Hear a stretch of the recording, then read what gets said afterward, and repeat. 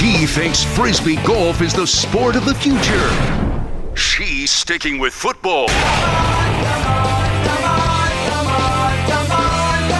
They are Maggie and Perloff on CBS Sports Radio. Yep, something feels a little different about these Cowboys. Hey, good morning. Welcome to the show. Maggie Gray, Andrew Perloff on this Friday. You made it to the end of the week, and a Cowboys win on top of it, Perloff. And where this one feels different, and last night was a shootout, Cowboys win 41-35. And where this one feels different to me is this felt like a game the Cowboys would normally lose. Trailing, fourth quarter, head coach making bad decisions. We'll get to Mike McCarthy in a minute. So the more things change, the more they say the same. But, you let a team hang around, a team you're definitely better than, and that team's playing an amazing game. They're up for the game. That felt like a game the Cowboys normally lose, and instead they won. That's what feels different. Well, that is fool's gold, because this movie is the same exact movie as last year and 2 years ago. Yeah, they beat a 500 team who's taking on water, who's slumping, whose defense is, lost 3 in a row. Defense is terrible, one of the worst in the league right now. They beat them at home. Tell me what happens when it's the divisional round of the playoffs and they're facing San Francisco's pass rush, because it feels like the same movie I've seen a million times. We get all excited about the Cowboys, and then they have a big game in the playoffs and fall short. I don't know. It's literally the exact same movie as 2022 and 2021. What's the difference? Well, I think the adversity they faced in this game and the fact that they pulled this out, again, sometimes it felt like almost in spite of their head coach. I don't know what Mike McCarthy is thinking at the end of this game when you have a chance to salt away the game where you've been trailing. You finally take the lead in the fourth quarter. Yes, it was leading by 3. You have a chance to just salt this thing away, and instead you go for the kill shot in the end zone, and you give the ball back to the Seahawks with a minute 42. That's what I'm saying. Okay. Yes, because but they won. Wait till they do that. Yeah, I know they won, but they can win a game like this. They cannot beat a great team in the playoffs. That's the problem. And you did see some holes. You saw the fact that Seattle could wear them down on the front line and run at them. You think Seattle can do that? Seattle can't run half as well as San Francisco, or Philly for that matter. And the other thing, too, is if you can avoid that little Tasmanian devil up front, Micah Parsons, and get into the Cowboys secondary, you're going to get some serious yards. So I think that, can we talk about the DaRon Bland story, your defensive player of the year? Still there. Bland with another pick last night. Yada, yada. Once again, a guy with a star on his helmet being overrated. Story is old as time. So I just feel hold on. I feel like it's rinse and repeat with these Dallas Cowboys. Let's get excited because they beat a bad team in the regular season, and then let's get disappointed in the playoffs. Okay, the question today, do the Cowboys feel different this year? Do the Cowboys feel different this year? I say yes, because this is a game I've watched them lose a million times. And then it would have been the letdown game heading into the Eagles next week, which is a big showdown. But instead, they win this game. They're still fighting for the division, maybe outside shot at the number 1 overall seed. Like, it's still all happening here for the Cowboys. But the DaRon Bland story. So the first half, he gets cooked by DK Metcalf for 2 touchdowns. Things are looking really bad. And to be fair, they needed to put Stephon Gilmore on DK Metcalf in the second half to sort of give him some help. However, he did have an interception in the second half. Great play. Great play that, unfortunately, the Cowboys can't score off of on the other side, but okay. I think his Defensive Player of the Year candidacy still intact. What means more, having an awesome game on Thanksgiving or having a subpar game on Thursday Night Football? It's the awesome game on Thanksgiving. Yeah. It's not a flash in the pan. It's the record for pick sixes. I think so. I know what you're saying, but Micah Parsons is a stronger candidate to me. I mean, he's the real force in that defense. You saw it the last play, the last meaningful play of the game, just shot like a cannon. He is a big problem. And the only reason a guy like DaRon Bland has 5 picks is because the pass rush is brutal. They are built to play from ahead, and I think you saw last night when they're not ahead, they're gonna be in a dogfight. I do give Dak's amazing. I think he's been a very good quarterback. I've been backing him all season. I thought last year he was crazy underrated coming into the season. You've always been a big Dak supporter. Yeah, he's a very good quarterback. Yeah. But that being said, there is the same problem with the Cowboys, and I think you saw a little bit of it last night. I don't trust Mike McCarthy, and can Dak do this in the crunch against a great team. Okay. Now, so last night was not a great team. That's my only. You're right. He was a little different last night in the crunch. They were awesome. But will he be able to do that against San Francisco or Philly? Well, I mean, we're not going to know that for a while, but there was like a Dak moment. And this is why I said this the other day after Aaron Rodgers did the interview on Pat McAfee, where he went out of his way to tell everyone listening, and by extension, America, how smart, cerebral, and at what a high level Dak Prescott is playing at. The quote from Rodgers was, Tom Brady says the NFL is mediocre right now. He's not talking about Dak Prescott. And then went on and on about Prescott and the change at the line of scrimmage and all that stuff. There was a moment last night when Dak goes for the end zone with CeeDee Lamb at the end of the game. Yeah. They end up kicking a field goal instead, where you even heard on the broadcast, Kirk Herbstreit said this is the first time that Dak Prescott forced a ball to CeeDee Lamb when the coverage showed you should not be throwing that ball. Yeah, and I'm like, if they're playing a better defense, is that a pick? Is that something way more punitive? So you still had that Dak moment like at the end of the Philly game where he's there, red zone, Wow. game on the line, game on your hands, and he can't come through. That being said, I think Dak's going to win the MVP because of what Rodgers said about him. I think it gives him this new sheen of like, wow, he's a quarterback's quarterback. The best quarterback that we have left in the NFL, being Aaron Rodgers, thinks Dak Prescott is elite. Yeah, I don't think as many people saw that Aaron Rodgers thing as you think do. I think a lot of people are, first of all, there's a lot of games left. So they have signature games against the Dolphins. 2 is another candidate. The Brock Purdy gets to take on Lamar Jackson and Jalen Hurts. There's going to be a lot of, first of all, this NFL Nation seems to react so strongly to whatever last night's game was. Watch Brock Purdy throw for 4 touchdowns. He'll jump Dak Prescott in the odds. Watch Lamar beat up some people later in the year. Whatever voters see last this year with the top 4 candidates. Yeah. And don't forget Jalen Hurts. You're wearing his jersey. We'll get into in a second. Jalen Hurts, if Jalen Hurts beats Dallas next week in Dallas, sorry, Dak, you're out of the MVP race. So I understand what you're saying, but it's kind of cool because these MVP candidates are all going to play each other. And I think whatever game voters see last, they will win. And I don't think Aaron Rodgers makes a big difference. I think Dak has to actually beat the Philadelphia Eagles to even get this conversation going. 855-212-4CBS, 855-212-4227. Do the Cowboys feel different this year to you? We got a lot of Cowboy fans. We know we have a lot of Seahawks fans. We can talk about Geno last night. I thought was a really admirable performance. Put him in the MVP race. What a game. When he has like a second and a half to throw the ball, he's still dynamite with the bad elbow at the end of the game, but ultimately they fall short. I was actually thinking, if you want to have the exact opposite of Andrew Perloff athletically, think of DK Metcalf's touchdown catch early in the game, running down the field, 6'4", 260 or whatever he is, all muscle, going 22.5 miles per hour. That was not me. No. That was such a feat. Oh, that was so impressive. Don't worry. No one thinks that's you. Yeah. No one's like, I wonder if Perloff could run 75 yards. Athletically, is that the exact opposite of Andrew Perloff? Because I think he has is the same height. He, in a way, is the most entertaining wide receiver in the NFL because nobody that big should move that fast. And it was good that he's kind of had an off year, that he got back in the mix last year. JSN looks good. Yep. I'm a little sad. The Seahawks, I don't think they're going to be able to do anything this year because their defense is obviously bad. They're going to make the playoffs. I mean, they're 6-6. I think they will, right? They might not. They lost 2 to the Rams. I mean, they've lost 3 in a row, and they go on the road, and their defense just does not come with them. It's interesting. There's like a big crossroads of maybe what the Seahawks are going to do at the end of this year. Remember, Geno took the team-friendly deal at the end of last season. It was like a 3-year, $75 million deal, but they can get out of it after 2024. Kind of screams that they would draft a quarterback in this draft. Last night I was thinking, oh, man, you might want to build around Geno. I don't think you have to. If they're not a top 5 pick, I don't think you need to draft another quarterback. Last night I was so impressed by so many throws, and he hangs in there. I love the play calling for 75% of the game by Seahawks coordinator Shane Waldron.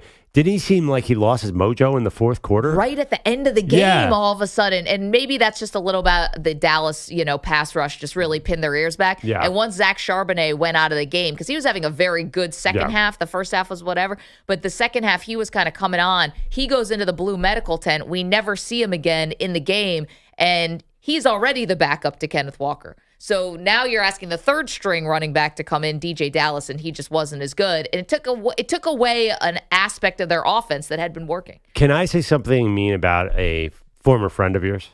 A former friend? Well, I don't know. He's not a former friend, but frenemy? Did you do a weekly interview with Jamal Adams? Oh, yeah. Yes. I would not say we're friends. The ratio, right. Did that not work out great? Well, I liked interviewing him because he used to say really mean things about the team he was playing for at the time, which was the Jets. And it used to. Oh, that's great. It was good headlines. Must see and must listen to radio when I was on WFAN.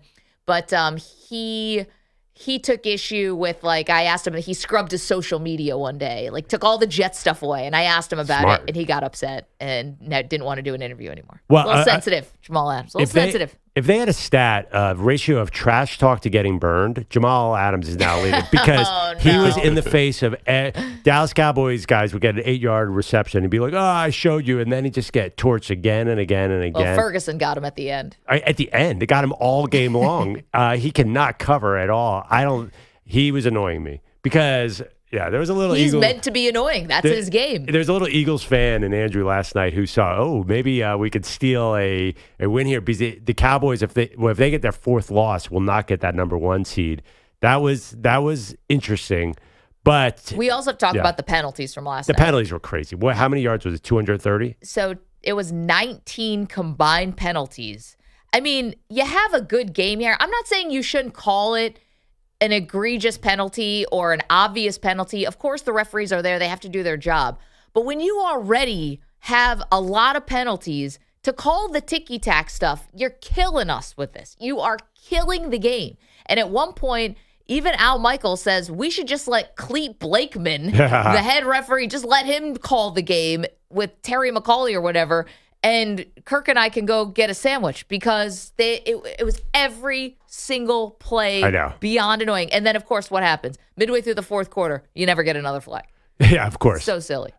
I thought the calls were so obvious. So the Seahawks defenders, they just try to hide your hands a little bit. I looked like a 7th grade slow dance. Every time a Cowboys receiver got 8 yards down the field, they were hugged like my grandmother used to hug me. I mean, I cannot explain how bad the Seahawks defensive backs were last night. To me, they were scrambling. They had just let the guy catch the ball. You don't have to grab him every single play. Yeah, so but it was also a ticky-tack.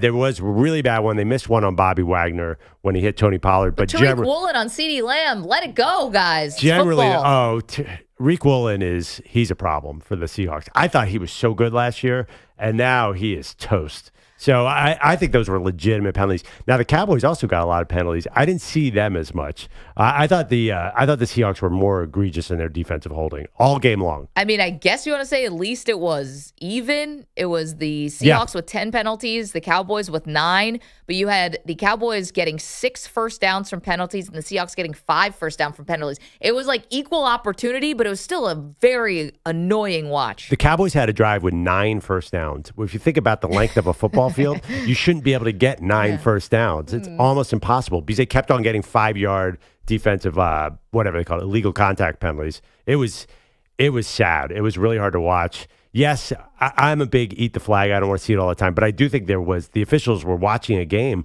where both defensive backfields could not cover anybody. So right. 855-212-4CBS, 855-212-4227. So the question, do the Cowboys feel different this year? EJ, sounds like a poll question to me. You can do that at Maggie and Pearl on the Twitter. If you want to watch the show today, youtube.com/CBS Sports Radio and twitch.tv/CBS Sports Radio. And today we get a little something extra for the viewing audience. Now, if you're just listening, theater of the mind, you will get every moment and every gruesome detail of what's going to go on today. Mm-hmm. But I'll paint the picture for you right now. We are paying off a show bet today where my Bills lost to Perloff's Eagles. And this makes no sense. I tried to wiggle out of our bet. Yeah. I didn't say wiggle out. It was a push. I will go to my grave saying it was a push. 3-point spread. The Eagles won by 3. I prefer a weasel out, by the way. My weasel out? Yes. Listen, it was a 3-point spread. I was just saying it should be null and void. Nobody pays off the bet. That did not fly around here. And instead, our boss got involved and said, not only do I have to pay off the bet, but Perloff has to now pay off the bet. And EJ, for some reason. Ryan, you are spared today. But I like the tie-dye shirt that you came in. So I'm wearing Eagles gear head to toe. Perloff is in my Bills stuff head to toe. Yeah. It's my husband's T-shirt, but those are my Zubaz. Oh, yeah. a little short, Perloff. They are super comfortable, though. Oh, Zubaz are the best. These are, by the way, authentic Zubaz. It feel like these have been around since 1989. I know. What do you think? I'm going knockoff Zubaz? Yeah, I guess in Buffalo. Who do you think I am? It's kind of like a tuxedo in Buffalo. It is formal wear in Buffalo. Coming in about 10 minutes or so, Allie, our makeup artist, is good enough to pull double duty for us today. She's going to come in. She's going to paint Perloff's face. She's going to paint my face. She's going to paint EJ's face. Ryan, again, you're new here. You're spared. You haven't done anything yet, but don't worry. Why is it that Ryan, even with us in these outfits, is the most interesting looking person here right now? What is that? I am Knuff? What does that even mean? From Barbie. Oh, The it's Barbie a Barbie sweatshirt. Yeah. I am Ken Uff. Oh. Come on, Ryan. Don't show up all the people who are dressing up and you look cool. What the heck? Perloff, your wig is waiting for you, sir. Yeah, I don't know about that. Not a fan of this wig. We'll be singing today. The one thing I vowed never to do on the radio, two things. One, shoot a jump shot. You guys can't see my jumper. Not exactly milky. And I said I would never sing. That... Unfortunately for everybody today, that's gonna end today. So I will be singing "Fly Eagles Fly." Perloff will be singing the shout song. EJ, I think you get "Sweet Caroline." EJ's in a Patriots jersey just because it's your biggest rival, and now you're in the bet somehow. Yeah, this is absolute chaos. This is ridiculous. I mean, the Patriots didn't play in this thing. The Jets weren't a part of this bet, and yet somehow me, the Jets fan, just because I'm here, I catch the shrapnel, and I'm wearing. Zach Gelb is about 6'7", so I'm wearing this huge Patriots jersey. Matt Slater, kind of a random pull from him. And he's the all-time Patriot. Lesser of all the evils, though, if you're talking about Patriots. True. Yeah, he could have gave me Brady or Gronk. I may have puked before I came into the studio. So. I think we get to see probably the worst Boston accent in the history of sports talk radio coming out of E.J. Stewart. Mm-hmm. I feel confident saying it's the worst. Yeah, we're going back to back, but in the worst way possible. Give us a little Park the Car. Park the car. It's so bad. It's not getting any better. 24 hours later. I swear, this is not me at all I'm trying my best to do this. I can't do a Boston accent. You're trying too hard. Oh, yeah. If I try not as hard. Ryan's like, do less. Park the car. No. Oh, is it better? Park the car. That's No. not bad. 1% better every day. Wicked smart. Yeah. It's like, it hurts my ears. More than just an actual Boston accent. I'm actually looking up what they sing in the Patriots songs, and they do Crazy Train by Ozzy Osbourne. They do Jump Around by House of Pain, which everybody does. Yeah. That's a Wisconsin thing. Right? And they do the Dropkick Murphys, but nobody knows the words to those songs. Are there words to that song? Oh, John Bon Jovi's a big Patriots fan. You could sing a Bon Jovi song, and yeah, but he's so Jersey. Yeah, that feels icky. So I think "Sweet Caroline" could be your thing. It's close enough. Yeah, that's the Boston anthem. Yeah. I feel like it works. Oh man, warm up the vocal cords, everybody. I have a feeling EJ's "Sweet Caroline" is going to be pretty bad. And I'm a bad singer, and I know other bad singers. I get the sense it's not going to be pretty. I see a future poll question: who's the worst singer on the show? And it might be a race to the bottom here. I love having you here, EJ, because before you, I was the worst impersonator of anyone here. It was bad. I have the worst British accent you'll ever hear, but you might be right behind me. Yeah, taking the mantle for number one nerd, and now now worst singer maybe, and worst accent. So listen, 3 for 3. You are a multi-talented guy. You're a lot. 855. Is it on your resume? Can't sing, terrible in impersonations, huge nerd. You're hired. We were just like, this is the man we need. 855-212-4CBS, 855-212-4227. Okay, back to the business of football. Want to hear from you, Cowboy fans or Cowboy haters. Do the Cowboys feel different this year? I say yes. Perloff says no. They won that game last night. That's normally a game they lose. Again, 855-212-4CBS, and Mike McCarthy. Oh, boy. We'll have to dive a little deeper into what exactly went wrong for the Cowboys head coach. But they win the game, so he's not going to get the slings and arrows. But, man, should he. If you want to watch, youtube.com/CBS Sports Radio, twitch.tv/CBS Sports Radio. We're going to get our faces painted next. We're going to do it on the air also, so you'll hear what this is all about. Maggie and Perloff paying off bets on this Friday, CBS Sports Radio. You're in a 5-minute break.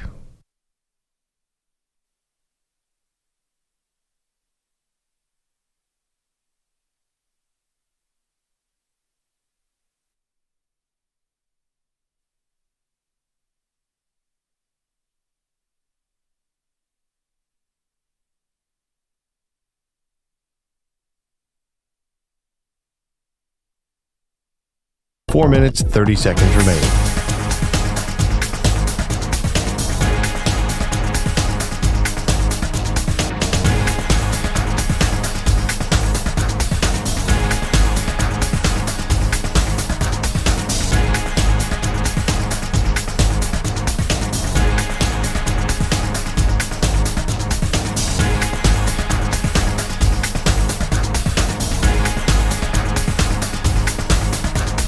Four minutes remaining.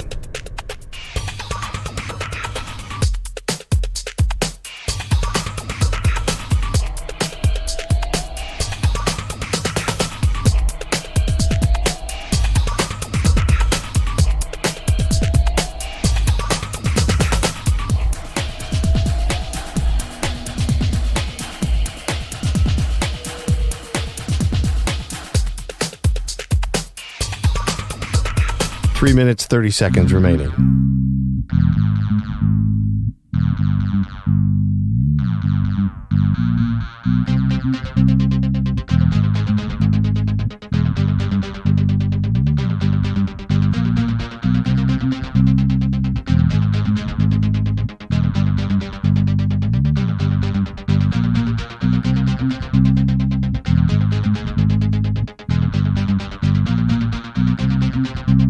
Three minutes remaining.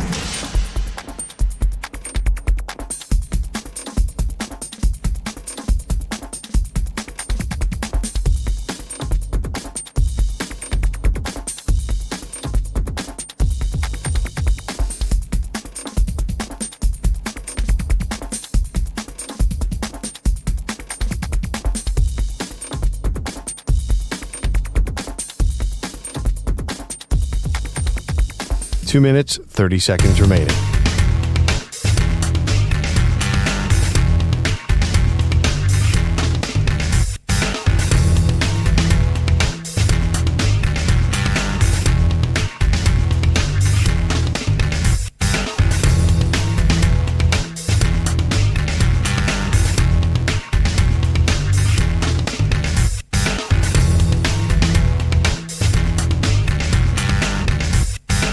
Two minutes remaining.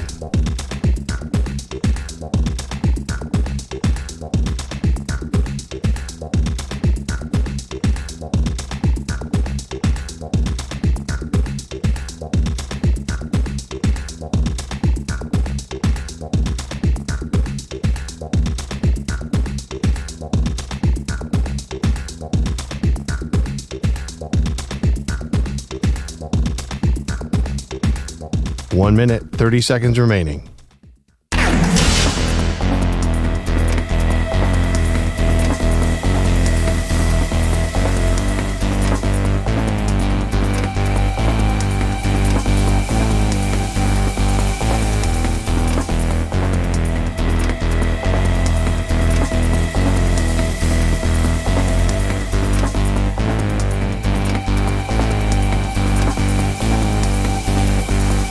One minute remaining.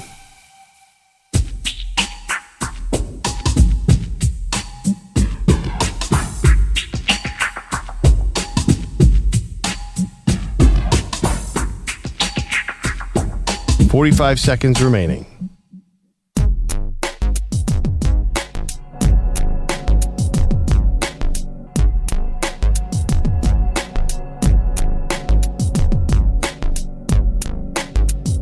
Thirty seconds remaining.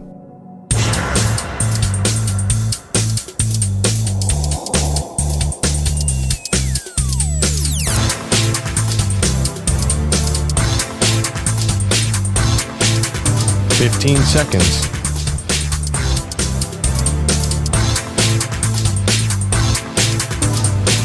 Break ends in 5 seconds.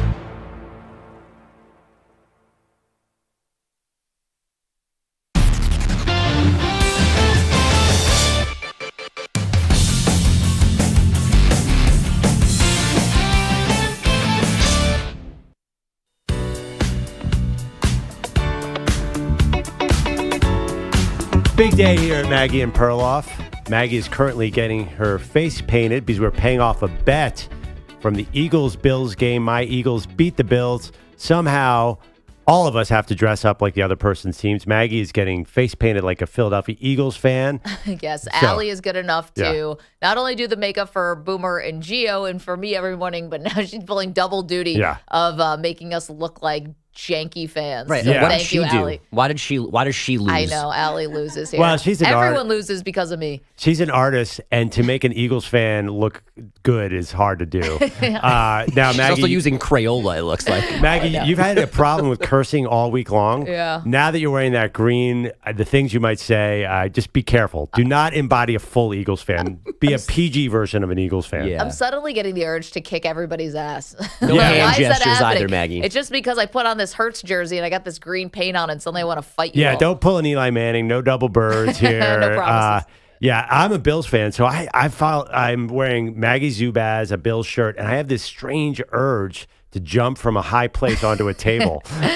I can light you on fire if you want. Yeah, is that the other thing they do? They get lit on fire? Well, that's usually just an The unfortunate table accident. puts it out, though. So Good thing there are no porta potties here because I have no idea what would happen there. And EJ, you look so miserable. I'm going to be honest. You're wearing a Patriots jersey. You're a Jets fan. This is just a bad look for you. I'll be honest. This is probably one of the worst days of my career. I'm gonna put it. Just wait, right up EJ. there. Hang with us. Oh yeah. Well, yeah. Seems Well, like it's you're- all downhill from here, I right? mean, you're a Jets fan. I would think you'd be very used to football lows. I mean, actually, you're wearing a winner's jersey No, now. but that's the thing. Though, they're not winners. Like that almost makes this worse. Like I'm trying to forget about the Patriots. I'm trying to put the Patriots in the rearview mirror because they're an irrelevant, terrible franchise right now. But instead, all the feelings are being drummed back up because I'm having to wear this ridiculous jersey, one of the worst uniforms in the NFL, by the way. Oh, yeah, I agree. It's lame. Meanwhile, last night, Seahawks throwbacks. Just make the throw. sweet. Just build the whole plane out of the throwbacks. Yeah. They're the best. Cortez Kennedy in the house. It was great. I love that. I like all throwbacks. I'm kind of a dork like that. There's a lot of Twitter fights over, is this the best throwback? I think they're all great. But back to the game real quick. You go to @Maggie and Pearl and vote. Does this Cowboys season or this team feel different? I don't know how anyone can say it's different when it's the same exact movie, Maggie, that we've seen the last 2 years. What is different? Okay, I think that you're going to get people believing that Dak is a different quarterback this year. As now Allie's going to move over to Perloff and start the Bills fan makeover on Perloff, and I'm the Eagles fan today. So I think it's different because I think Prescott is MVP. Normally, people have not thought that about him. Good, good quarterback, but not MVP. How is the team different? Just because people are all of a sudden waking up to the fact that Dak is a good quarterback, does that mean that the Cowboys are a different team? They're the same statistical team they were last year and the year before. Here's the thing. How many times have we watched the Cowboys play that exact game last night and lose that game? And to be honest, Mike McCarthy's decisions at the end of the game to allow Seattle, instead of burning more clock, going for a kill shot and allowing Seattle to get the ball with 1:42 left, granted, no timeouts, but all they had to do was kick a field goal they needed a touchdown, but you left way too much time for your opponent. A better opponent beats the Cowboys right there. Once again, the same team as usual. No, but they won. That was the different thing. Well, how many times have we seen the Cowboys win a big regular season game and get everyone hyped up and then lose in the second round of the playoffs to the Niners? How many times have we seen that? It's the same movie. And until they do this in the playoffs, I'm one of those guys who I'm not going to buy into it. And I'm a big Dak Prescott fan. I'm fine with him being MVP. But there is definitely something to prove with this team. I know, this is ridiculous. So I'm getting my face painted. My face I is can't painted. really move. Allie, I just got to look at myself like, you are an artist. How did you do this morning? I smudged. You look like Braveheart I just from smudged the Philadelphia. Yes. Literally like crayons. It's really hard. Yes, it's like face paint crayons. What's the Braveheart line? Victory? Hold. What is it? Hold? No, Victor. I'm sorry. That's the Entourage. Similar stories. Same type of fortitude. You know what really How did bothers we me get there too? from Entourage I have to no what? idea. Can I say one thing that really bothers me, Maggie? Yeah. You look great in green. It compliments I your do? eyes. Yeah, I think I look bad You look like in a green. great Eagles fan right now. You don't like the movie Silver Linings Playbook with Bradley Cooper. No, it's one of my least favorite Bradley Cooper movies. You which could is have been an extra in the great scene at the stadium. Then my life would be have more to, I Vince think part of Papale's the bet is girlfriend. We have to embrace the fan bases that we are dressed like. You have to live the life of an Eagles fan All right, now. bleep you. Yeah. There you go. Get that dump button ready. Oh, man. 855-2124-CBS. Andrew Bogusch is here with headlines as Allie continues to work on Perloff's face paint. He's dressed as a Bills fan. I'm dressed as an Eagles fan. EJ is the Patriots fan today just because he got sideswiped by our boss because we're all paying off bets. And Bogusch is a rainbow fan again? What is he wearing? Yes. Barbie fan. Oh, Barbie. Right. Somehow Ryan has managed to upstage all of I us, know. even if he wasn't part I of think this we might bet. have to have him change, by the way. We're trying to do content here. And some random tie-dye Barbie sweatshirt is killing us. The headlines are sponsored by Northern Tool and Equipment. Get the tools you need from the brands you trust. Start solving your projects today at northerntool.com. We're made for this. It was not a blowout like their first 5 home games. In fact, it was almost a loss, down 7 early fourth quarter. But in the end, the Cowboys again defended Dallas. Belt tie snap. Prescott with plenty of time. Lofts it. End zone. Jake Ferguson. Covered by Jamal Adams, but it doesn't matter. Fergie into the end zone, and Dallas takes the lead in the fourth. That's Kyle Humans on Cowboys Radio. Third touchdown pass of the night for Dak Prescott. It went to tight end Jake Ferguson, gave Dallas the lead for good with 4:37 to play. They scored the final 14 points of Thursday Night Football to win 41-35.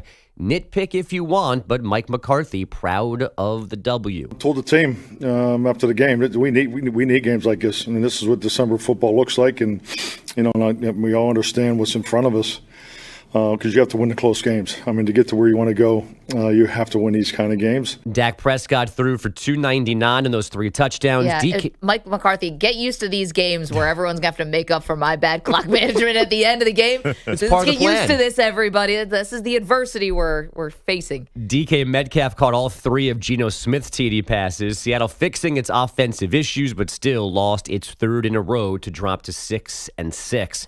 Von Miller turned himself in to Dallas police yesterday afternoon on a charge of assaulting a pregnant person. The alleged victim is Miller's longtime partner. She told WFAA-TV last night the situation is being overblown. Quote, nobody assaulted anybody. Man, what a terrible story. This is just the cherry on top of what has been a really bad, disappointing Bills season. Who knows what's going to happen with this, but what a terrible headline to come out. And aside from what she said last night, a very detailed police report, a 911 call.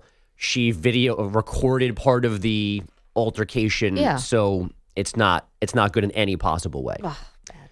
Oregon State QB DJ Uiagalelei is back in the transfer portal, but also may enter the NFL draft. Utah State QB Levi Williams is definitely foregoing his last year of eligibility, but not for the NFL. For Uncle Sam. Levi's declaring for the Navy SEALs. Not sure when they host their draft, but their combine includes an initial physical test. It's a 500-yard swim, whatever a maximum push-up is, pull-ups, curl-ups done in separate 2-minute intervals, and a 1.5-mile run.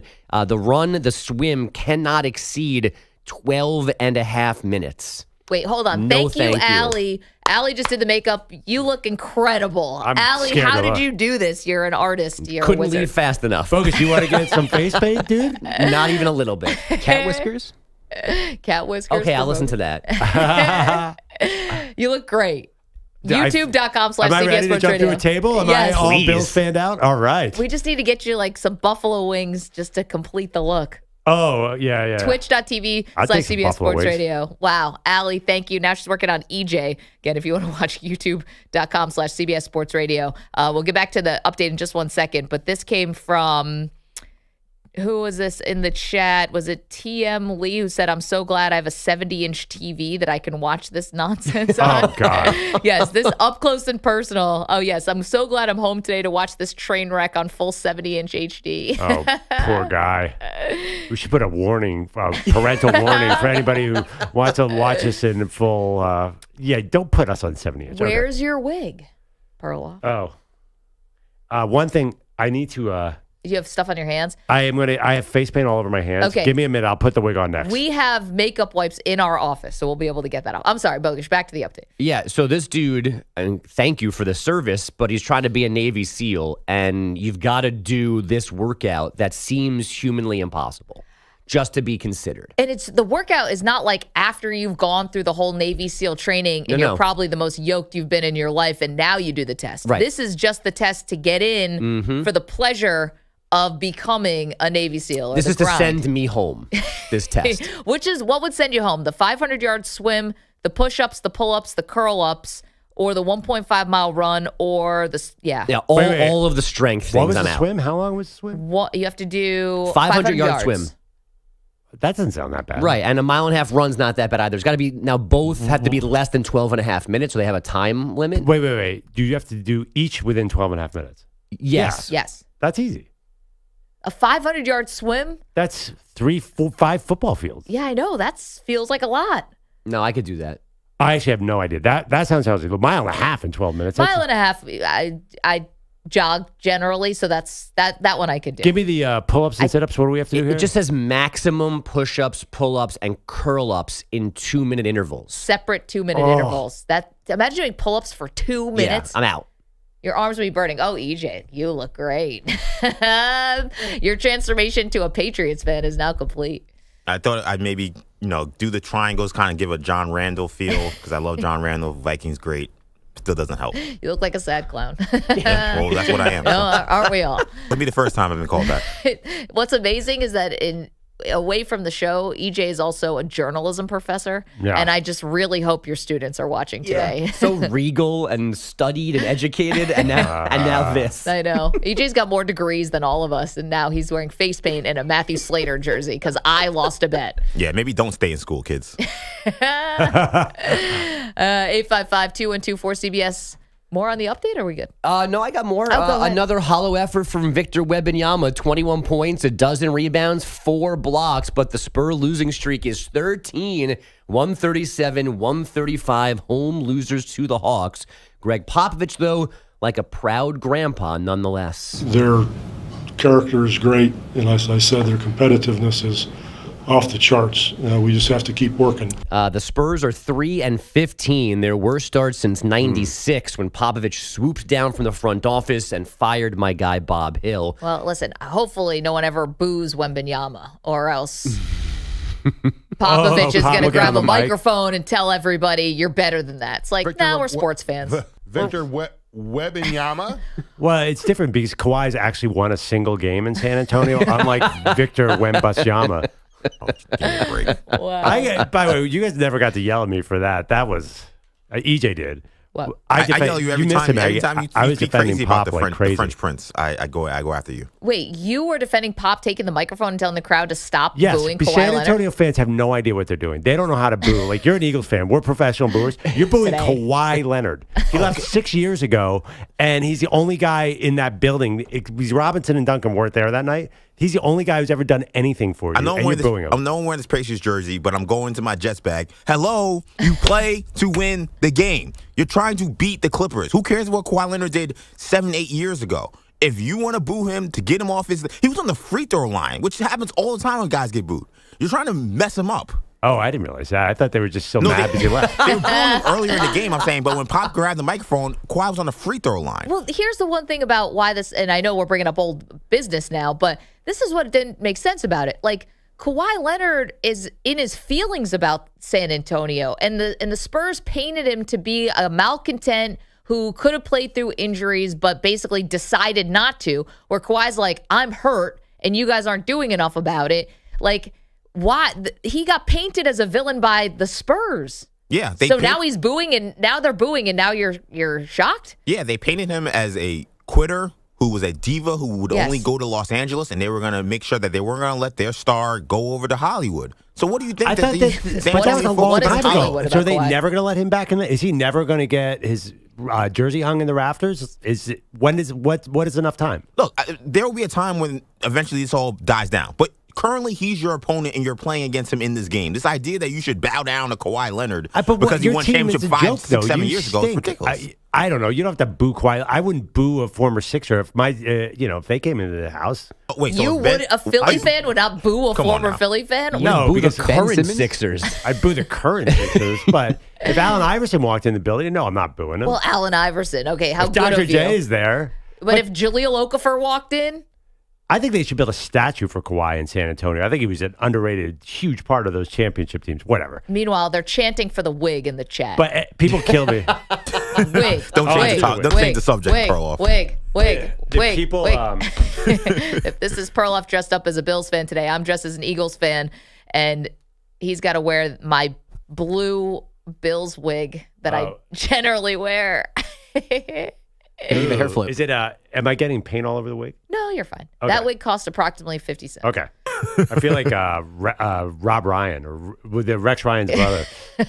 Was he a Bills coach at any point? Rex was the head coach. And I think Rob was on the staff, wasn't he? Probably. What Yes, a I think joke. this was. Yeah, this is the most uncomfortable thing I've ever worn in my entire life. Yeah, it's itchy. It's so itchy. Did you know? Were you aware of this? I've worn it before. For games? Halloween, games, whenever I feel like the team needs a boost. Right. Go to Colorado, smoke a little weed, put the wig on. Yeah. All of a sudden, me and my husband are looking for partners. No. This is my swingers It's a wig. callback. Yeah. No. There's a... No, my husband and I don't swing. Yes, there's a hat that goes with it. Okay. It's funny. I felt like I had to say that. Like I had Before to the defend chat us. lights up. Before everyone's in my DMs. It's a joke. Overrun by pineapples. Hipster Gene Simmons. What is happening right Ryan now? says hipster Gene Simmons. Yeah.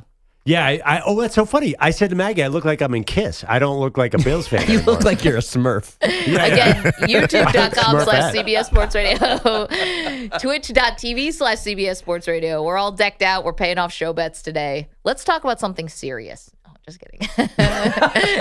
Perloff's in the wig. Farm subsidies. Yeah. Inflation, Yeah. real or not. Let's talk about the election. Debt upcoming. ceiling.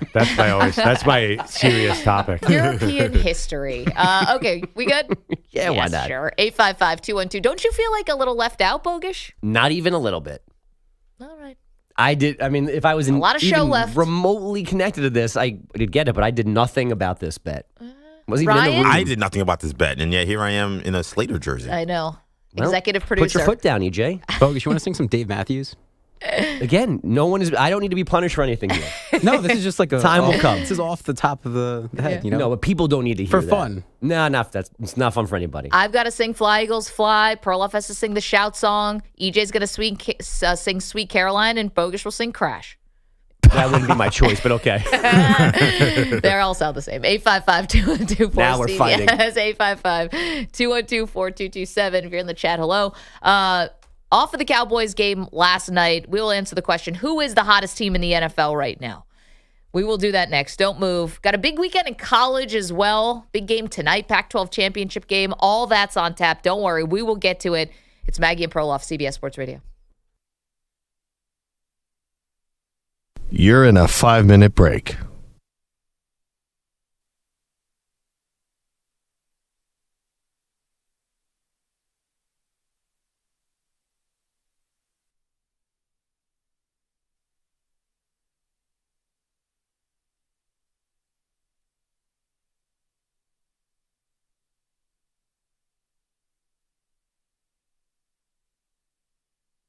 Four minutes, 30 seconds remaining.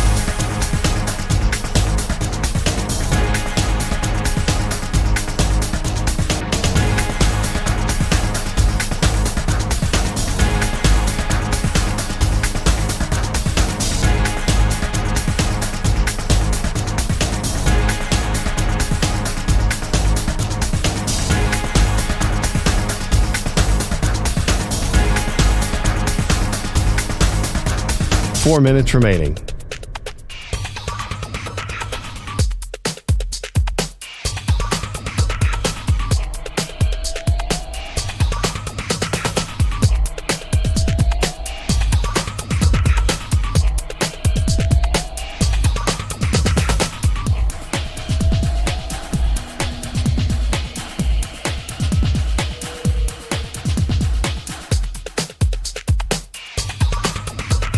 Three minutes, 30 seconds remaining.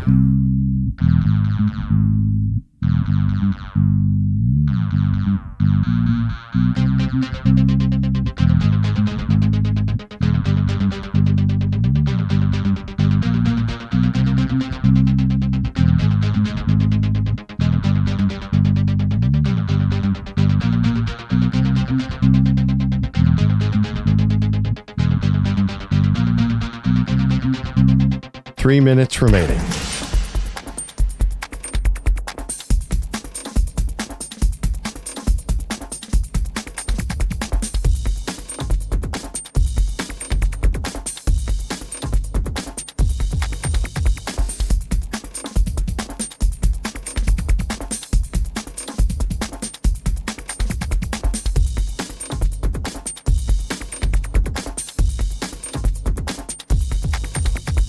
Two minutes, 30 seconds remaining.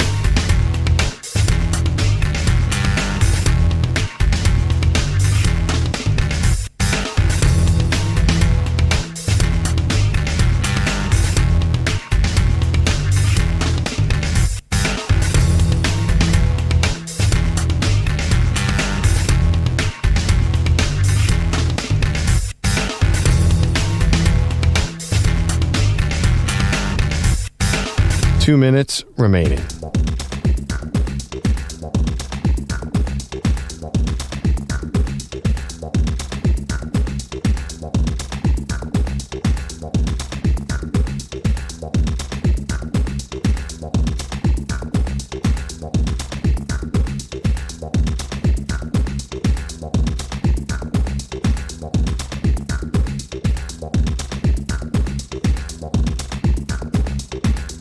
One minute, 30 seconds remaining.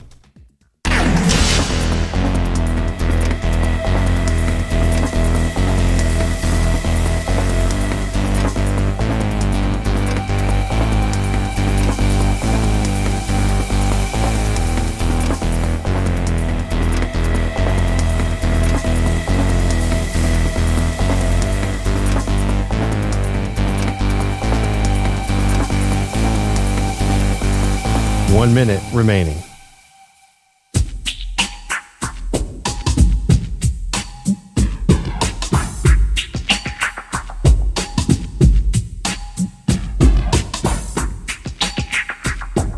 .45 seconds remaining.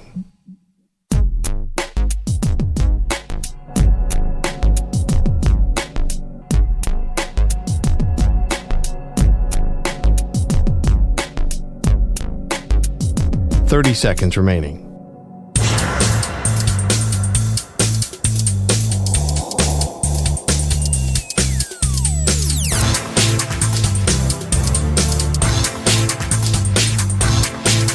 .15 seconds.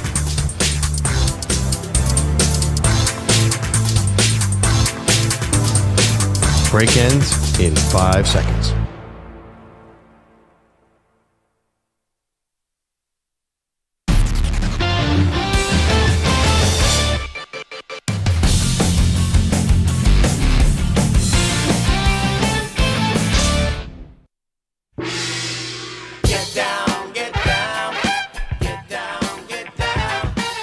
Stream the NFL on Westwood One for free, sponsored by AutoZone. All season long, you can listen to every Westwood One broadcast of the NFL live on the NFL app by asking Alexa to open Westwood One Sports, or on the Odyssey app. Get in the zone, AutoZone.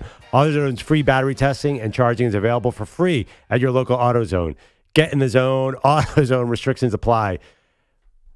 Okay, we are dressed up here. I don't look like a Bills fan. I look like You look like a nightmare. I look like somebody took the plot of the Smurfs and turned it into a horror movie, and I'm the bad guy.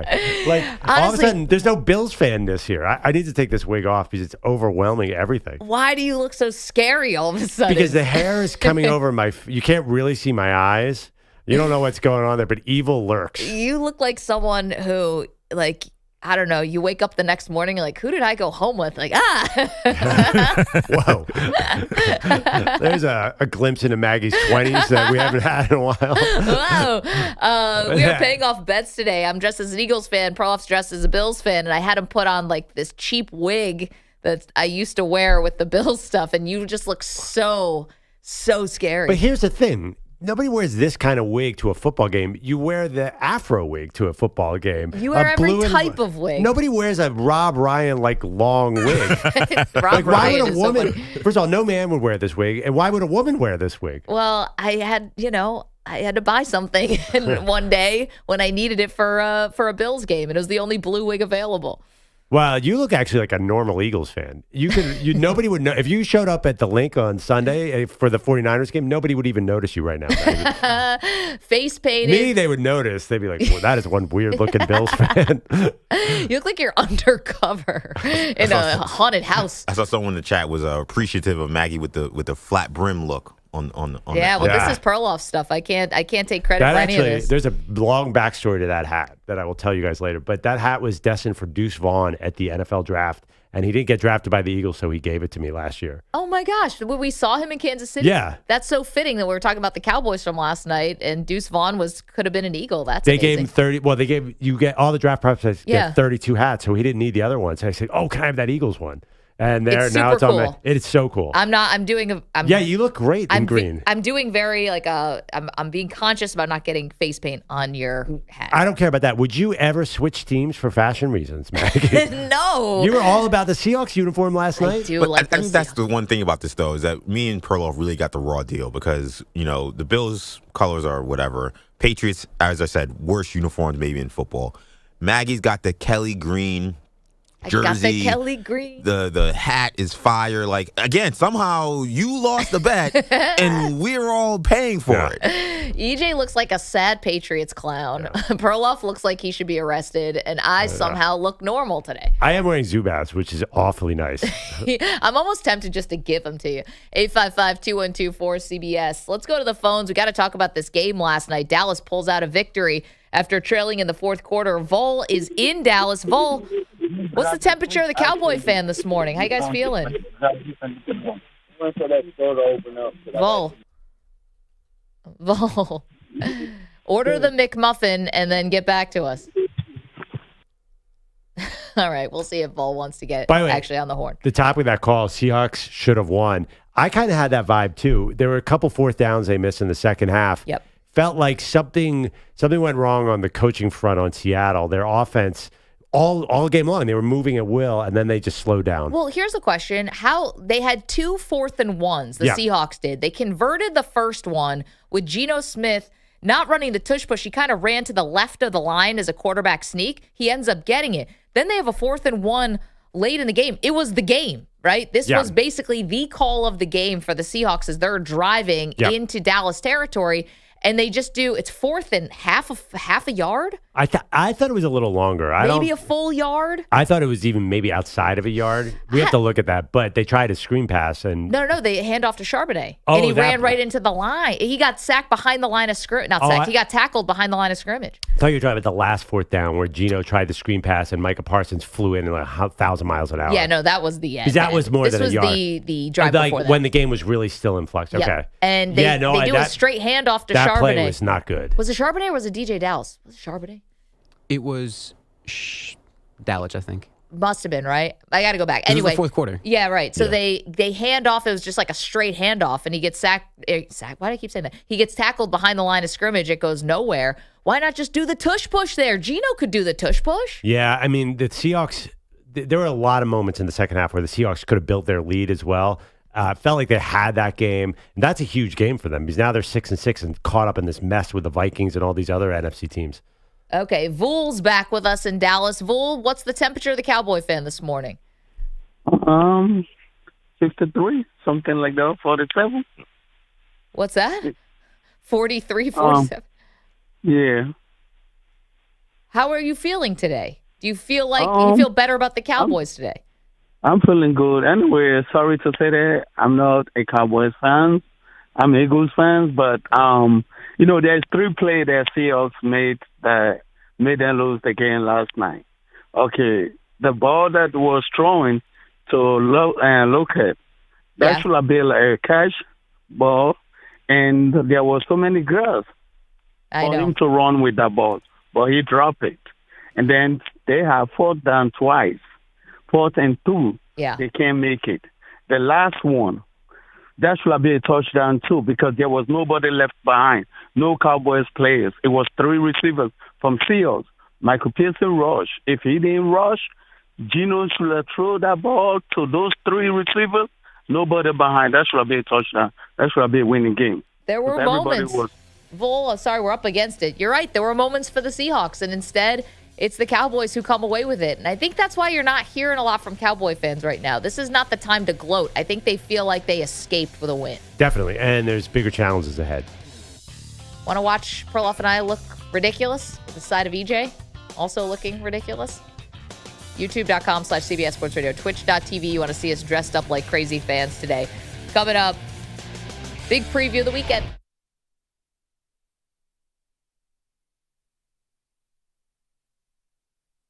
You're in a 5-minute break.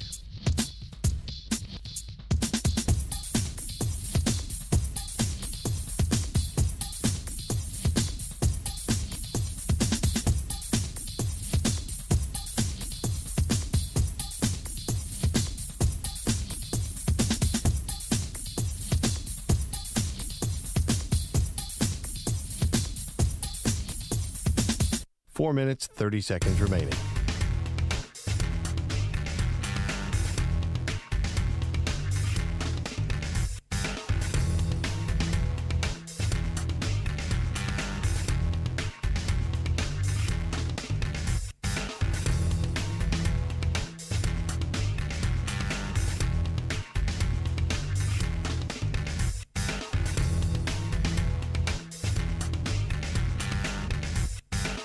Four minutes remaining.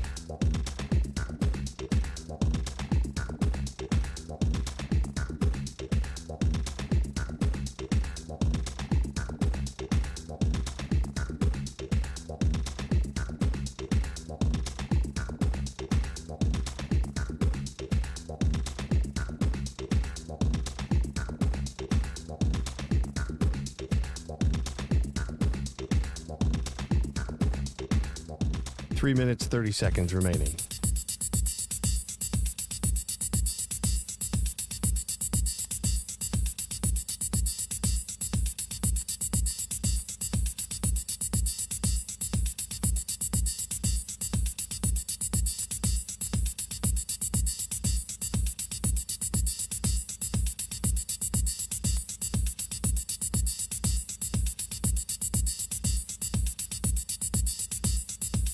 Three minutes remaining.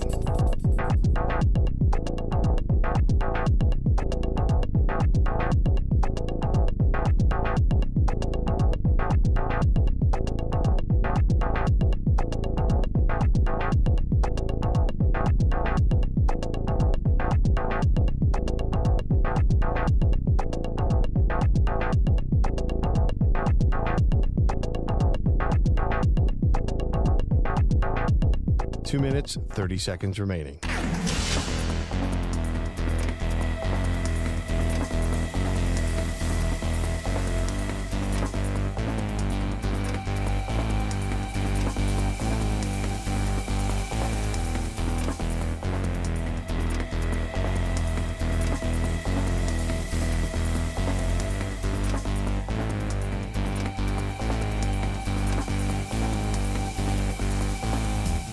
Two minutes remaining.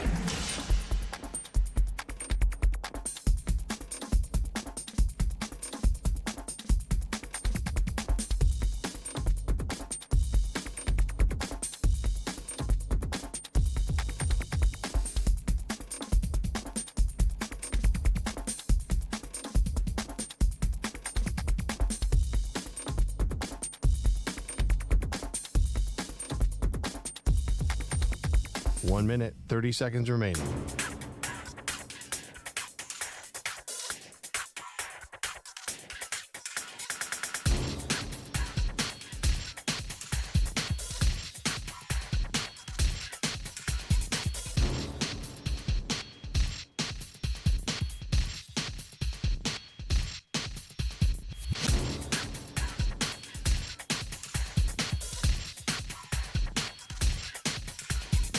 One minute remaining.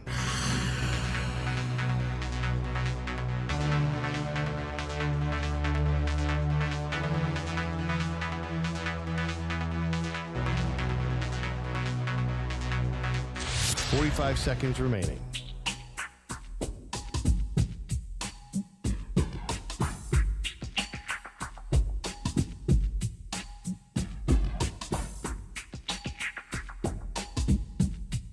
Thirty seconds remaining.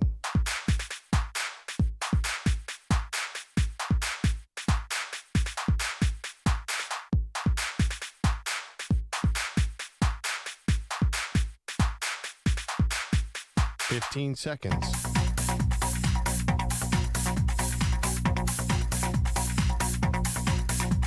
Break ends in 5 seconds.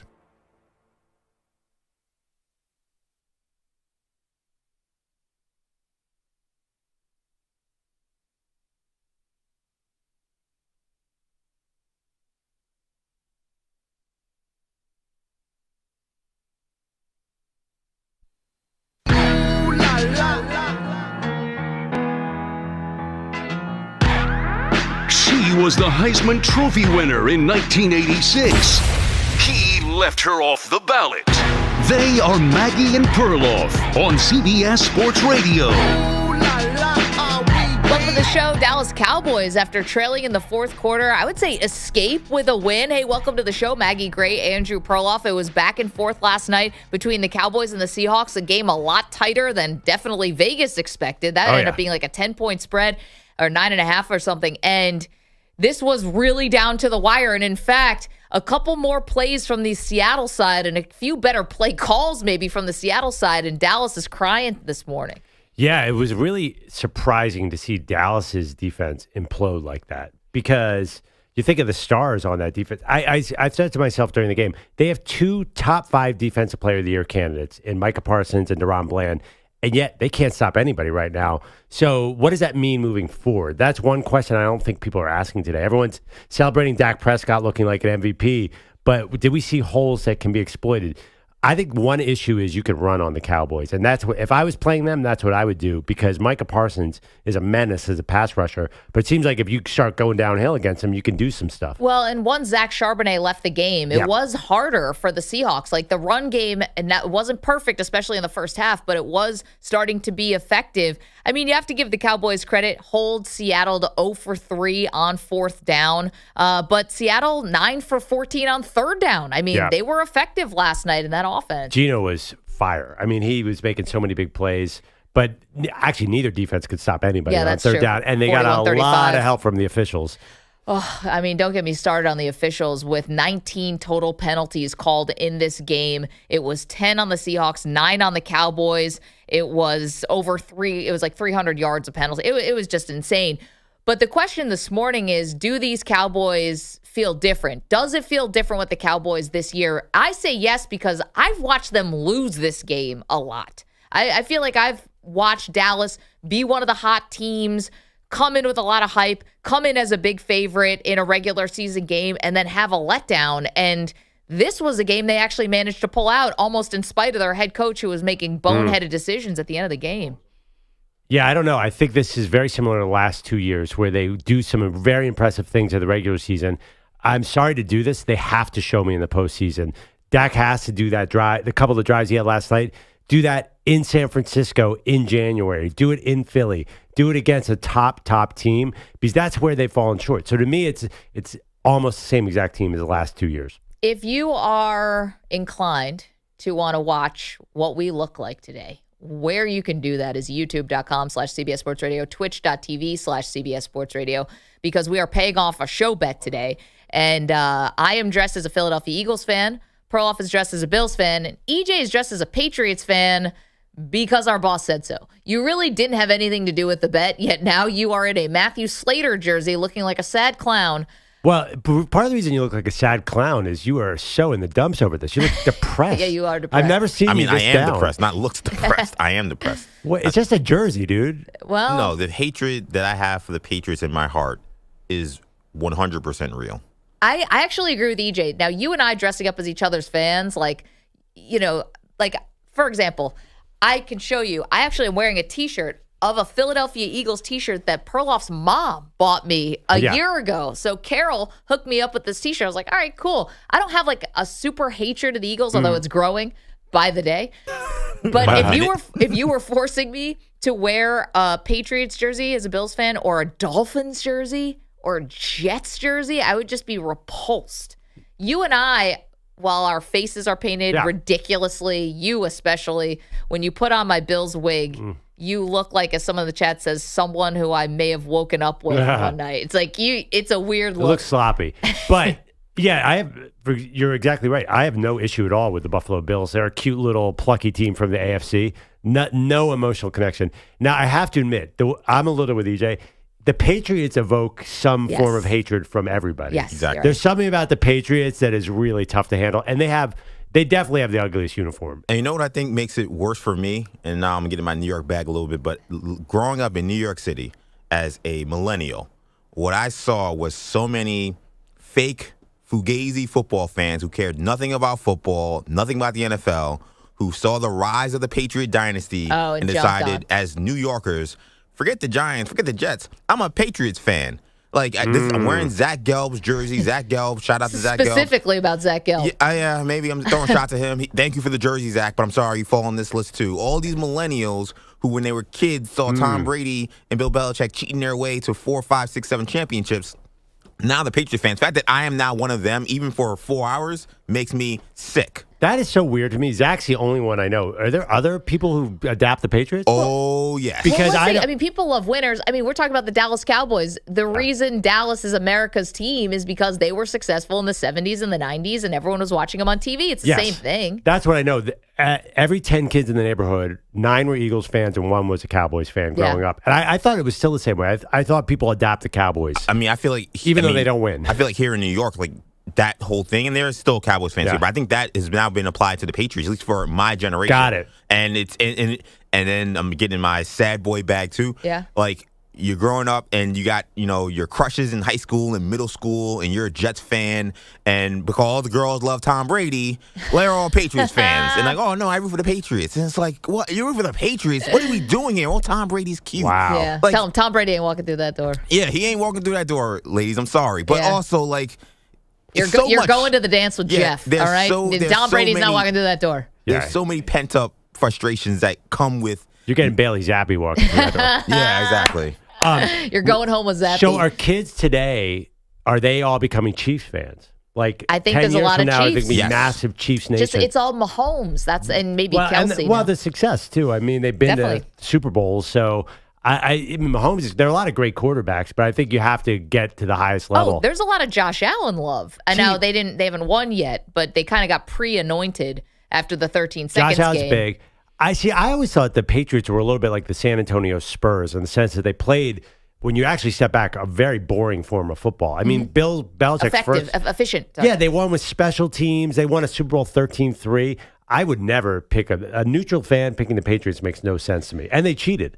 Yeah, I mean, add that. If you're in the chat, either chat, YouTube or Twitch, if you'd be so kind as to hit subscribe, it really does help us out, and it's very easy just being right there. Drew Walsh says Maggie should have to dress up twice for the trouble she caused trying to back out of the bet. Definitely.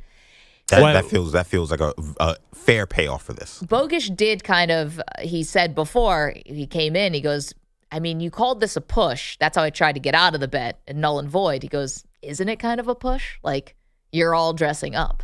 Instead of it being a push, null and void the bet, it was a push, and I took everyone down with me. It's like a negotiation. Like, you ask for the moon, so you come in saying, I'm not doing it because it's a push, even though it's ridiculous, knowing that, okay, I'll negotiate myself down to everybody dressing up. Well, I don't know if it was a negotiation more of a top-down. Well, our boss came in and said, you better dress up. Somehow I think this was the result that you were looking for. No, I mean, yeah, but if the Bills, here's what I have to say. If the Bills made the playoffs and they covered, would you be happy after the game? No, of course not. You lost. You lost the game. The Bills lost. I don't know how they lost that game, by the way. That's still kind of weird. Because they had every chance to beat the Eagles. They lost. I'm going to take off my face paint. This is ridiculous. Tom Hackett is in the chat, says, I'll only keep watching if Perloff puts the wig back on. Okay. He took it off because it's so itchy. It's a 4-hour show. I have to be judicious about this wig. And Tom is a little, I've been reading Tom's comments. He's a little, is he a little into me in a wig? A little too into me, maybe? Perloff in a wig has opened up a new portal for a lot of these people. Giving some sexy Halloween vibes over there, Perloff. Yeah. Tom Sloppy Halloween. Tom is very clear. In his 20s, Sexy he woke up to many a person in a long blue wig. No, I don't know. Listen, no judgment over here. 855-212-4CBS. Okay, question about, since the Dallas Cowboys did win, they keep this going, right? They keep this up. Again, that the first time this season they've beaten a team with an over 500 record, barely, because now the Seahawks go to 6-6. I know. Yeah. And going into the game, had above 500 record. Let's get technical. And, Dak is playing really well. Are they the hottest team in the NFL right now? Well, yes, because it's Friday after a Thursday game that they won. But no, I think the Niners are the hottest team. Here's the other thing about the Cowboys is their real tests are coming up in the next few weeks. They go to Buffalo, to Miami, and they host Philadelphia. Then if they could beat those teams, I'll give them the hottest team. But right now, I think the other hot teams, who are the other teams? Well, the Philly Niners has won 5 straight. Right. Philly has won 5 straight, but they're taking on water all over the field. Yeah, So it I can't would be not them. put Philadelphia as the hottest team right now. I don't think they've played their best game yet. I think it's San Francisco. San Francisco, but they've only won 3 in a row. They're still coming off of that 3-game losing streak, and then they went into the bye. They've looked dominant out of the bye, though. They've looked very, very Yeah, because good. they got healthy. And then who's the other option? The Denver Broncos guys, who have won 5 in a row after starting the season 1-5. They're now at 6-5 on the season. And listen, depending on what happens with the Colts and some of the AFC North teams, the Denver Broncos look like they are careening towards a playoff berth. Yeah, but are they the hottest team? You can't average 3.5 yards per play over a 5-game span and be the hottest team. I'm sorry, they're winning with smoke and mirrors. And look who they beat. Wait a minute. Hold They're on. winning with smoke and mirrors. And Okay. they're good coaching and solid play for Russell Wilson, but this formula cannot beat a good team. Okay, but the Dallas Cowboys are beating bad teams. Not last night. Yeah, Seahawks I'm were very aware of representative. that. I'm very well aware And of that. people think that they are the hottest team in the league and that they're, amazing rocket ship, to the second round of the playoffs. But I think for Denver, I don't think it's smoke and mirrors. I think that it's figuring out how to win with Russ at this stage of Russ's career, and the defense is finally playing well. Yeah, but okay, look at the quarterbacks they've faced. Okay, they did beat Josh Allen. Last week, it was Dorian Thompson-Robinson and P.J. Walker. The week before that was a brand new Josh Dobbs, I believe, who didn't even know the playbook. Then the struggling Bills, and then a dying, sick, flu-like Patrick Mahomes and Jordan Love. And they've won these games by a combined... Before last week's 29-12 win, they had won every game by 1 or 2 points. You really think that they can keep this up? I love how you take Patrick Mahomes' illness. Every time we talk about this, just gets worse and worse. He was coughing up a lung, Maggie. He was under the weather, and now Perloff has him on his deathbed with dysentery. By next hour, he's going to be saying, his goodbyes to his family and loved ones and Taylor Swift. Yes, they were reading his last rites, and he was, on life support. He played in the game. I know he was not feeling well, but he was not, And people are crediting Sean Payton. Does this look like Sean Payton's Saints to you at all? It looks like the exact opposite. Russell Wilson is just being very, very careful. They will not open him up. At some point, we're going to have to see them in a high-scoring game, and I don't know if they can do it. With the run game, and I don't think you need Russ to cook right now. You don't need that. And No. they're not going to allow that, by the way. Yeah, that's a good point. If they had a Which is Taysom Hill, smart. maybe it would look a little But bit that's more what I like mean the by same. they don't feel hot to me. They feel like they're finding ways to win. When I think of hot teams, I think of San Francisco and Dallas to a Yep. certain extent, Dallas is just laying down the very good. hammer on you. The Broncos feel like they escape with these wins. And this is a big game against the Texans. It's almost a quasi playoff entry game this weekend. And then I think that this is a real test for me. In the chat, they're saying, what about the Dolphins? You lost that game in Germany to the Chiefs. You beat the Raiders. You beat the Jets. The Dolphins are very good. The defense, their defense has really come on. And obviously, the offense can turn it up whenever they want. I don't think about them as being one of the hottest teams in the No, league. because though. they haven't played anybody. But that's a real interesting thing. I think we have no idea how good the Miami Dolphins are. They haven't beaten a good team. They're a little bit like Dallas, Yep. but even worse. Do they measure up in the AFC? I think it's really hard to tell. You've watched them a lot. Do they seem elite like KC is elite? Yes, but again, it's like, yes, they do. However, it's tough because how much do you have to grade on a curve because of the competition? And then do you throw out that Kansas City game because it happened in Germany? I don't know what to do with the Dolphins. I think the only good thing is we're not talking about Tua's health. And that's I know. very positive for them. By the way, all these teams we mentioned, pretty healthy. Your Cowboys Super Bowl pick, Yeah. pretty healthy. Niners are pretty healthy now. How about in the chat, youtube.com/CBS Sports Radio, twitch.tv/CBS Sports Radio, where Jerome Spencer says, Maggie looks like a dancer from the Michael Jackson Thriller song. I do. I'm a zombie Eagles fan today. I feel like that. Can you do the dance? That was your wheelhouse a little bit. My wheelhouse? What, the 80s? I cannot, but you and There you I are go. going to be singing later at boy, EJ. that's bad news.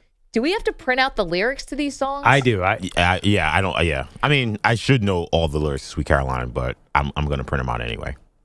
So I'm doing Shout. People just sort of botch the lyrics famously for that song and sing any old thing. Do I have to actually try to stick to the lyrics? Well, there's a Bills version. So you've got to sing the Bills version. Okay, which is basically sung at every wedding in upstate and western New York. Oh, that's great. Yeah. And you have to do Fly, Eagles, Fly. And I do think you have to do something Rocky-like. To be an Eagles fan, you have to celebrate the oeuvre that is Rocky movies. I was thinking about Fly, Eagles, Fly. I don't even think Adele could make Fly, Eagles, Fly sound good. That song is so not conducive to, like, nobody sounds good singing this. What? Everybody sounds good singing Fly, that. Eagles, Fly is awesome. No, but and I'm a Jets fan. Like, you can't even, it's not like, It's not that you can sing. It's like pleasing to the ear. What are you talking about? It's like a college marching band kind of song. Yeah, but without 80,000 other people singing it with you, it really lacks, guys. I was trying this in the mirror last night at home. It's You bad. can't exercise your Adele-like vocal cords on this one? No, absolutely not. Yeah, it is a little weird singing it alone. I'm not sure I've ever heard anyone do that. By the way, in the Twitch chat, Lord Rex69 says, Maggie looks like she throws batteries at Santa. Yeah, I do. Today I do. And I'm feeling the urge just by putting on. You think green is like a serene color? Not when you put on this Eagles crap. Just to be clear, though, nobody ever threw batteries at Santa. They threw snowballs at Santa. They throw batteries at the opposing players. They save those for the Browns. Yeah, noted. Thank you. Yeah. You got to get this right. You don't waste a battery on Santa Claus when you could be hitting the opposing linebacker. Also, it's not a triple A. It's like a double D. Usually double D something else. No, This is batteries. No, Eagles fans get a bad rap. Ooh. Yeah, not earned at all. 855-212-4CBS, 855-212-4227. Perloff said if I showed up right now at an Eagles tailgate, I'd be fighting guys off with a stick. Yeah, I'd be crushing right now. But you really would be fighting as well. I'd be fighting the women off just for the hell of it. No, you would be throwing some punches. At some point, because you'd be hammered at this point. Why would it's I have already a stick? 7:15 Eastern. You'd be drunk as a skunk if you were at an Eagles tailgate. We both are. We just saw our boss, Spike Eskin, in the hall. It's like we both kind of look like the night before. Yeah. There's like we went to a game last night, and then we're just keeping it going through the morning. Yeah, is there a row of porta potties I can run across? I feel like something about this Bills outfit wants me to cause trouble that will later go viral. Yes, I can see that. Just ketchup and mustard. 855-212-4CBS, 855-212-4227. Again, if you're in our Twitch chat, if you are in our YouTube chat, if you could hit subscribe, we'd be so grateful. It seems like a small thing. It really does help what we do around here. Okay, coming up, you can weigh in. Who is the hottest team in the NFL right now? Plus, major college football games starting tonight, y'all. Tonight.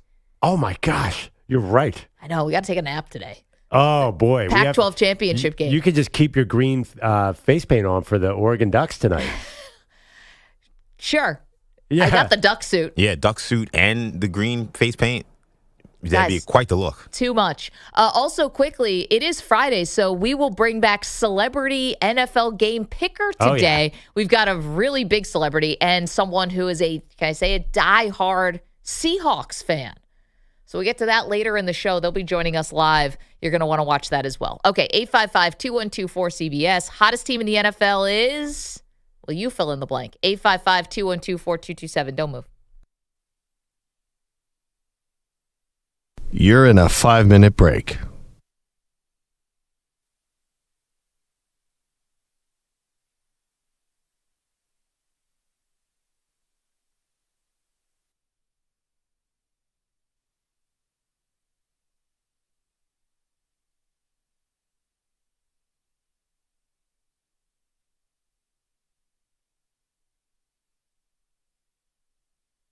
Four minutes, 30 seconds remaining.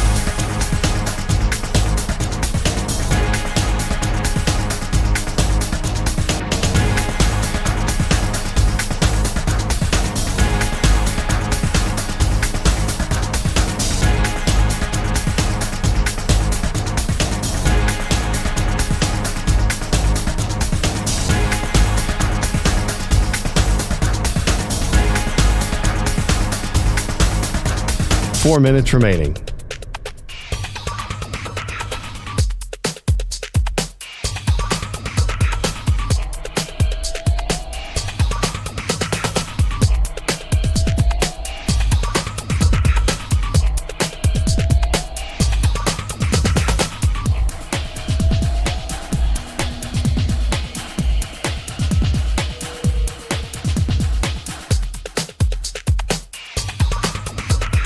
3 minutes, 30 seconds remaining.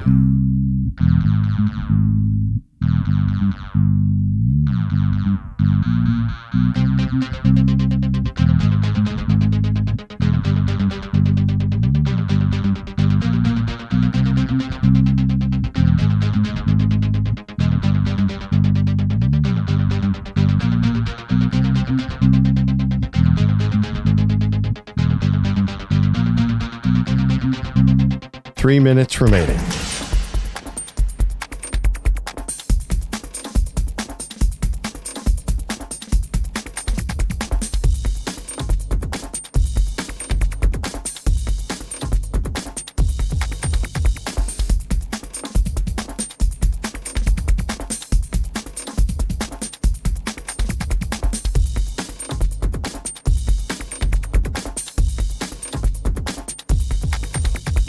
Two minutes, 30 seconds remaining.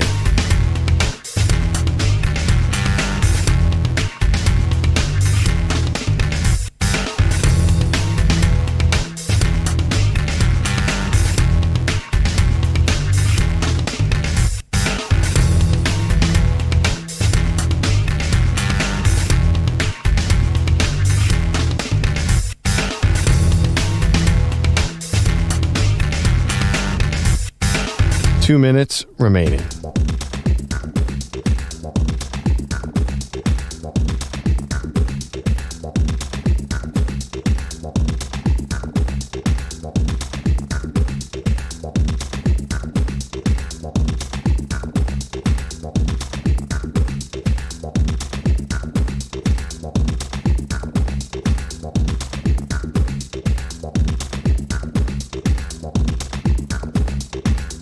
One minute, 30 seconds remaining.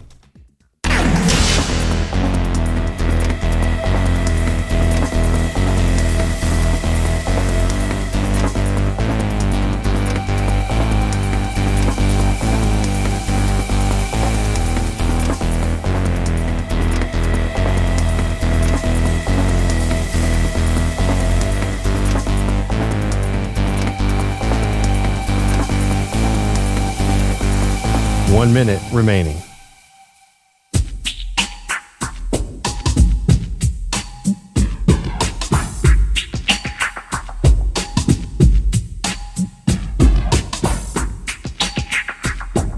.45 seconds remaining.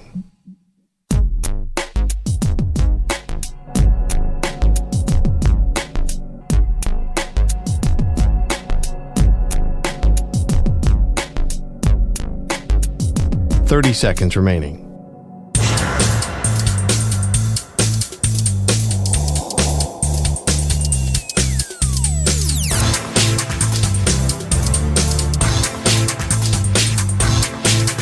.15 seconds.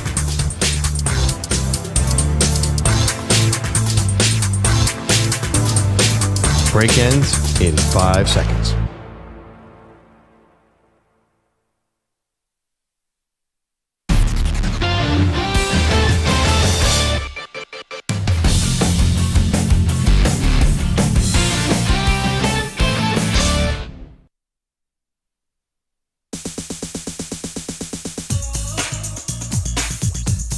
All right, let's take a look at who's got home field advantage this weekend in our NCAA football previews, sponsored by Fairfield by Marriott. Fairfield by Marriott is the official hotel partner of the NCAA with over 1,000 locations around the country. You always have the home field advantage. Visit fairfield.com, marriott.com to book your stay.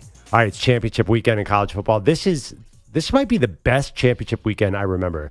One game in particular with huge implications. The one-loss Oregon Ducks headed to Vegas to take on Washington in the Pac-12 title game. Washington 13-0. They'll have to rely on Penix to Odunze versus an Oregon team who's killing people in their last 5 games. They won by a total of 142 points. This, I like that it's Friday night so I can spread out my college football watching. Yeah. I like both teams. I've always been an Oregon fan. I know I'm jumping on your bandwagon here. Yeah, but I'm obsessed with the Penix to Rome Odunze combination. I hope this is a 45-42 game. Just Bo Nix, Michael Penix going out on a bang with just touchdowns everywhere. Wouldn't that be so much fun? It would be. I don't know if Penix is fully healthy. Is he? Like, we don't. Michael Penix has been limping for 6 years in college football, throwing bombs everywhere. If he's standing, he's going to find a way to throw that cool lefty spiral 50 yards down the field. Man, good point. Can we hear a little sound, please? We get a little Dan Lanning talking about the Oregon coach, obviously, talking about the magnitude of tonight's game. That would be cut number 9, please, right? We know this isn't a normal game. This isn't just another game. Now, it's going to require normal preparation. It's going to require normal execution. But it isn't just a normal game. So I think you recognize the elephant in the room early on, communicate that with your players, and then say, okay, what are we going to do about it? I mean, I think that Oregon obviously has been circling this game since they lost to Washington earlier in the year in what was a phenomenal game that Oregon probably should have won that game, or at least could claim they should have won that game. They had chances and could finish the job. I think this has been their number one focus since that happened. And for Washington, it kind of feels like they're hanging off the side of the boat, sort of hanging on a little bit for dear life. I think these two teams come in just wildly different vibe, wildly different feeling, and I think Oregon's going to win this one. Yeah, I mean, Vegas agrees with you in a big way. I hope it's a shootout, and I think Oregon's really good. The big question is, how would they match up? We saw Oregon against Georgia 2 years ago, and Georgia won 49-3. How would they match up against the big schools? Because I don't know, beating Washington to me, Washington where they are right now, that doesn't say, oh, okay, Oregon will be a favorite in the Final Four. No, I don't want to put the cart before the horse, though. There is a path for Washington to pull off another upset here. There is a path. I mean, is it up to 10-point spread at this point? That's what I'm saying. The path is low-scoring game, obviously. What? Yeah, I know. I know. How is that the path? Lower scoring game. Well, limiting possessions for Bo Nix. I think that's and Washington probably being able to just have the ball last. I don't know. I feel like they want a shootout because that's what Washington does. Don't they want to repeat the same game from last time where it was 36-33? Something like that. That's an interesting idea because Washington, they feel like they have to throw the ball on every down to me. So I can't see them slowing down this game. It's a really tough matchup. This is going to be fun. Friday at 8 o'clock is a weird time for a football game. I've always had trouble with this game. Remember USC-Utah last year? Yep. The Pac-12 has a way of shooting itself in the foot and not getting into the Final Four. I don't know what can happen that neither team gets in, but if there's a route, they will find it. Well, there is a route where neither gets in, and I think there's a route where both get in. Ooh. Where both Washington, Oregon. I think there is a path there. They need a lot of luck. No, but I think it exists, though. Let me think about that while Andrew Bogusch is here. Yeah, I don't think both can get in. I think there's a way that Oregon, that neither get in. If Oregon wins... And Alabama wins, then we got a discussion. Yeah, or if Georgia and Michigan and Florida State and Texas win. Oh, see, I think Oregon would jump Texas. If Oregon has a one-loss competition with all those one-loss teams, is there a way that they don't get in? I think people like Oregon more than Texas. Clearly the rankings do at the moment. To me, if Florida State loses, Georgia holds serve, Michigan holds serve, Texas loses in the Big 12 championship, then you have an Ohio State versus Oregon conversation that may favor Oregon. They got to at least the conference championship game. They didn't lose. So No, Oregon's fine. They would jump Ohio State. Sorry, Washington. I'm talking about Washington. Washington will be in a over Ohio conversation. State. Yeah, and it's a Washington-Ohio State conversation. Come on. Yeah, but Ohio State always gets the benefit of the doubt, right? Yeah, but I think that you would say, look, Washington made it to their conference championship where Ohio State didn't. Well, they also, basically played an extra game. And they have the better win over Oregon as opposed to Ohio State's win over Notre Dame. Right. And also last year they jumped. TCU made it even though they lost their conference title game to Kansas State. Right. There is a precedent. Wow. I you've opened my eyes. I think there is a way for both to get in. Now, I don't know. And you had Nick Saban yesterday saying it would be disrespect for no SEC team to get in.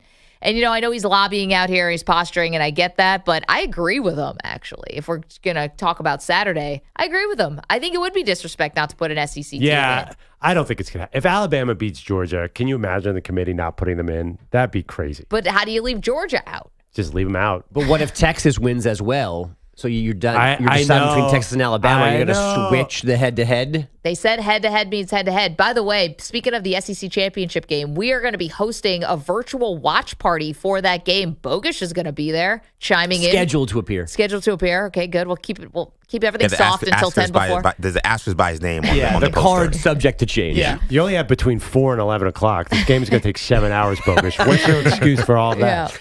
We have double birthday parties. The kids one, and then my family's coming over in the evening. So we got a lot going on with the Bogusch clan tomorrow. He'll be nice and sugared up. Yeah. It's same place you can watch the show normally. YouTube.com/CBS Sports Radio, Twitch.tv/CBS Sports Radio. That's where you go. We will be there tomorrow starting at 4 o'clock Eastern time to watch the SEC championship game. We thought about doing the Pac-12 championship game, but we thought tomorrow we'll at least have the Pac-12 title game to be reacting to, and we'll have some more football will have been played. Oh, there's going to be so much to talk about because we'll have the Heisman race is amazing this year. The Final Four, we can do our own little committee there. We can have some friends stop by. Anybody who wants to come in and weigh in. My tortoise, the family pet, will make a guest appearance. Imagine the tortoise, if he saw you right now, he'd probably scurry right out of the hallway. No. Especially as you talked about dropping him from a skyscraper. Yeah, that was a couple weeks ago. That came out way wrong, by the way. That was when we were talking about Perloff's sister was breaking the necks of her chickens that she keeps in the But backyard. I had to think, if I ever had to put my tortoise out of his misery, how would I do it? Yeah, you take him to a farm upstate, drop him off. On the side of the road with a little hobo bag on it. This tortoise is a desert animal that cannot live below 75 degrees. So I'm going to let him die slowly of cold? No, we could take him the next time we're on a trip, take for him the to show. Texas. Yeah, take him to San Antonio. Oh, yeah, take him to San Antonio. That's what you were going to do. And you're going to let him off in the river. Who's going to give him his dandelion greens? I'm sure Wemby's carrying a lot of them. I'm sure he can feed a turtle every now and then. Who's going to give his dandelion? It's dandelion. I mean, if you guys really want to get dark, it's a great. I live right it's a great by. question. I live in New York City. Like when the first wave comes down, and we're trying to get out of town real fast for the apocalypse. Yeah, you've been watching too much HBO. What do I do with Hermes? What do I do with the tortoise? Do I take him with? Do I leave him here? I might have to just drop him from the balcony put him out of his misery because he's never going to last in a post-apocalyptic just world. like Man of Steel, where Pa Kent had the choice of just letting the dog die or going into the tornado to get the dog and making sure Clark didn't show his powers. You, Perloff, have to save the turtle even through the tornado, the apocalypse, whatever's happening, the turtle goes with you. Are you speaking Japanese? What was that? I have to be honest, it's amazing. What was that? It amazes me, EJ, that you have a girlfriend because you are such a nerd and I Ryan love it. was nodding along at the whole thing. I'm like, you both watched Man of Steel. Everybody's watched Man of Steel. Wait, is this the one, the cartoon with the dog of steel? No. Because I saw that one was great. The first Henry Cavill one. Okay, can I just point out that you have to explain which Superman origin movie we're talking about is the problem. Man of Steel. It's the third one with Henry Cavill. No, that is the problem. That's dripping with disdain. Come on. Like two real modern day origin stories, but we can get into that. There's on Christopher Reeve as Superman. It starts and ends there. That's it. No, then you had Henry Cavill and he did Man of Steel. Nope. And Pa Kent saves a dog in a tornado because he Stop doesn't saying want Clark Pa to save Kent his like at the powers. thing. He puts his hand up like this. Says no. That's what he is. He's Pa Kent. He's a Smallville, Kansas good gentleman. Kevin Costner, by the way, great actor. People in the chat very confused. They think the tortoise is having a birthday party. They can't figure out what the hell's going on. Now Man of Steel is involved. We're wearing face paint today. We're paying off bets. We look ridiculous. What else we got? We're going to be singing fight songs later. Yeah. I got Sweet Caroline. That's not quite a fight song. Yeah, right. Yes. A little different. A little more celebratory. It's a little more even though, which is probably great because I'm not in a celebratory mood wearing this jersey. It's like a last call at the bar kind of that kind of fight song. Bogusch has some headlines. Good morning. The Seattle Seahawks arrived in Dallas for Thursday Night Football, having not scored an offensive touchdown in 7 quarters. Geno steps up, throws the slant. What a catch! There he goes! DK! 40, 30, 20, 10, 5. Touchdown! Seahawks! 73 yards! DK Metcalf on a perfect slant route thrown by Geno Smith. Holy catfish, what a way to start this one. Steve Rabel on Seahawks Radio. DK Metcalf looked like he was on fast forward, running the final 55 yards of that 73-yard connection on their first possession of the game. He and Geno Smith hooked up 2 more times. Seattle led 35-27 early fourth quarter, but didn't score again, while Dallas got 14 points for a 41-35 decision, keeping them perfect at home now through 6 games. Pete Carroll's team, meanwhile, on a 3-game skid, but it's a hard game for anybody to lose. I love the way our guys played hard and tough and creative and executed and battled the whole time. It was a fantastic effort. Except for the winning part. I mean, why just, you got a 4th and 1. Why isn't everyone doing tush push, sneak, something? I just don't get it. You handing off on a running back. That was a long one. If you don't know what you're doing on the tush push. Yeah, they're just showing it right now. I don't know that they could have executed that. By the way, Pete Carroll. That's a yard, though. From where that yellow line was. Battled tough hard. They just let up 41 points. Right. And he's a defensive coach. Dude, what are you talking about? You didn't battle. Yeah, you battled it all. You manhandled every receiver, and they gave the officials no choice but to throw flags. That defense was weak last night. Can we talk about that? And that's on Pete Carroll. I'm sorry. Yeah. I know everyone loves him, but how do you let up 41 points? Yeah, but I guess you kept Dallas 4 for 8 in the red zone. I don't know. What were they on third down? What was Dallas on third down? 90%? I think they were like close to 50%. Oh, I think it's way above that. No, it was like 9 of 15, 16 or something. So, yeah, a little higher. Yeah, anyway, I thought they didn't really battle in my mind. You know what's funny? They mentioned Pete Carroll last night. You know, only guy, right, to win a college football title and a Super Bowl? I think so. Right? Yeah. I think. Did Urban Meyer win in the NFL? Oh, no. No, he didn't. No. Wow. I think So we're close, right though. about that. He So won at the bar, maybe, but not. yeah, right. Winning at something. But anyway, when we write the story like of Pete Carroll, is that going to elevate him on? Like, you think about that, that's pretty amazing. College title and a Super Bowl. It is. I think it should get mentioned more that he left USC to not be in trouble. Like, he escaped. Yeah, but we already mentioned that college football there's no like bar on morality there. Yeah, but like, would he? Bobby Petrino's back at Arkansas. Like, what are we talking about? True. I mean, he might have ended up back in the NFL anyway, but the impetus for the switch was USC being as messed up as anybody. Yeah, he definitely went on a book tour right at that same time also. But the funny thing is you look at it just like on paper, you have the college football championship, then you have a Super Bowl where you destroy Peyton Manning. Yeah. I mean, blow him out. Like, that looks good in retrospect. And of course should have a second one. And should have a second one, but whose fault is that? We'll never know. Wait, what's your point about Pete Carroll? Just that, should he be elevated in our mind in terms of like, is he slam dunk Hall of Fame? Yeah, I think he's a Hall of Famer. But like, when we talk about the best coaches right now, do we talk about Pete Carroll? Well, it's funny. I've been thinking, is he on the hot seat? Is this it for Pete Carroll? Because they're 6-6 now, but they have San Francisco next week, who they don't look like they're in the same league with, and then Philly. If they basically lose out, what are you doing in Seattle? Is there any future here? What do you do with Geno? I mean, you got a couple big Geno decisions. looks good, but I was wondering at a certain point, when do you tear the Band-Aid and rebuild there? And by the way, Kevin from Erie, PA called to remind us Barry Switzer and Jimmy Johnson. Oh, yes. Two obvious ones. Okay. Cowboys guys, too. Obviously, you're a fan of the U, EJ. Well, Yeah. no, We I was not throwing my U up just because we talked about the Cowboys today. But think yes, about how we think of Jimmy shout out to the Johnson. U. Maybe not Barry Switzer so much on the NFL level because the roster was basically just ready to go. But for Jimmy, I mean, we hold him in very high esteem. Definitely. Oh, yeah. I mean, I don't think Pete Carroll is quite Jimmy Johnson. If I was going to rank them, I'd say Jimmy's considered the genius, but I think Pete Carroll is a first ballot Hall of Famer. Coaches are weird because some coaches. Parcells came back after. Well, one-time Super Bowl winners don't always get in. Who has not gotten in? Yeah, you're right. I mean, 2 times Super Bowl winners have not gotten in. Yeah, Shanahan's not in yet. Yeah. But he probably will get in. Tom Coughlin's not in, but I don't know if he's eligible to be Holmgren's considered. not in. Yeah, you know what? You're right. If Tom Coughlin, a guy like that's not a slam dunk, then why would Pete Carroll be? But Carroll's been around a long time. He had 2 stops where he was awful. He was awful with this team I'm wearing, the Patriots. Was he awful? He wasn't awful. Patriots fans think he was awful. Well, comparatively to Parcells and Belichick. Yeah, he took Bill Parcells' roster, and they essentially went into, I don't say the tank, but they struggled. I mean, they thought Drew Bledsoe was going to take them to, he did take them to Super Bowl. And They he lost took that to Green roster. Bay. Yeah, he took that roster, and then A couple years later, now Bill Belichick's rebuilding. I'm looking. He never had a losing season in New England. He was okay. I'm just saying that's not going to kill his Yeah, it was legacy. more of just like the expectations for a team again that was a Super Bowl contender. They didn't meet those while he was there. And the Jet thing was a one and done. That is a forgotten. That is a forgotten moment amongst many forgotten moments with the Jets. Yes. The Detroit Pistons lost again last night, remaining the only thing in the NBA worse than EJ's Boston accent. The 118-112 Wicked smart. final at MSG means a 16-game losing streak.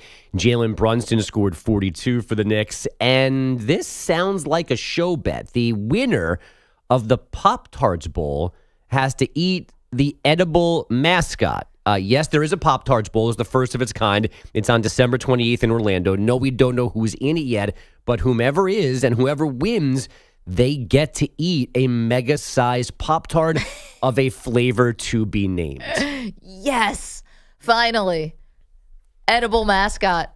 I mean, better than the Duke's Mayo Bowl and probably even better than the Cheez-Its Bowl. Definitely. Right? Pop-Tarts is very underrated. I think Yeah. that people think you can't eat Pop-Tarts past a certain age. Yeah, And if you're not high. And they're, Right. and they're probably right about that. But What if you have face paint Yes. at 7 in the morning? But like I Or do right blue now. wig. Yeah. But they are still so delicious. I mean, that is bad for you. It's not a healthy thing to eat, but damn, does a Pop-Tart taste good. Cinnamon sugar, the brown sugar one, I think Yeah. is my favorite. But like a group effort, almost like, like hyenas in the jungle at the carcass of like a Yes. water buffalo. A bunch of football players eating the one big Pop-Tart seems a little bizarre. Bring A it little on. gross. A little Oh, bit. I love it. I'm going to watch this bowl game just for this. What is the top- marketing's working. What is the top Pop-Tart flavor? To me, it's very clearly frosted strawberry. Frosted strawberry is very good. I like the cinnamon sugar a little bit Correct. better. I'm Maggie's a chocolate right. on chocolate guy. Oh, You the guys don't like chocolate one. chocolate on It's- chocolate with a glass of milk? It tastes, Hello. tastes That's kind too of much. fake. Yeah. What? The chocolate isn't real. Like the chocolate inside isn't. It's not. Neither's your You know what else strawberry. is good? Well. Hate to break it to you. The wild berry is also good frosted because it's basically strawberry with different dye. What, Yeah. what do you mean the chocolate's not real? I don't actually. It tastes fake to me. Like EL Fudge's chocolate tastes fake. I haven't had one in a long time, but that was my favorite. Do you think other things will give you a heart attack, like having a tomahawk steak every night? It's secretly the Pop-Tarts that will do it to you. By the way, this is a better food gimmick than the Duke's Mayo Bowl. At least eating a big Pop-Tart's better than dipping weird things in mayonnaise.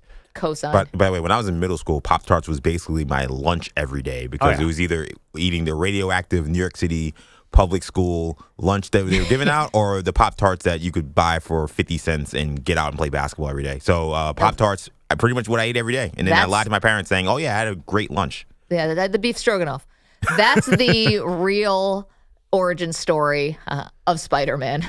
It's not that he got bit by a spider in New York. It's that he ate a New York City public school lunch and all of a sudden got weird powers. The Salisbury steak got him? I mean, almost every movie, there's a scene with him in the lunchroom showing off these powers for the first time. So you may be on something there. 855-212-4CBS. Bogues, you good? I'm good. Very good. I'm glad that we got that Pop-Tart story in. If you want to watch the show, youtube.com/CBS Sports Radio, twitch.tv/CBS Sports Radio. We're paying off a bet today, so we are all dressed up as each other's sort of fans. I'm an Eagles fan. Perloff is a Bills fan. EJ got roped into this by our boss. He's a Patriots fan today, and we got a Patriots fan on the line. We're going to hold that for a moment because EJ needs help with his Boston accent. And our next guest is going to help him. 855-212-4CBS. Don't move. Maggie and Perloff, CBS Sports Radio. You're in a 5-minute break.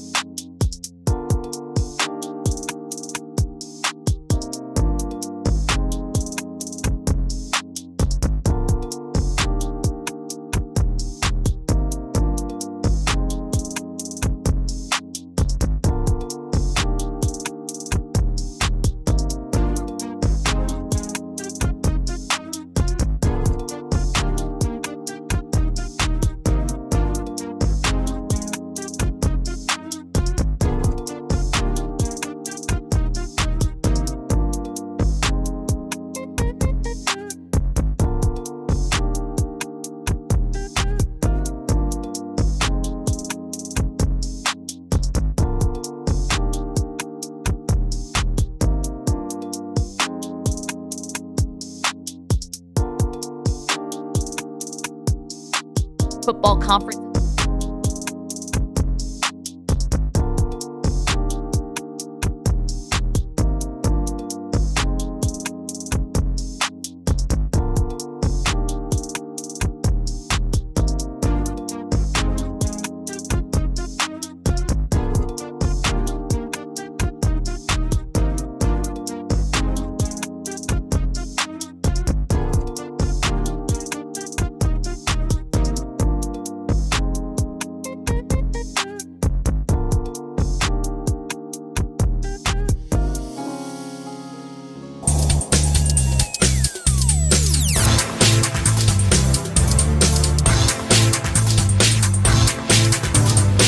Seconds.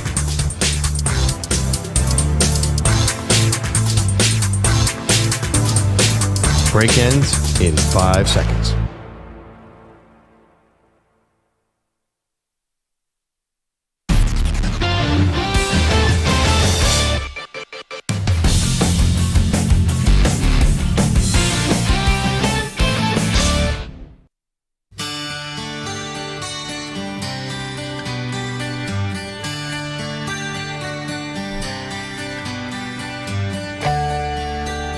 Very fitting.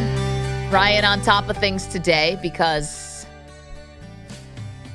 Boston's more than a feeling.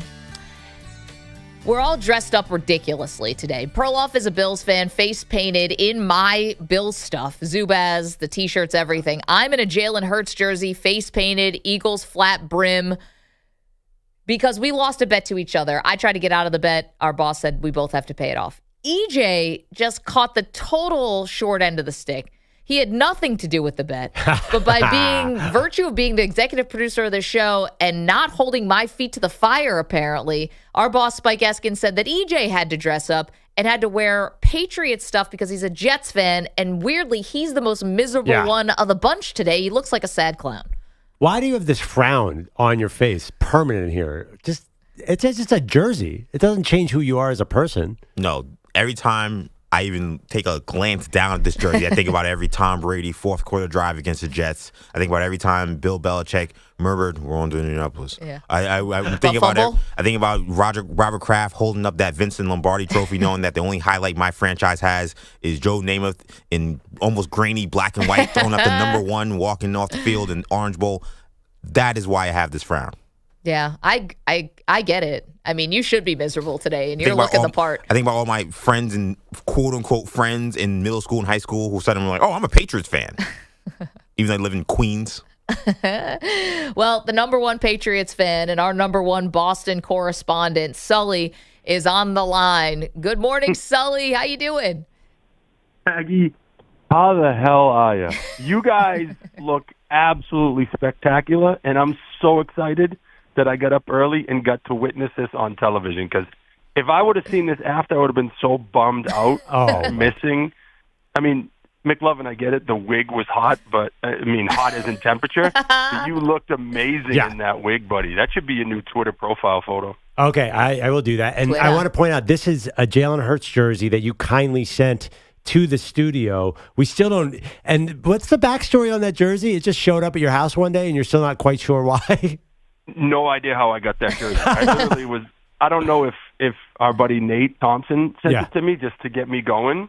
I have no idea how that jersey showed up. You're the kind of person who has random, very nice NFL jerseys show up at your house. And why are you awake? You're on West Coast time. I know, Sully. Go to sleep, you madman. But here's the thing. So EJ, because he's wearing the Matthew Slater jersey and he's got the weird, sad clown Patriots makeup on today, he's trying to do a Boston accent. Now, Sully, this is just the way you talk, but is there any tips and pointers you can give to EJ? How do you get this better accent? Because he's terrible at it. Well, first thing, EJ might be my new favorite executive producer. I mean, the look that he's got rocking the Patriots game jersey, whether it's Zach's or not, EJ, you instantly get better looking when you put it back. The Tom Brady effect. Just so you know, EJ, come on the good side. You're a Jets fan. I feel your pain this season. I understand. It's going to be okay, buddy. This season, Sully. This season, his life. This life. This 32 years. Buddy, come on over. All right, so a tip on how to speak with a Boston accent, EJ? Just be very lazy when you talk. Just drop every R. Just be lazy. That's how it works. You know, you look wicked smart in that jersey, so just go with that. You wicked good-looking dude. Like, there's also words I can't say on television. Yeah, Maggie that's my went through territory. that the other day. And I also agree with EJ. Frosted strawberry Pop-Tarts, for sure, hands down the win. And little-known fact, before I met the fabulous Schmoopy, my diet consisted of frosted strawberry Pop-Tarts. Yes, a lot of bachelors, I think, have that same thing. Sully, you're the best. Go to sleep, man. You're I have amazing. some questions for you. I have some questions. Don't hang up on me yet. Okay. I haven't talked to you guys in forever because of this new. I missed my afternoon Maggie and McLovin time. I know. We're McLovin, morning people now. What are the odds you wear big face paint going home in the subway? Oh, that's a great question. I have a parent-teacher conference later today. Should I just keep this the Eagles face paint walk in? Sure. Like, let's talk about my kids' goals But for the truth is, 2024. though, Sully, everybody kind of likes the Bills a little bit, so I don't think anyone would have a problem if I was wearing Bills face paint. You know, I was all on the Bills, the bandwagon wagon, but they're just, Maggie, I'm getting worried for you. I think the window's shut. Never mind closing. I think the window's shut. I hate to say it. I'm hanging up on you, Sully. No, I'm just kidding. Yes. Believe me, I know. I'm getting your text messages. I'm receiving them. And this will be the first year that me and the fabulous Schmoopy don't go to the Pac-12 championship here in Vegas. Yeah, because no Utah. Oh, no Utah. But I was out. I showed you the picture of our friend that I was out with earlier last night, and there were Oregon and Washington fans all over Resorts World. Oh, cool. That is going to be a really, really fun atmosphere. Yeah. Do we want to say, Sully, do you want to say who you're hanging with, or you got to keep it anonymous? No, I don't care. You guys can say who it was. It was because of you guys that I met him. Yeah, Sully has become best friends with Pac-Man Jones. Awesome. It's amazing. You guys are friends, like not, media friends. You're friends. He's such a good man, and it was all because you guys had me around as your quote-unquote security for Media Week. Yeah. So when I was with Pac-Man, I also said, hey, by the way, you got to come on my friend's show this year. So when you guys come out here, we got to get Pac-Man on there. Get him early. He's better early than late. Aren't we all? Sully, thank you so much for weighing in. Now go to sleep. You're the best, and we will talk to you. I love you guys. I miss you guys, and congratulations on the new shift. EJ, hang in there, brother. I'm trying. That's for life. Love you too, Sully. We got a lot more to do, including more preview college football playoff games.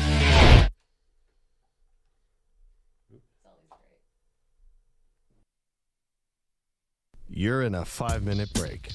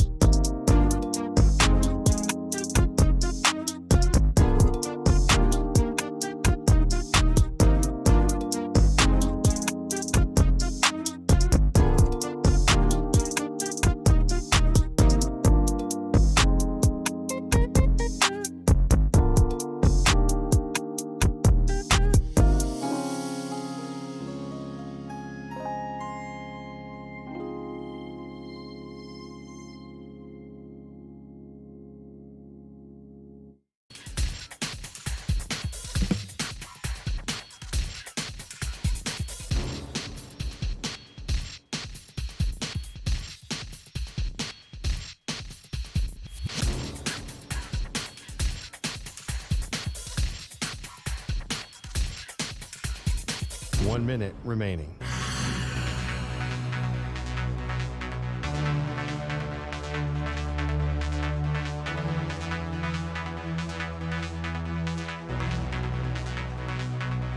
She'll figure it out. Trust me, I fantasize a lot about this. How are you going to kill it? You have to drown it, right? Oh my Drown gosh. a tortoise? It's amphibious. Google, how do I kill a So tortoise? I was thinking, I live on the 8th floor. If I dropped him out the window, would the shell crack and he die? Because I can't. What is wrong with your family? Inhumane. Don't Because do the that. worst torture would be to put him out on the streets. That would be.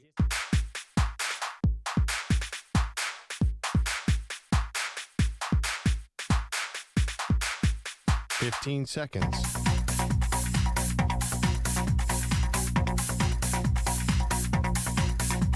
Break ends in 5 seconds.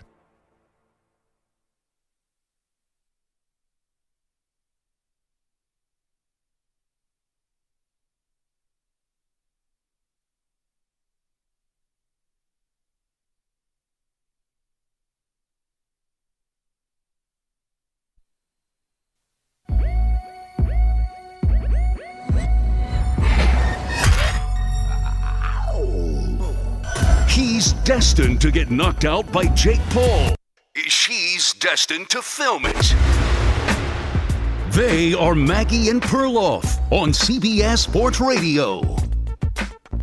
Welcome into the show. We are paying off bets around here today on a day after the Dallas Cowboys get a big victory over the Seattle Seahawks. So Cowboys trailing in the fourth quarter, Perloff. This has been a game so many times, and Cowboys fans are going to be nodding along with me if you're in your car today or listening at home. This is a game that the Cowboys have lost many times. You come in, you underestimate an opponent, you're a hot team, you get a letdown. This is what happened with the Arizona Cardinals earlier in the season. You underestimate an opponent where you have a big, expected to be a major favorite, a double-digit favorite base. I think this closed at 10 points. And then you're set up for a letdown. This was not that. This was not the letdown. I don't think that's reality. I think you're mistaking this for the playoffs. Well, the that's when the playoffs Cowboys is a place where it happens too. They win all sorts of ways in the regular season. They're master at beating bad teams. And last night was a very bad team on the other side of the ball. Okay, but they lost to Arizona earlier in the year, and this had shades of that. That was such a fluke. Yeah, this did have shades of that. But I don't think that they find ways to beat bad teams. The rap on the Cowboys is, can they do it against good teams? Yeah, we still don't really know. What does that prove to you that Dak can light up the Seahawks? Because we saw Dak against San Francisco. So it's hard for me to sort of make the two of those work together. Where is the real Cowboys, Maggie? Well, I think this does feel different from last year. Now, there's some ways, just because they were able to finish out that game, win that game in a way that, at times has been difficult for the Cowboys to close out inferior opponents at times. Now, where things were eerily similar and where Cowboys fans, again, are going to be nodding along solemnly is, quite frankly, bad strategy and coaching decisions at the end of the game. You gave Seattle every opportunity to win that game yesterday when you could have taken more time off the clock, salted away the game a bit more, and maybe left Geno Smith like a minute, 45 seconds, if you will, with no timeouts. Instead, you gave him the ball with a minute 42. No timeouts, but still, they were able to move the ball, but ultimately their drive fell short. Yeah, okay. They're 9-3. They're 9-3 right now, and they have a great chance to get number one. Guess what they were last year at this time? 9-3. Right. Guess what they were the year before that? 9-3. This is, I'm sorry, we have a poll up. It's different this year, EJ, and I looked at the results, and I think it's heavily no, because it just feels like the same movie with the Cowboys. It's great. They play the Eagles next week. They have road games against AFC East teams, the Dolphins and the Bills. Honestly, I just don't want to judge them based off of last night, because last night felt... This is going to sound weird because the Seahawks played so well. That was kind of an easy game. It was home. I think the Seahawks were just a little banged up. Seahawks defense looked lost and confused the entire game. Well, tons of penalties, all the defensive holding. But again, the Cowboys also had that, and they were the beneficiary. Like both teams in the first half, whether it was the referees who were just terrible or it was just the corners couldn't keep up with each other's wide receivers, there was just so many flags in this game. It was just brutal, almost barely watchable in the first half. But I don't know. I thought the Seahawks were actually pretty impressive. I think they were about three 3 plays away from actually winning this game. For some reason, they could not really master the 4th and short and 4th downs, and that really hurt them. Missed 3 of them in the second half. Absolutely had every chance to put this game away. We're up. I do agree with that. I'm not impressed by the fact that there were so many plays where I watched the cornerback on the Cowboys. 3rd and 7, and you just bear hug the wide receiver. You got to know to keep your hands off. It doesn't even seem like a really well-coached defense right now, where the other thing, too, that I actually, on the other side, like Dan Quinn's defense, what was that? I was really surprised at how porous they looked. I mean, there were moments last night, like at the end of the game, when they actually did close out the game, right? So you do feel confident. But again, are the Seahawks that good of a team? How impressive was this? Now, Deron Bland, who I believe, became the front runner for Defensive Player of the Year after his performance on Thanksgiving. 44 million people watched it. He broke the record for most pick sixes in a single season. He had everything going for him. DK Metcalf cooked him in the first half. They had to move him off and put Stephon Gilmore on DK Metcalf. But to Bland's credit, he did come up with a big interception in the second half. Great play. The Cowboys just couldn't score off. Yeah, I mean, I think the real Defensive Player of the Year candidate is Micah Parsons. He is a force of nature. They would isolate him on the broadcast last night. Yeah. There was a play, there were 3 blockers on him, and he still got within a foot of the quarterback somehow. He is a force. He's an all-time player. So I think Deron Bland's a great story. A bit overrated to me. I get in a lot of trouble for saying this. Yeah, he can get a pick 6 when you're up 37-3 over Sam Howell. Let's see him do it against the Niners, the Eagles, or these teams. That's all I'm saying on Deron Bland. 855-212-4CBS. We want to hear from you. The question, do the Cowboys feel different this year? Yes or no? You can vote at Maggie and Pearl. Chris is in Dallas. Good morning, Chris. How you doing? Chris? Hey, Chris. Chris, we got to put you on hold for a second. Well, that gives us an opportunity to tell you exactly what's going on right now. If you want to watch the show, today is the day to do it. YouTube.com/CBS Sports Radio, Twitch.tv/CBS Sports Radio, where Perloff and myself and EJ are all paying off bets this morning. I am dressed as a Philadelphia Eagles fan, face paint, Jalen Hurts jersey. I got the Kelly Green Eagles flat brim.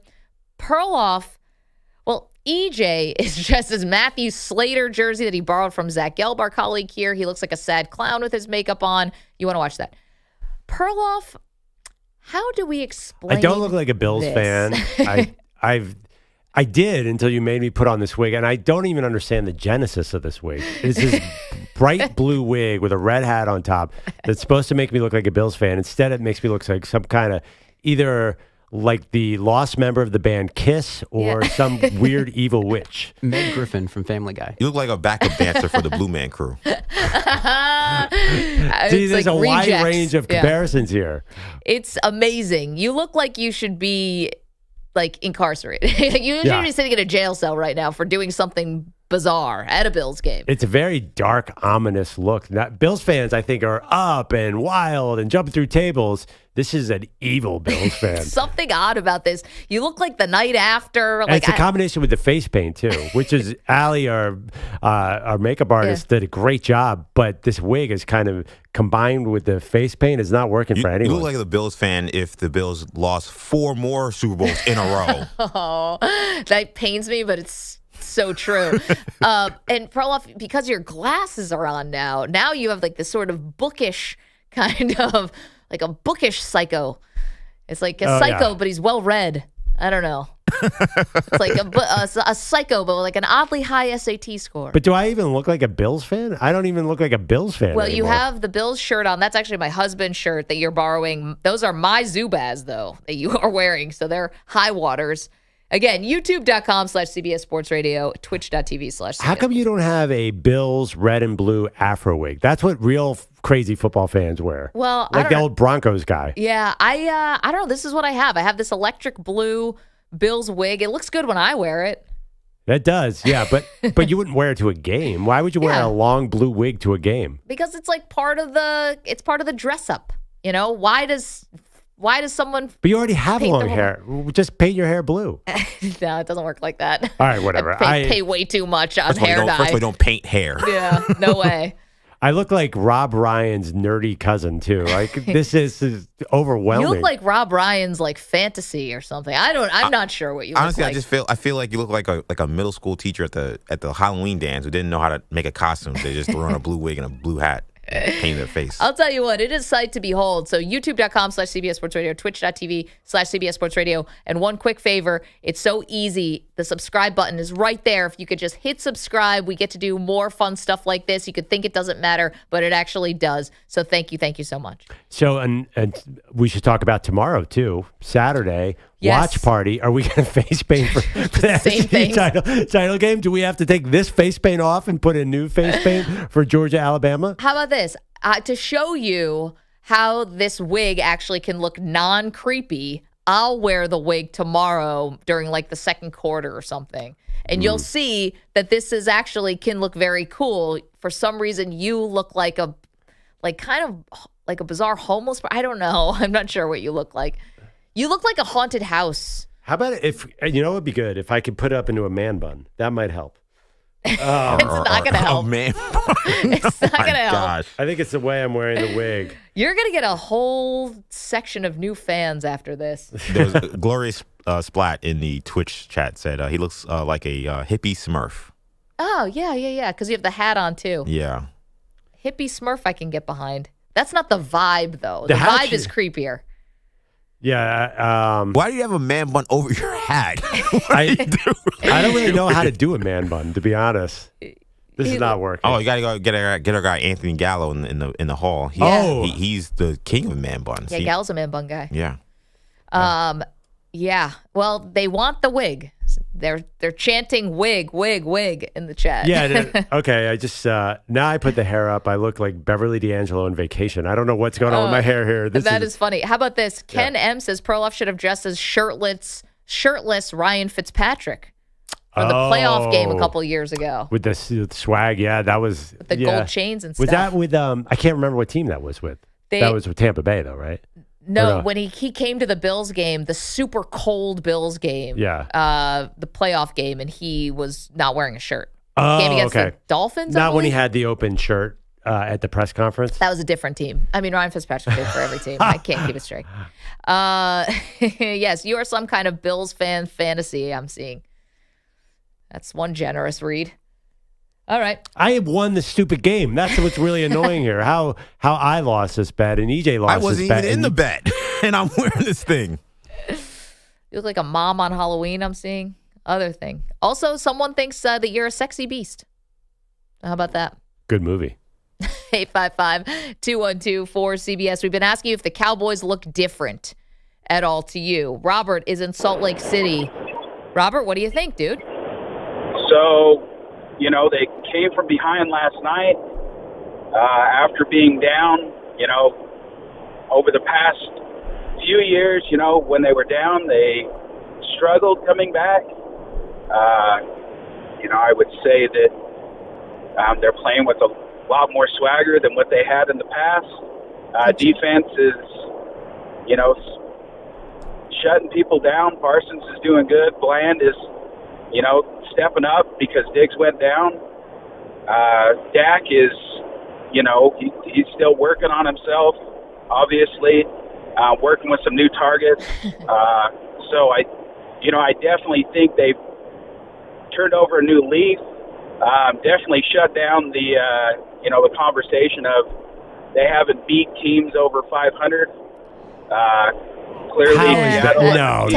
Technicality there, Robert. Listen, Robert, I'm with you. I had not thought about the swag factor, which we can dissect. I love the fact that Dak's working on himself. Like this is some kind of self-help. I like this new age. I'm into that new agey stuff, sort of. But I think I like the swag I had not thought about. Beating a above 500 team.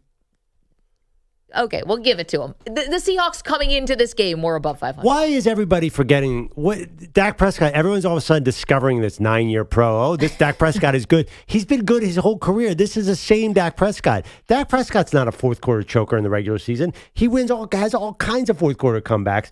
Just everybody thinks about the playoffs, and we overrate and underrate this guy more than any quarterback in the history of the NFL because he's a Cowboys quarterback. He's a good quarterback. There's nothing different this year than before. Okay, well, those are the high-profile losses. Like, you're right. I mean, we are thinking about them, and sometimes, who cares if it's the regular season or the postseason? Like, you've watched the Cowboys lose that game before, and they didn't lose that game. And I like what the caller's saying. Dak's still working on himself. It's a work in progress. Like, well, how is he working on himself? He's been good. Everyone's shocked. He's like, oh my God, Dak Prescott's going to be the highest paid quarterback in the NFL. Guess what? He was the highest paid quarterback in the NFL 3 years ago. He's been good forever. The difference, you think it's Aaron Rodgers saying he's good. I think there's another key difference. What's that? That they've somehow figured out a way to mic him up so we keep hearing him say, here we go. And now it's become a thing. Here we go. So he's got his Omaha, this weird audible and cadence that Dak does. I don't know. And apparently it's brilliant, according to Aaron Rodgers. Nothing has changed about Dak Prescott. We've changed. For some reason, the media got bored and started paying attention to Dak Prescott I think there is one thing that has changed, though. What? I think that before, when Dak Prescott had his level of success, there were a lot of folks that said, well, it's actually because of Zeke Elliott and the running game. It was Zeke Elliott who was... offensive line. The offensive line's great, and they have this great running game, and people have to stack the box, so then Dak's getting these guys wide open. Tony Pollard's played well this year. He hasn't lit the world on fire. We don't look at the Dallas Cowboys and say, oh, there's this great running team. I think the difference now, you're saying, if they're going to win football games, it's going to be because of Dak Prescott. He's not going to be an add-on to an already talented offense. Well, I got to tell you, if I'm a strategist, he seems like he has two weapons. He has CeeDee Lamb and he has Jake Ferguson. And if you shut down CeeDee, how was CeeDee Lamb wide open the first two plays of the game for the Seahawks? The Seahawks defense was asleep last night. I think Brandon Cooks is coming around, though. I mean, I think he played well the last few weeks. And look, he was dreadful for pretty much half the season. And it seems like he's kind of woken up out of a coma a little bit. Maybe now that it's kind of becoming playoff time, he's kind of getting himself in the game shape. My point was CeeDee Lamb, you could argue it used to be Zeke Elliott. That's absolutely true. It used to be the run game. But now he seems a lot dependent on CeeDee Lamb. Okay, and there was a conversation, I remember having it with you not that long ago. Is CeeDee Lamb a true number one wide receiver elite? And I think you're seeing the Dak CeeDee connection. He does look elite. Did he have a dozen catches last night? I mean, we never talk about CeeDee Lamb top 5 wide receivers. What?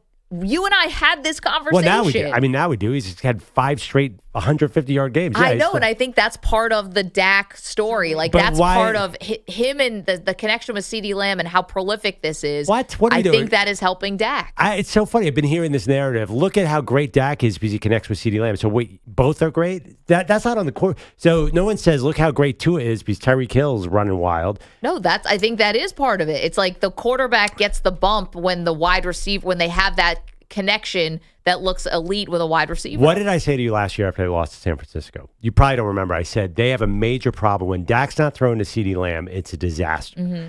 And eventually San Francisco figured that out and put 3 guys on CeeDee Lamb. So he would hit Noah Brown in the chest and the ball would bounce up and go to the Niners. So we know that it's been a CeeDee Lamb show. I don't think this is a positive for the Cowboys that they're a one-man wide receiving core. I think EJ's right. Like, Brandon Cooks doesn't step up. Yeah. They have a real problem in the playoffs. Well, Gallup is a rumor. Yeah, what happened to that guy? No. Let's go try Chris in Dallas again. Chris, you there, pal? Yes, I'm here. What do you got for us? I like to say the Cowboys pulled that game off last night against a good team. Lockett and DJ Metcalf, those are 2 top-notch receivers. Yep. And I think that was a great win for them last night. Chris, when you were watching that game in the fourth quarter and Dallas is trailing, did you really think they were going to pull it out? I didn't. I really didn't. That's why they're different this year, because they did. That was a great play by Michael Parsons. Made a great play. Yeah, he did. Chris, thank you for weighing in. Yes, do you have something else? Yeah, I just want to say that Seattle is a good team. They're not a bad team. So we beat a good team in this stretch that Dak has been playing. He's been playing miraculous. So that's all I have. Chris, thank you very much. Seattle, tough to figure out.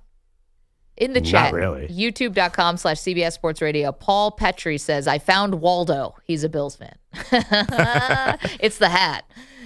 We are paying off bets today. If you want to watch the show, youtube.com/CBS Sports Radio. I'm dressed as an Eagles fan. Perloff is dressed as a Bills fan. EJ is dressed as a Patriots fan. Ryan escaped today, but is wearing a very colorful tie-dye shirt, which is awesome, sweatshirt. All right, are we going to get singing? Well, we're going to do that here? No, we're going to do it coming after up the next. break? Okay. I have to sing Shout we all know that song, Shout by the Isley Brothers. Yeah, Bill's version. Is there really? I'm looking at the lyrics of the Bills version. It's pretty much identical to the normal version. Listen, you got to sing it with gusto. So it's how you sing it. Yeah. Okay. Like you've been drunk in 20-degree weather your whole life. You got to channel that. I'll be singing Fly Eagles Fly, and EJ will be singing Sweet Caroline. On to the park. Oh, jeez, EJ. It's so bad. It's so bad. It can't get worse. 855-212-4CBS. If you are watching in either of our chats, youtube.com/CBS Sports Radio, twitch.tv/CBS Sports Radio, if you'd be so kind as to hit subscribe, we would be so grateful. We pay off this bet in full right after this. You're in a 5-minute break.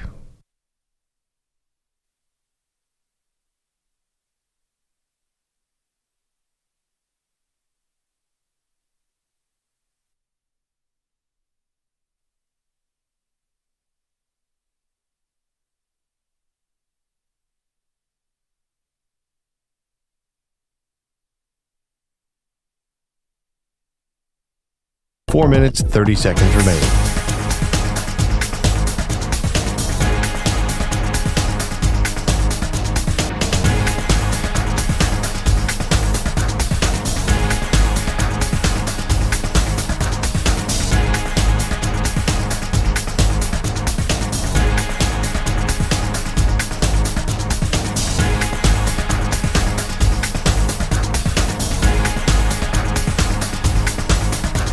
Four minutes remaining.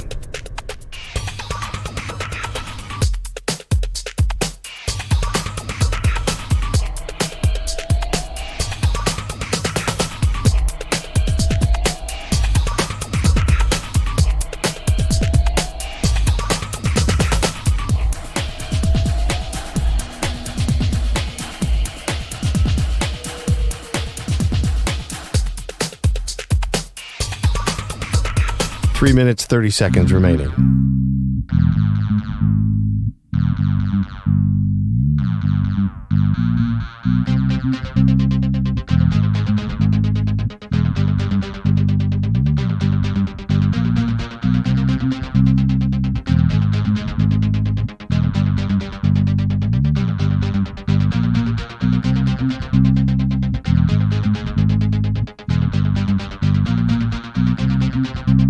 Three minutes remaining.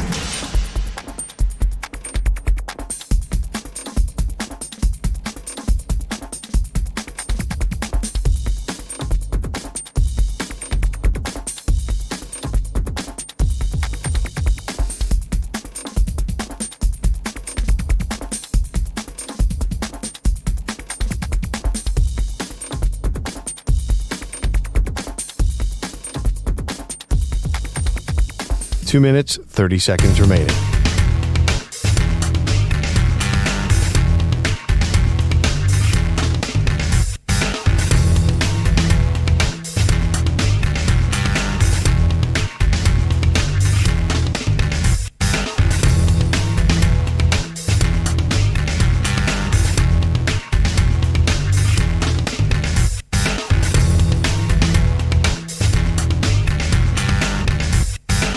Two minutes remaining.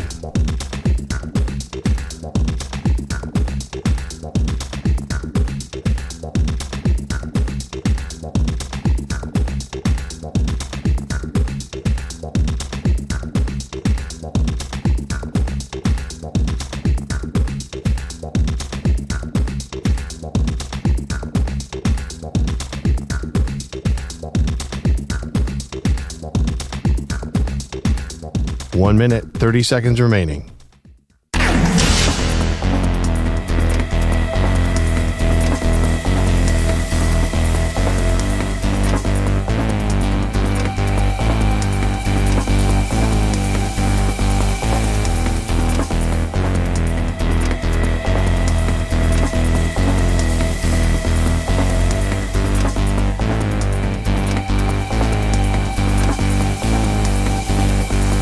One minute remaining.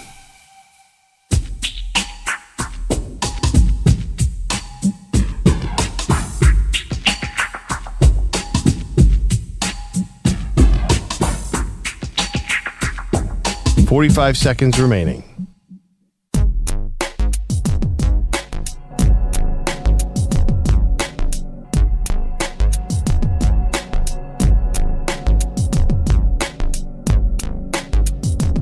Seconds remaining.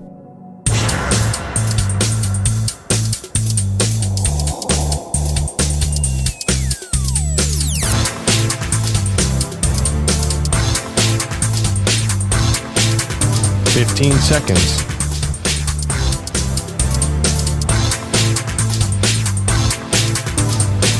Break ends in 5 seconds.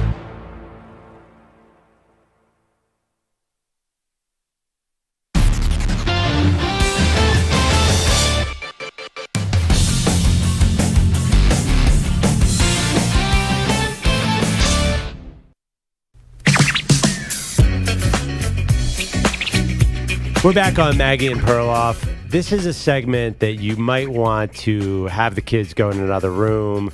You might. Why are we talking about Denver again? No. This might not Swinging be capital pretty. of the world. We could do a lot of things very well here on Maggie and Perloff. Talk sports, have a great time, make witty comments. Singing is not one of our talents. No. Not by a long stretch. So somehow we cornered ourselves into singing each other's fight songs. It's a terrible idea. I am against it, but our boss is making us do it. We are paying off a show bet today. If you want to watch along, youtube.com/CBS Sports Radio, twitch.tv/CBS Sports Radio. Perloff is dressed as like the Bills fan of your nightmares. I don't know. He's wearing all my Bills stuff, including my blue Bills wig and red hat. Your face is painted. You're wearing your glasses. The Zubaz are on. Like, it's a lot of look. Yeah, no, all that stuff is great. The wig makes no sense. No fan in his right mind is wearing a long blue-haired wig to the game. Well, you don't know some of the Bills fans. I know. Meanwhile, I'm in a Jalen Hurts jersey. Got the Kelly green. I got the Eagles flat brim. My face is also painted green and white. EJ Cut just caught the shrapnel on this because Spike was in his feelings about me trying to get out of the bet. So EJ is a diehard Jets fan. He's wearing a Matthew Slater Patriots jersey, and Allie did a great job at all of our makeup. Somehow she made you look like a sad clown. We're not really sure why. It looks like tears are coming. It's EJ's face. He's been frowning for 4 straight hours. You have been frowning. And that shows you the greatness of Allie, because you guys were in the room back there. I said, oh, something like a kind of a warrior kind of eye black. Yeah. And she's like, okay. And then clown was how she came up with that, and it works well. Yeah, I checked though with Allie. She declined any pictures for her resume. She doesn't want anybody to see. This is not, for the weddings. Don't say her and last stuff. name. EJ, you asked for John Randall. You look more like Tony Randall. You got a little like, Krusty the Clown or something on a bender. But, okay, so to fully pay off this bet all the way, we also have to sing each other's touchdown songs or whatever. Right. I mean, it's a little confusing. I mean, Eagles, a lot of touchdowns. Bills, a lot of touchdowns. I'm not sure. EJ's going to do a vintage Patriots clip yes, this to is a do throwback a touchdown. one. Okay. Yeah, this is not we couldn't find a Mac Jones touchdown, but EJ, do you want to go first here? Sure, let's go first. So you can hit the music. 319! Toss to White. He's in! Patriots win the Super Bowl! Brady has his 5th! What a comeback! Oh, yeah. No idea when this comes in. Try to start singing now? I gotta wait for the drop. You got me? Okay, good. Now. Where it began, I can't begin to know when, but then I know it's growing strong. Was it in the spring, and spring became the summer? Who'd have believed you'd come along? Hands, touching hands, reaching out, touching me, touching you. I gotta wait. I know that. Is this the first time you've ever sung? Sweet Caroline. Bum, bum, bum. We need to help him out here. Time never seemed so good. So good. So good. So good.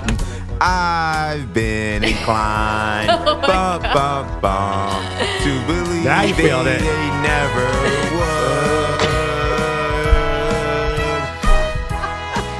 Times never seem so good. So good. So good. So good.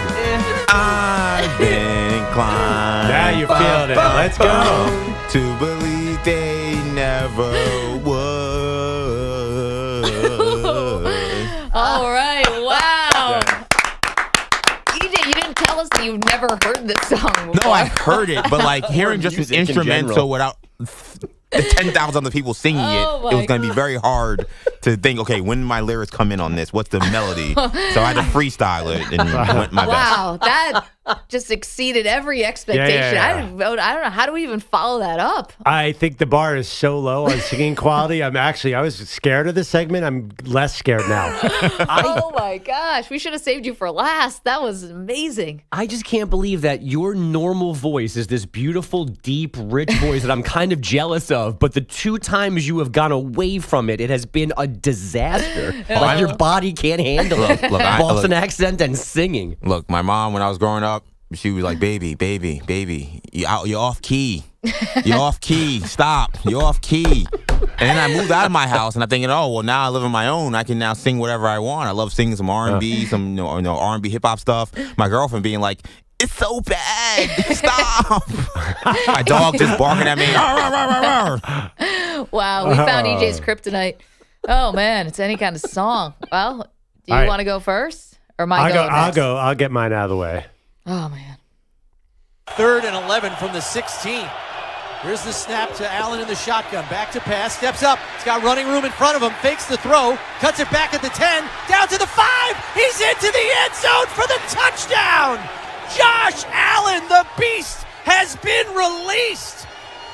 What a touchdown run by Josh Allen for 16 yards.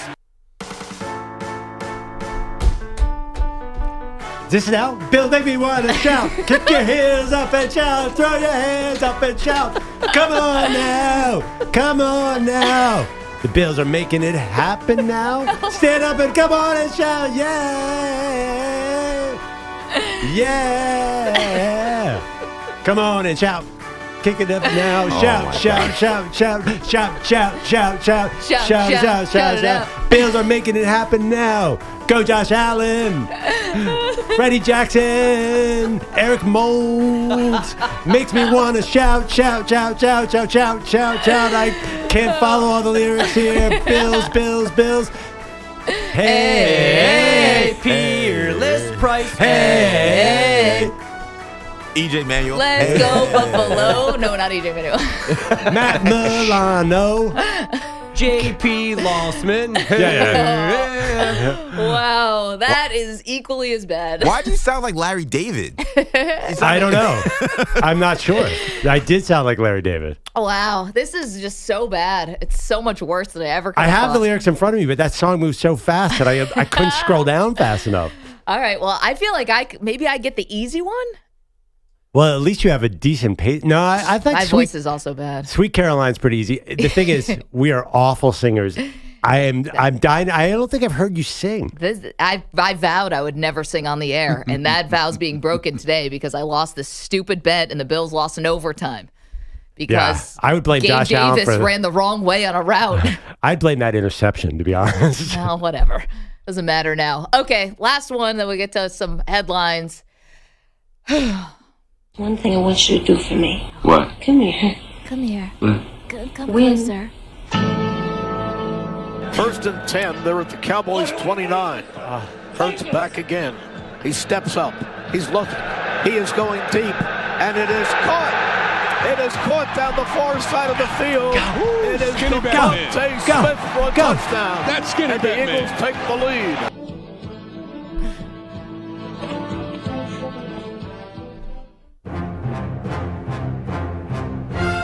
Eagles fly on the road to victory. Fight, Eagles fight. Score a touchdown, 1, 2, 3. Hit 'em low, hit 'em high, and watch our Eagles fly. Fly, Eagles fly on the road to victory.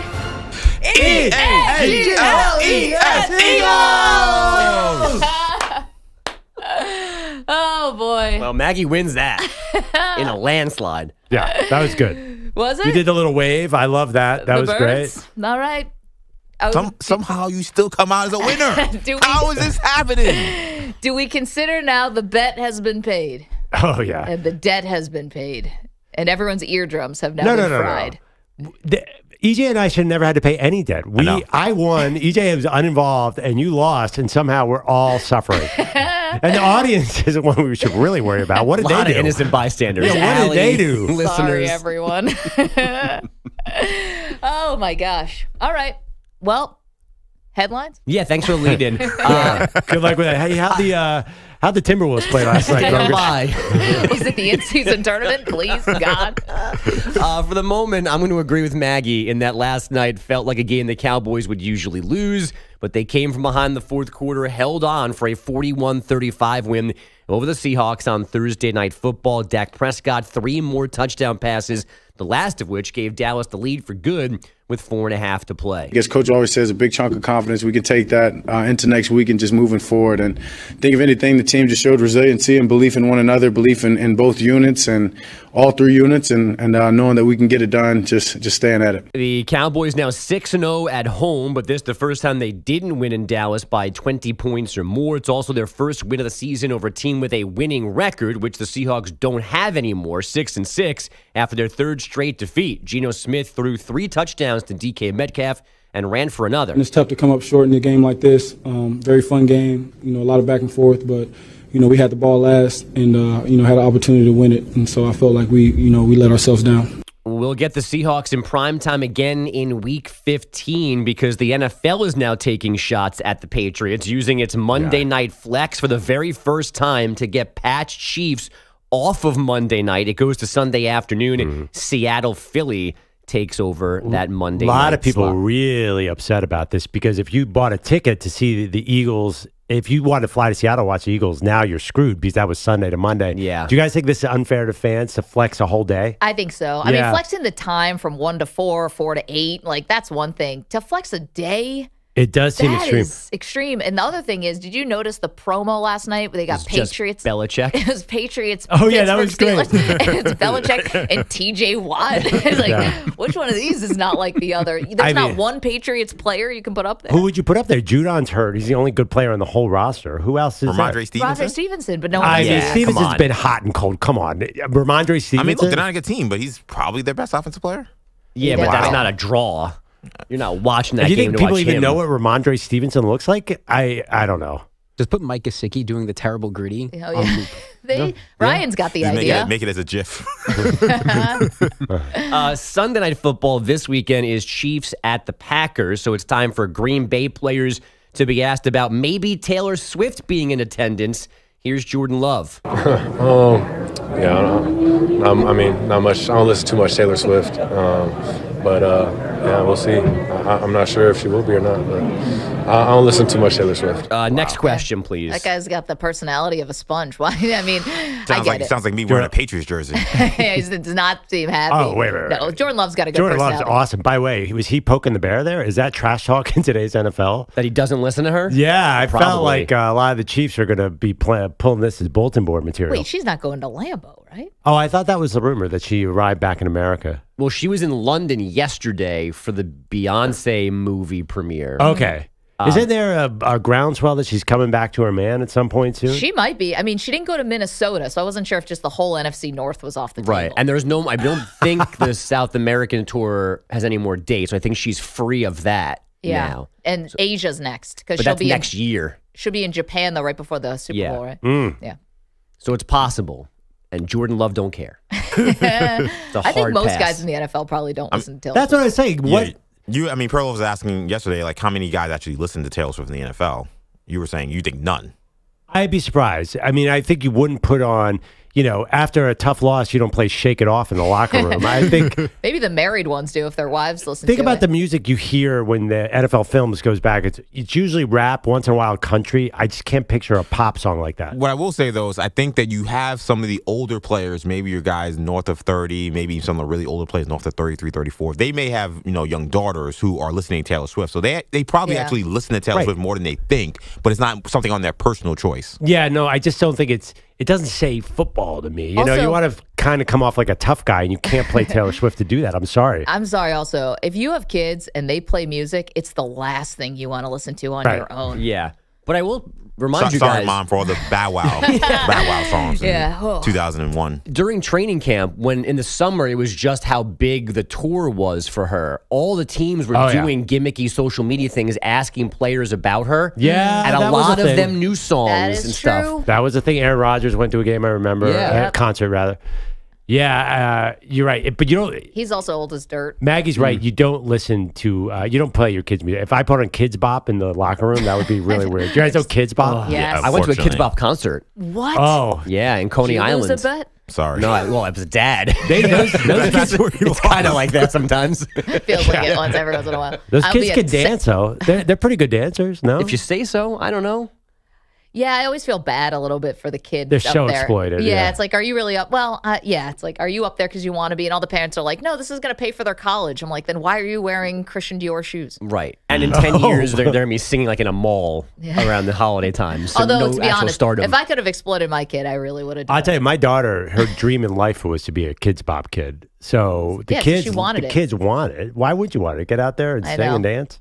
I felt bad. My kid definitely, I mean, every parent thinks this about their kid, definitely could have been Michelin tire baby. But I just couldn't bring Cute baby myself to do it. Do acting, yeah. But he's And the what, pandemic. 4 or 5? The pandemic hit and it really derailed my exploit my child plan. You He have is a time cutie. still, Maggie. He'd be good. No, he'd be great on TV right now. He's got a totally photogenic face. Yeah, he does. Anyway, the let's see how I Lakers can work this angle. lost by 44 in Philly, then won by 26 in Detroit. Now they lose by 23 in OKC. An up and down week for them.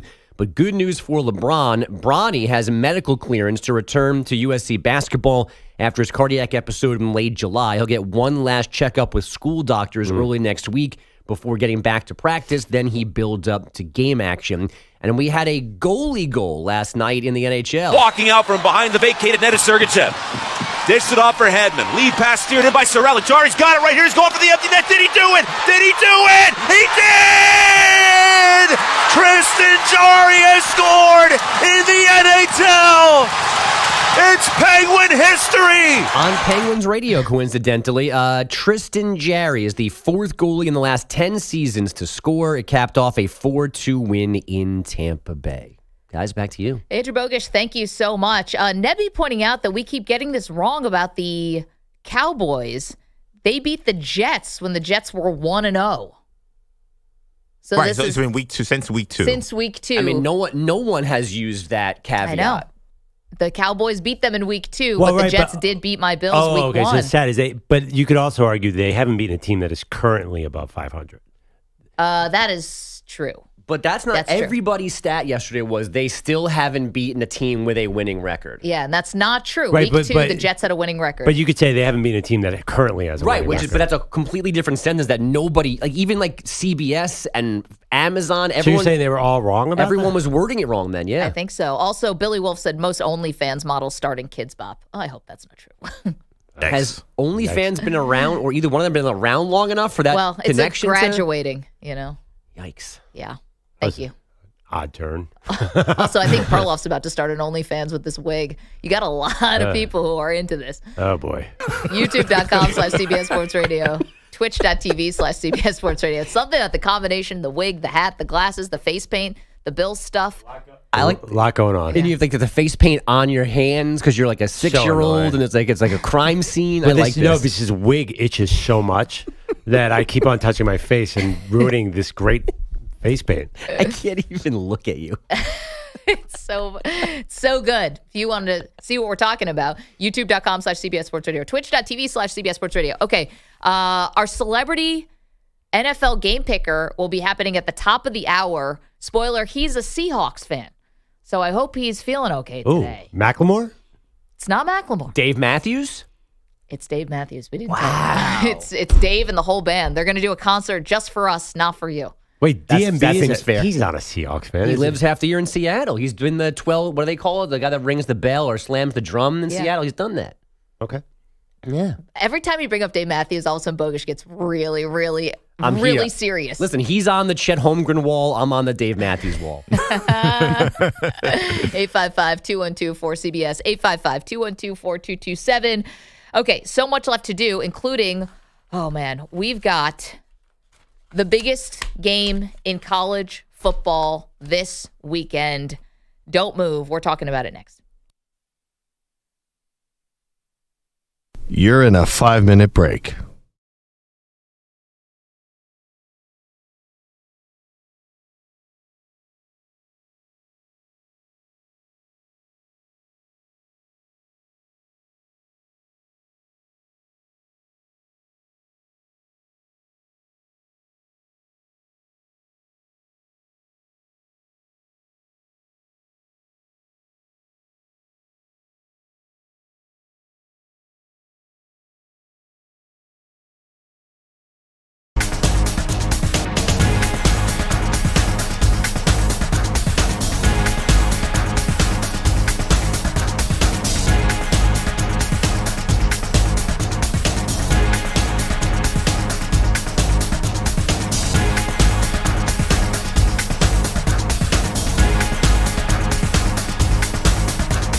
Four minutes remaining.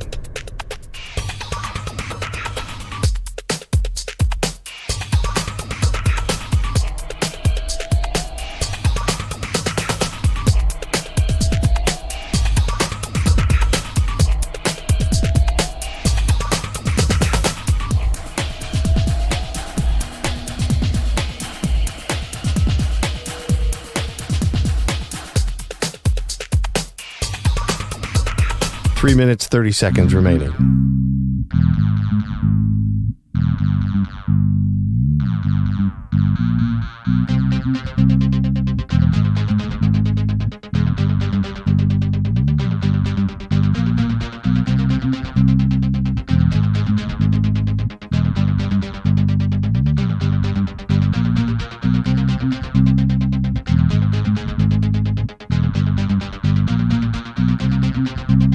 Three minutes remaining.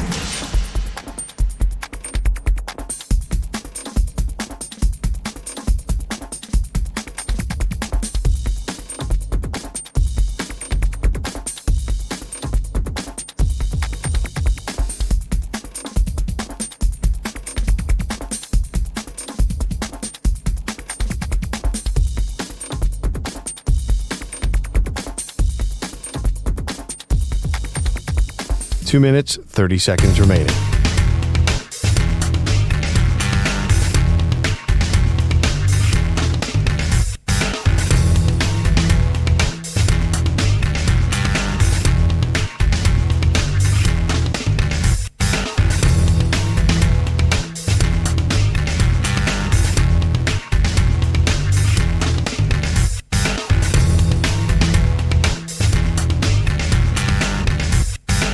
Two minutes remaining.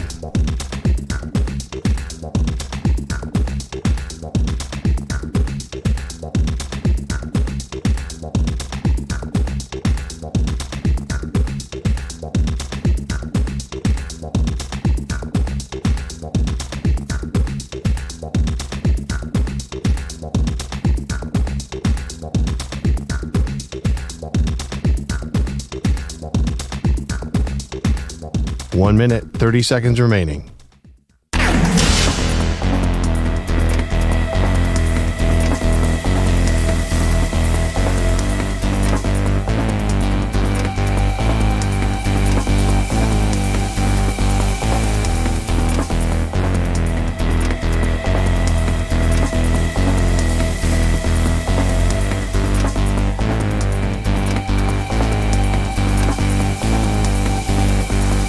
One minute remaining.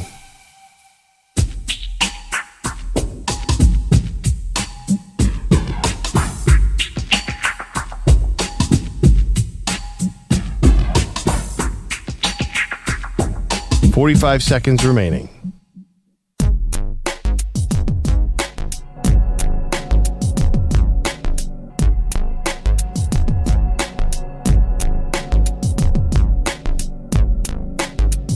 .30 seconds remaining.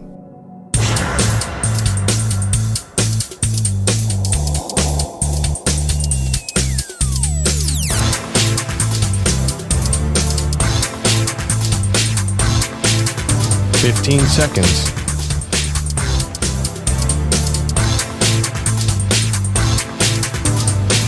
Break ends in 5 seconds.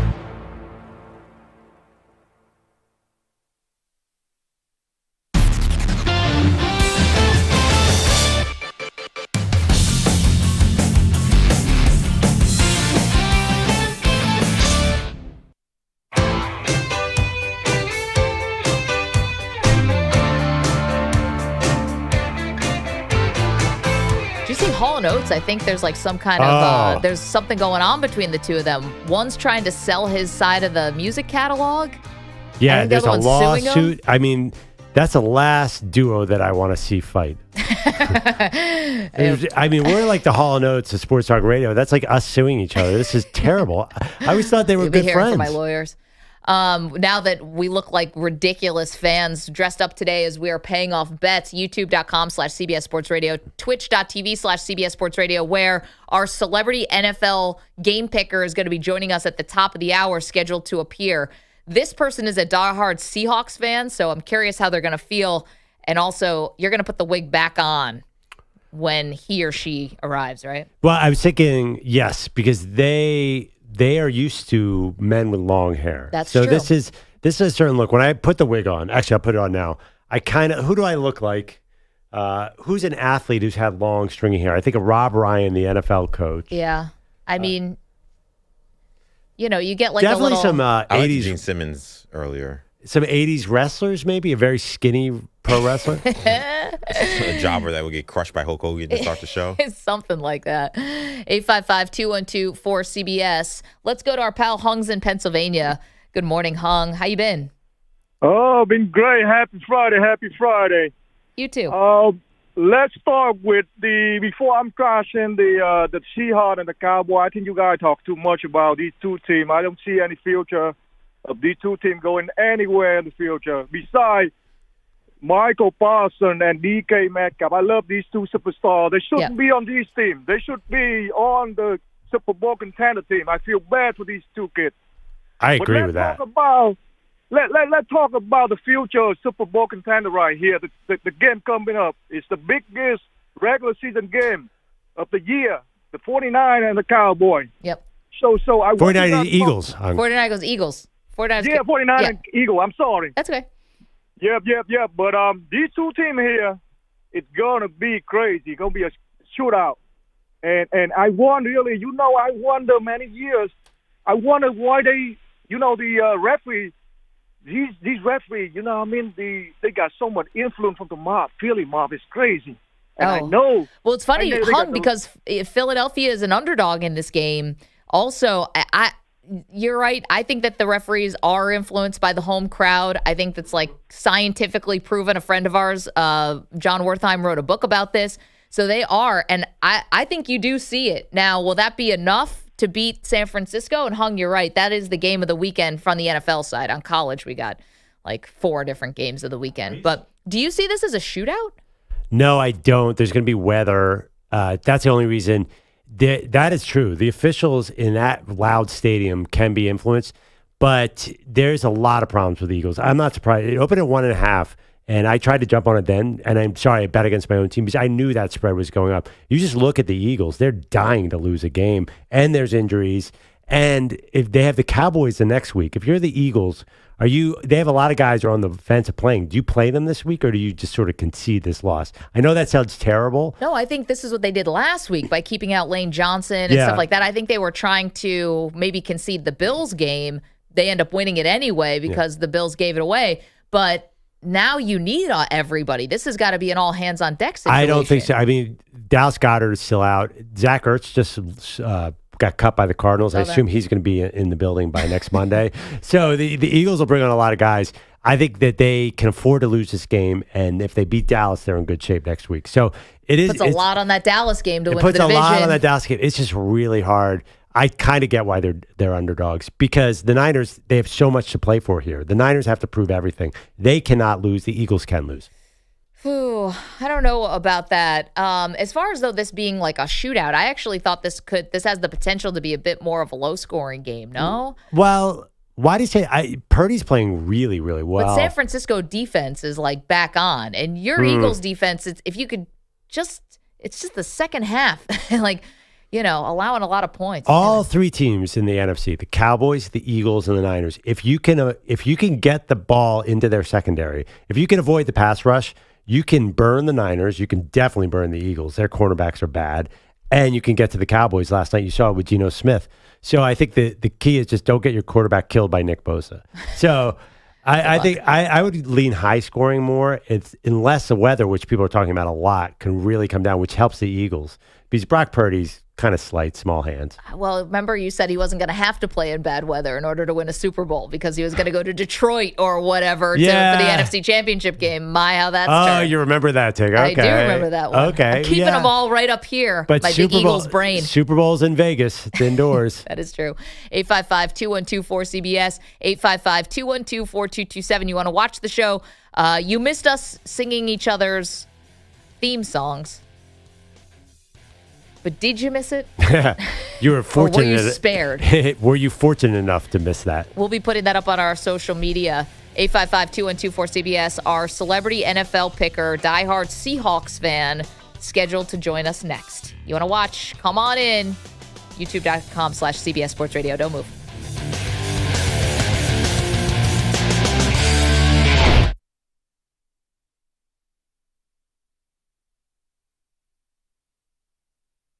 You're in a 5-minute break.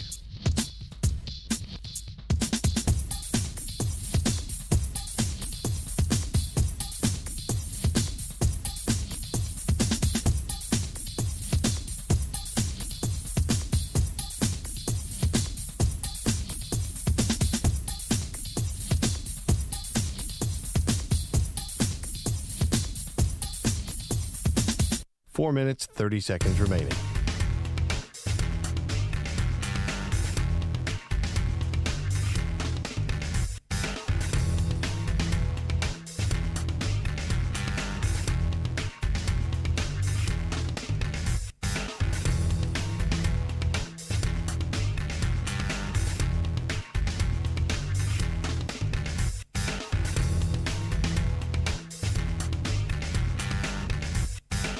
Four minutes remaining.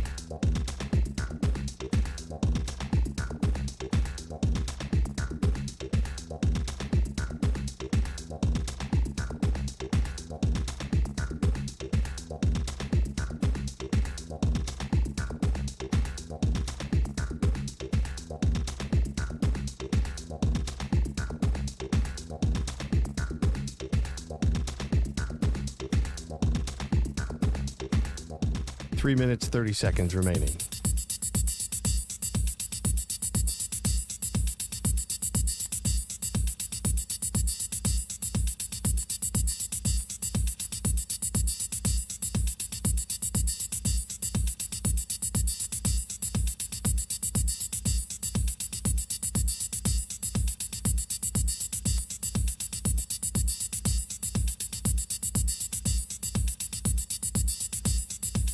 Three minutes remaining.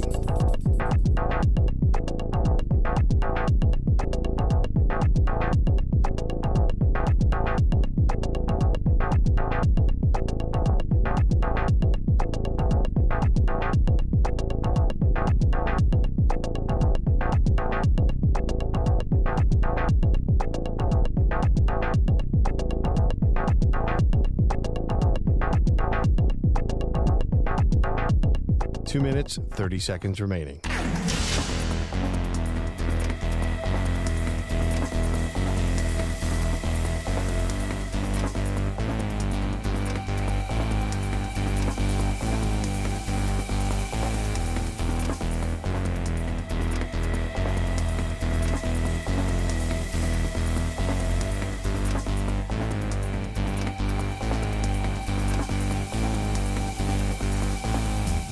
Two minutes remaining.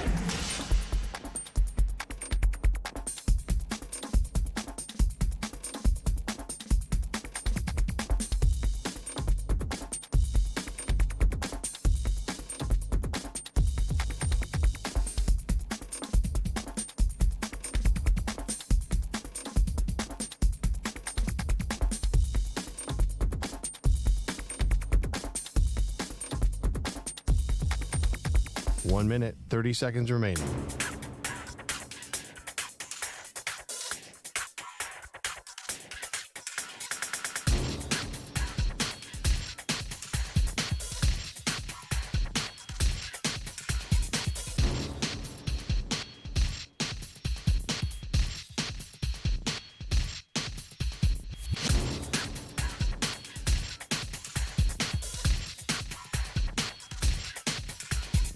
One minute remaining.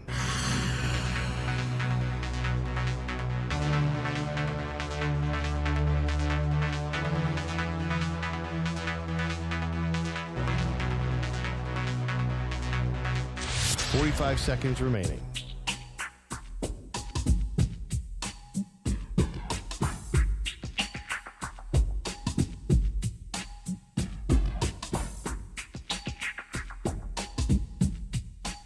Seconds remaining.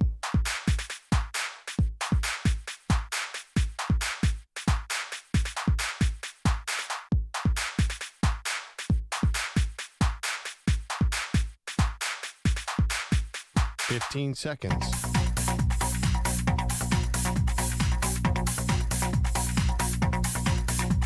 Break ends in 5 seconds.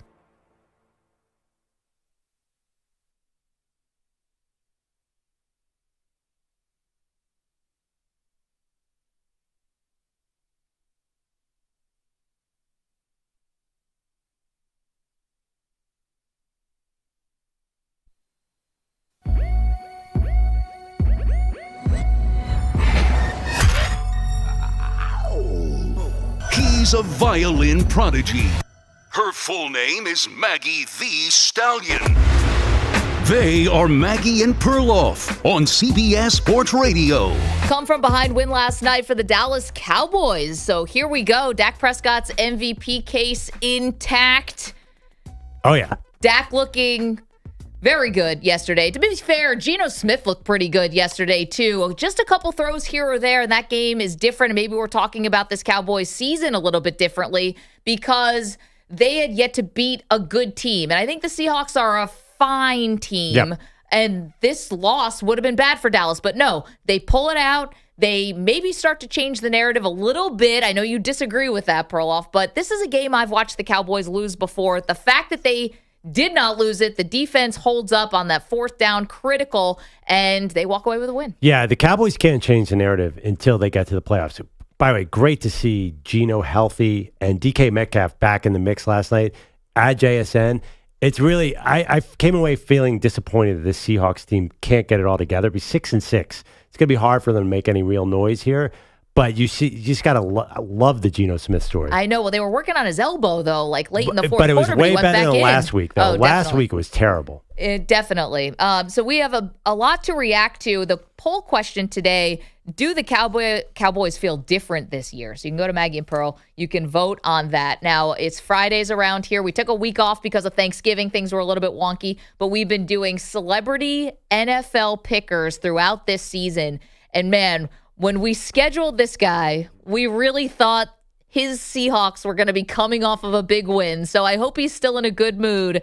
The one and only Brian Danielson, good enough to join us. Oh, Brian, so sorry about your birds. Oh, we were dying for you. Oh, my goodness. Yeah, it's heartbreaking. You know, like last night especially. The difference between 6-6 and 7-5 is a huge difference when it comes to playoff stuff, right? And so it's just like, you know, you're still crossing my fingers, you know. Well, it's worse because Forever the optimist. you thought you had that game won in the second half. Just 3 plays, the fourth downs. Is that the worst way to lose? No. Do you guys remember the Super Bowl of 2015? You're right. Oh my You're God. right. That is the worst way to lose. You know, Brian Danielson is joining us. AEW got the Continental Classic inaugural tournament. We'll get more into that. And of course, you're one of our absolute favorites. So thank you for doing this, especially early. But, you know, I'm glad you just sort of came out with it because now you've got Richard Sherman and Marshawn Lynch, basically any camera or microphone they can find. They're still talking about that Super Bowl and how they feel like they got robbed of a dynasty. Like, are you still bitter about this? Of course I am. Of course I am. And I have like there's an emotional resonance for me a little bit too. Like the Seahawks won the Super Bowl in 2014, and then shortly after my dad passed away. And my dad was a Seahawks fan from the moment the team started in the 70s. I think it was 75, right? So that's the first time since I'd been alive any Seattle team had won anything, right? And we're huge Seahawks fans. And then my dad passes away, and then the next year the Seahawks are in the Super Bowl, and I'm there, and I'm like, in your head you create all these stories, right? They're gonna win it for my dad, right? And then that thing happened. I don't curse much, and my wife was shocked. But when that happened, I screamed, "Mother!" And I'm like, I hit a wall, and it's like, that's not my reaction to sports. That's not the person that I am. And it's like, she had never seen that. I didn't expect that out of myself, but this emotional thing just kind of came out. And it's just like, whoa. So calm down a little bit. As a Seahawks fan, do you root for Russell Wilson to do well now, or do you want him to struggle in Denver? No. I want him to do well. I want him to do well. He's one of my favorite players in Seahawks history, and he also did a lot for the city of Seattle. So, like, I'm not somebody who, if somebody leaves our team, I want them to do well. When Marshawn Lynch left and wanted to go to the Raiders, right? I wanted him to do well. And I think him going there was a noble thing. Like, that's where he grew up. He wanted, like, that sort of thing. So it's like, I hold no grudges against anybody. The biggest grudge I hold was when we like in 2000, it was 2005-ish, we had where we went to the Super Bowl. We lost the Super Bowl to the Steelers, right? And we had Walter Jones and Bruce Hutchinson on the left side of the line. And that was like the real heart of the team. I mean, our defense was great, but that was the real heart of our offense. And they let Bruce Hutchinson go to like the Vikings or something like that. And then the next year, our offense collapsed. That, like, these are our guys. Why did you let that guy go? So when people leave, I don't get mad at them. I almost like, why weren't we able to keep them? If you were wondering what kind of true fan Brian Danielson, and he's still worried about the left side of the line going back to 2005. This dude is in, and he is going to be picking games. And it's funny. Yeah, it's funny when you take the law when you've been a fan for such a long time, when you think like, and I'm not able to keep up with the games and watch the games as much as I used to be able to do. And so it's like I'm able to watch games here and there now, right? But then I think of us, the Seahawks, as a defensive team, and we're really not this year. No. No, you're not. It's like, wait a second, we're getting away from what brought us to the dance. We just realized that teams change over time, and but you think with so anyways, that's the Legion of Boom 2.0 was little left turn, gotta be flexible, this in your line of work. And also, how about True Pro? Brian Danielson is joining us. He's going to be picking games for us as our celebrity NFL game picker. You can tell what line of work he's in. That you and I are dressed as ridiculous fans today. Yeah. He hasn't said a word. We got face paint on. Perloff's wearing a wig. Yeah. I'm in this jersey. We're paying off bets that we owed to each other today. But in his line of work, this is just like what normal people wear. Like, why wouldn't you be wearing face paint? Yeah, I mean, I'm shocked. Like, this is conservative, what you guys are wearing. I would actually feel more comfortable if you guys were wearing spandex or something like that, Well, we got one of those bets coming off later. That's a bet that's based on the Michigan Wolverines and whether they can win a game in the college football playoff. And some of us are going to be wearing wrestling spandex, and some of us aren't. Actually, it was off of the fact that Ric Flair went to Michigan. During this Michigan sign-stealing scandal, Jim Harbaugh brought Ric Flair, who's now at AEW with you, and it was like the full heel turn. For the Michigan program. And Ric Flair's 74 and still out here. Brian, I know you've had to step away from wrestling. You're back. You've talked about 2024 is going to be the last dance for you. But, I mean, at 74, could you picture yourself out there? So I could picture myself out there. And when I say this is kind of my last year as a full-time wrestler. Okay. I can't envision ever stopping. And I think Ric Flair sees it the same way. it's such an incredible experience to go out there and do it. I'm getting to the point where I think like, okay, my body's breaking down a little bit. I can't do it full time at the level that I would like to, but I would still like to get out there every once in a while and just do it. It's like, it's one of my life's passions. You know what I mean? It makes me feel alive. So yeah, I mean, I could see myself out there at 74, just being like, like, come on. Well, you ask former football players, could you play today? They're like, yeah, I could play for 2 plays. It's the third play that would take them out. Or they say training camp. Okay, so Brian Danielson is here. He's going to pick some games for us in just a moment. Let's get to a little of the AEW stuff because you got the Continental Classic Tournament. Now, the first match against Eddie Kingston, that's going to be AEW Collision. You can watch that on TBS. That's in Erie, Pennsylvania, which is a place we're on. Steelers country. We love hearing from our fans in Erie. And then it all leads up to World's End pay-per-view. That's December 30th at the Nassau Coliseum. So you got so many amazing things going on. What does this inaugural Continental Classic Tournament, I mean, you have yet to win a big title in AEW. You won them in WWE. What would it mean to win a big title here with this outfit?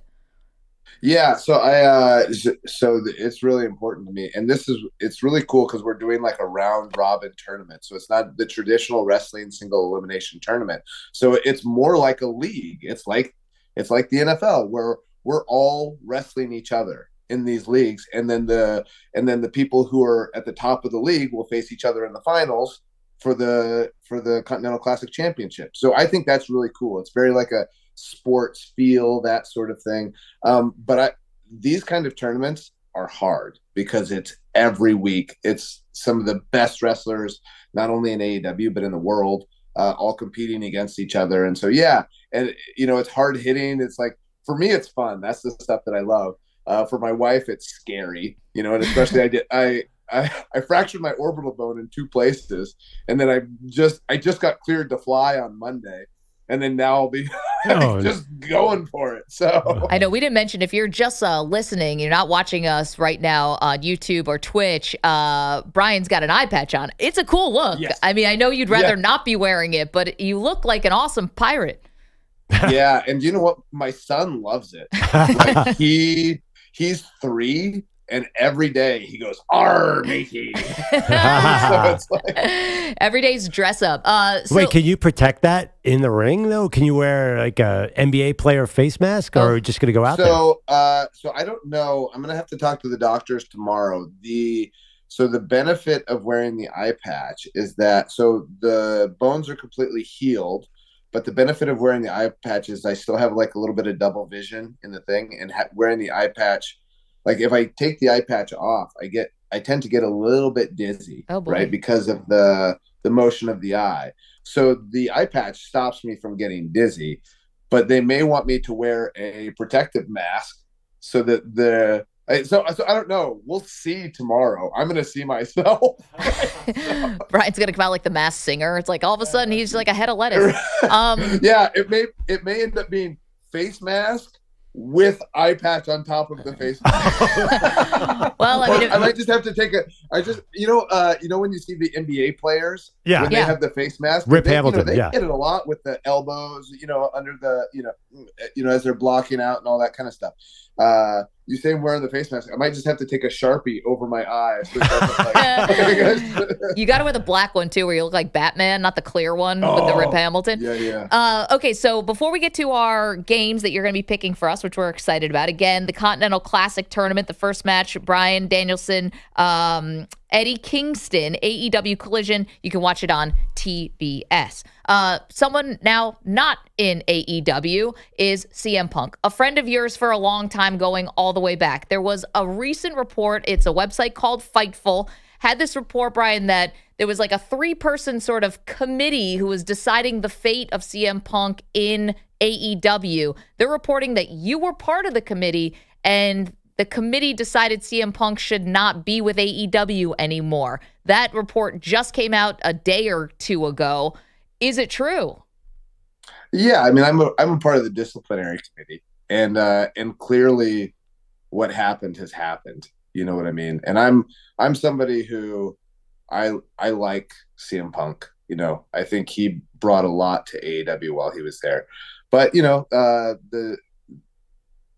there's not a lot I can say about it or that I really want to say about it. But yeah, I am a part of it. It's really funny because there is, you know how the internet is. Like, it's like some people would say I was the head of the disciplinary committee. And I'm like, listen, there were more than 3 people involved in this decision, but most of them were all lawyers. To say that I was the head, I don't even have a college degree. Right?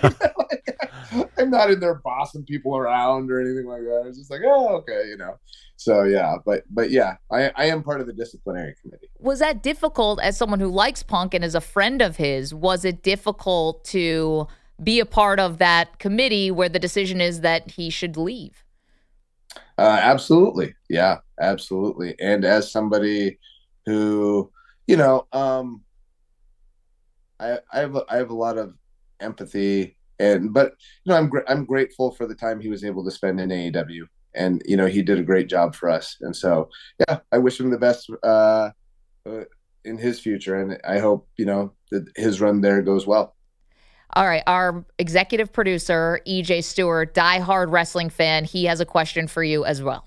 So we were talking about this Continental Classic, which I think is a really cool idea. Now, you're in one group. I'm curious, who do you want to see on the other side of that? When we get to this championship match or the title match and you're the person, I know you want to be at the top of the card there.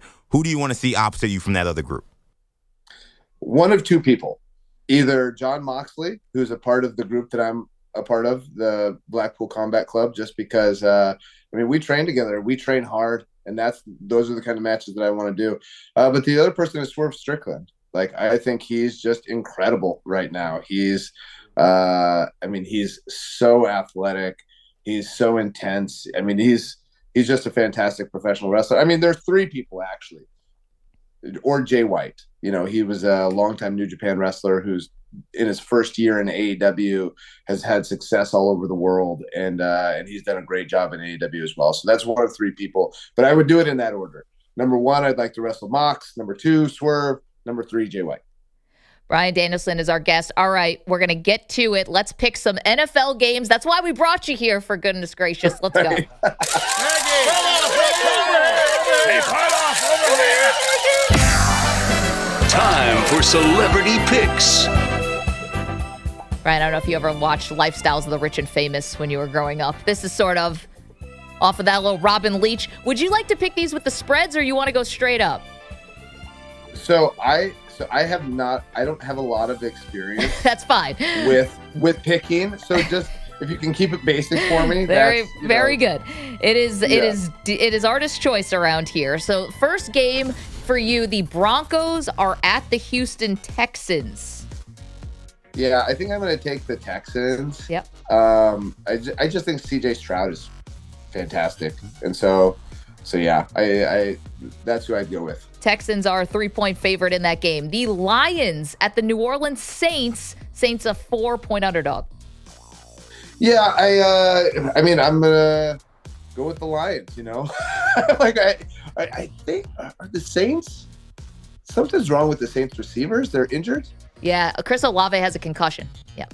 Oh, yeah. So, yeah, definitely Lions. Okay, there we go. And I'm a big Barry Sanders fan. So. There you go. Who is it? Browns at the Los Angeles Rams. The Rams are a 3.5-point favorite. Yeah, but I like the Browns. Why? They're both struggling, right? But I just have a soft spot for the Browns. And I think I have ever since I was a kid, just because their name are the Browns. And it seemed like, like poor guys. I have a lot of empathy. This is the guy who's from the Pacific Northwest. He's just a nice dude. The San Francisco 49ers traveling to Philadelphia to face the Eagles. The Eagles are a 3-point underdog. Yeah. So this, to me, seems like the toughest one to pick. The 49ers have done so good. But I think my wife would punch me in the face if I did not pick the Philadelphia Eagles. So I'm going with the Philadelphia Eagles. Yeah, she's a huge Eagles fan. Where's she from? Wild.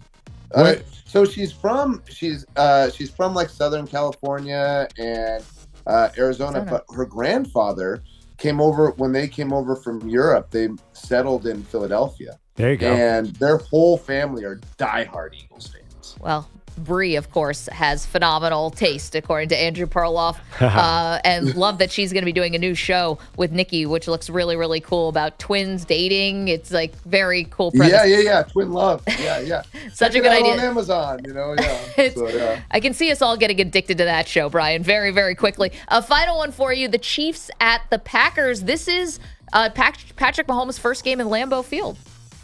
Yeah, that's interesting. I had the idea of just playing in a place that could potentially be so cold. I don't know what the weather's going to be, but I'm still going to have to pick the Chiefs. Yep. It's hard. It's hard to go against them. What's the venue that was the most iconic that you have wrestled in, that where you really felt it, like in the building? Wow, I can't believe I'm here.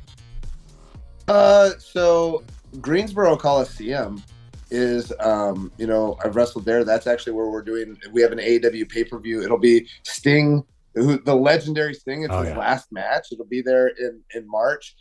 That's really cool just because of the wrestling history. And then also I got a chance to wrestle a couple times in Madison Square Garden, which, that's awesome. In Japan, American fans wouldn't know this as much, but there's a very small venue called Kurikan Hall, which has a wrestling show nearly every day of the week. That's just legendary, and wrestling there was really cool too. Brian, cannot tell you how much we appreciate this. Again, you're so gracious after the Seahawks have an unfortunate loss to come on, be in a good mood. I mean, be gracious with your time. Again, the Continental Classic Tournament, your first match against Eddie Kingston, AEW Collision. Watch it, TBS. It's happening in Erie, Pennsylvania. All leads up to World's End pay-per-view, December 30th. That's at Nassau Coliseum. We're going to be dialed into all of it. So thank you so much. Yeah, thank you guys very much. You're the best. Thanks, Brian. Danielson. That's very cool. Yep. And as silly as we look, the fact that he was wearing a patch made me feel better. Who was right at home with us. By the way, it took everything I had to not correct him when he called Steve Hutchinson, the former Seahawks guard, Bruce Hutchinson. But I'm like, this guy is 250 and could kill me with his pinky. I'm just not going to correct. Brian Danielson, is a submission expert. He could rip your arm out of your shoulder, choke you out, break your ankle. I mean, he knows every submission in the book. So he wouldn't get to that because I would tap out before the match even started. Before you could get to your blue wig. He seems so nice, though, EJ. Are you sure that he could take me? Oh, no. He gets in that ring. He's a Tasmanian devil. Dude, it's the dragon, the American dragon. Such a great wrestler, and enjoy it while we can, because he said he's not going to be doing a full schedule past 2024. So this is the time to really appreciate that dude. I did, like he said, I'm going to be 74 and get in the ring, and he just banged both his biceps. I could just picture that old man wrestling, just like kind of talk tough. Oh my maybe gosh. Throw one punch. Ric Flair cut a promo the other day. I was like, how is this guy still standing? Dolly Parton is wearing a bikini on national TV at 77. That's a new thing, Maggie. The Dallas Cowboys cheerleader outfit. How many people, women can pull that off, let alone women in their 70s? I have no idea. Yeah, I mean, I think 77 is the new 67. Martha Stewart was in the swimsuit issue, remember last year? Pete Carroll is 72, and he looks like he's 52. He's ridiculous. Got the Golden Bachelor doing his thing. I know, the Golden Bachelor. Oh, that's getting a lot of hype, by the way, Maggie. You falling in line with this? I'm not, but I did see the controversy. But I think this kind of happens all the time, which is once somebody gets really famous on one of these Bachelor shows, the exes come out and are like, this is what they're really like. Oh, I didn't even see the controversy. Now you're ruining my romance here. I'm sorry, Perloff. 855-212-4CBS, 855-212-4227. Perloff has his top 3 transfer portal rumors ahead of this conference championship weekend. We'll get to those in just a moment. Also, our NFL picks coming up as well. It's Maggie and Perloff, CBS Sports Radio. You're in a 5-minute break.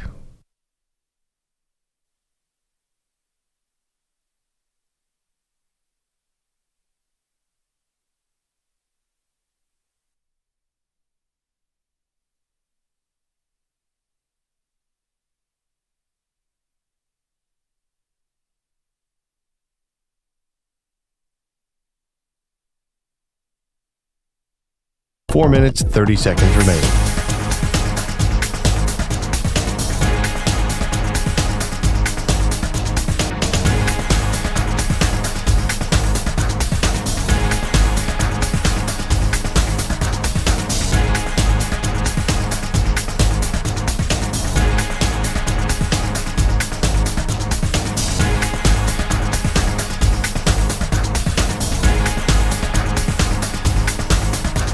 4 minutes remaining.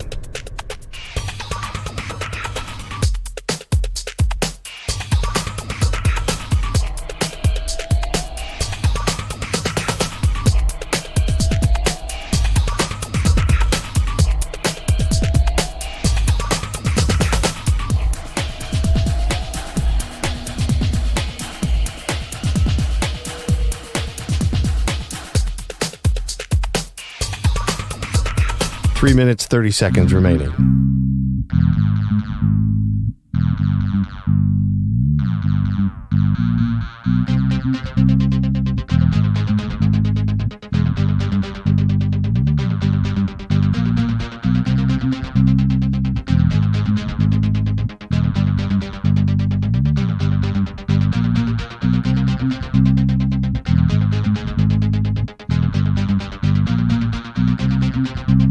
Three minutes remaining.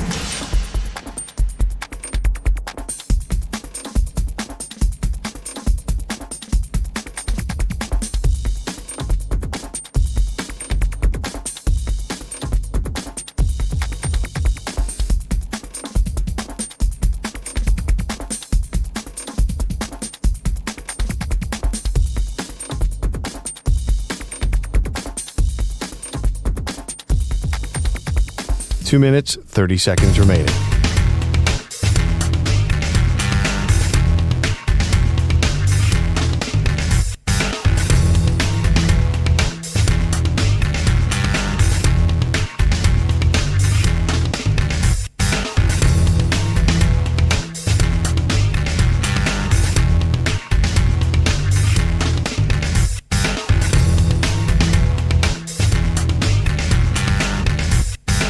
Two minutes remaining.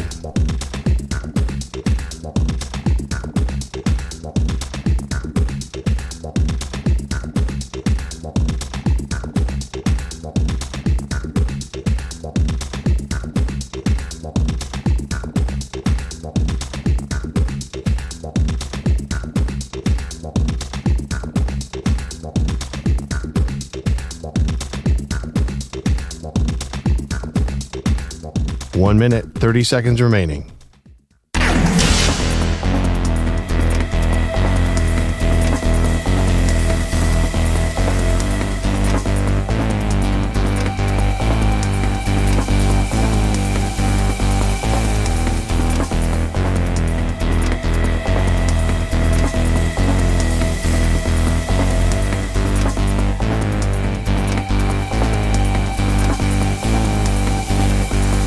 One minute remaining.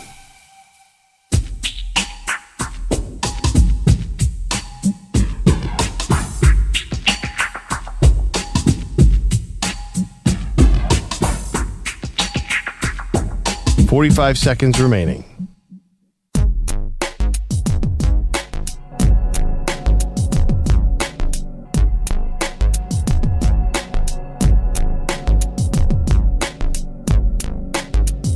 Thirty seconds remaining.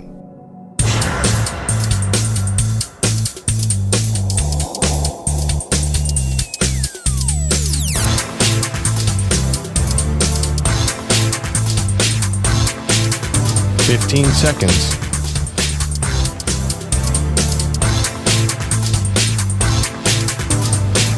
Break ends in 5 seconds.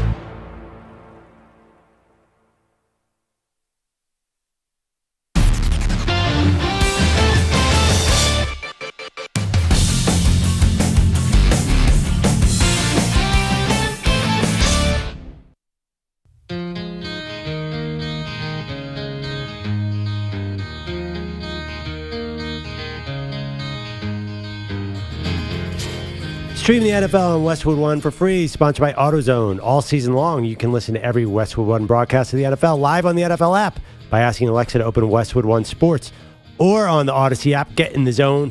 AutoZone. AutoZone's free battery testing and charging is available for free at your local AutoZone. Get in the zone. AutoZone. Restrictions apply. We've been talking all week about the transfer portal in college football here on Maggie and Perloff. EJ says that it is not killing recruiting. I have a tweet from my buddy Torrey Smith, former NFL receiver, saying, Last night, the transfer portal has absolutely killed high school recruiting. I feel bad for these 18-year-olds.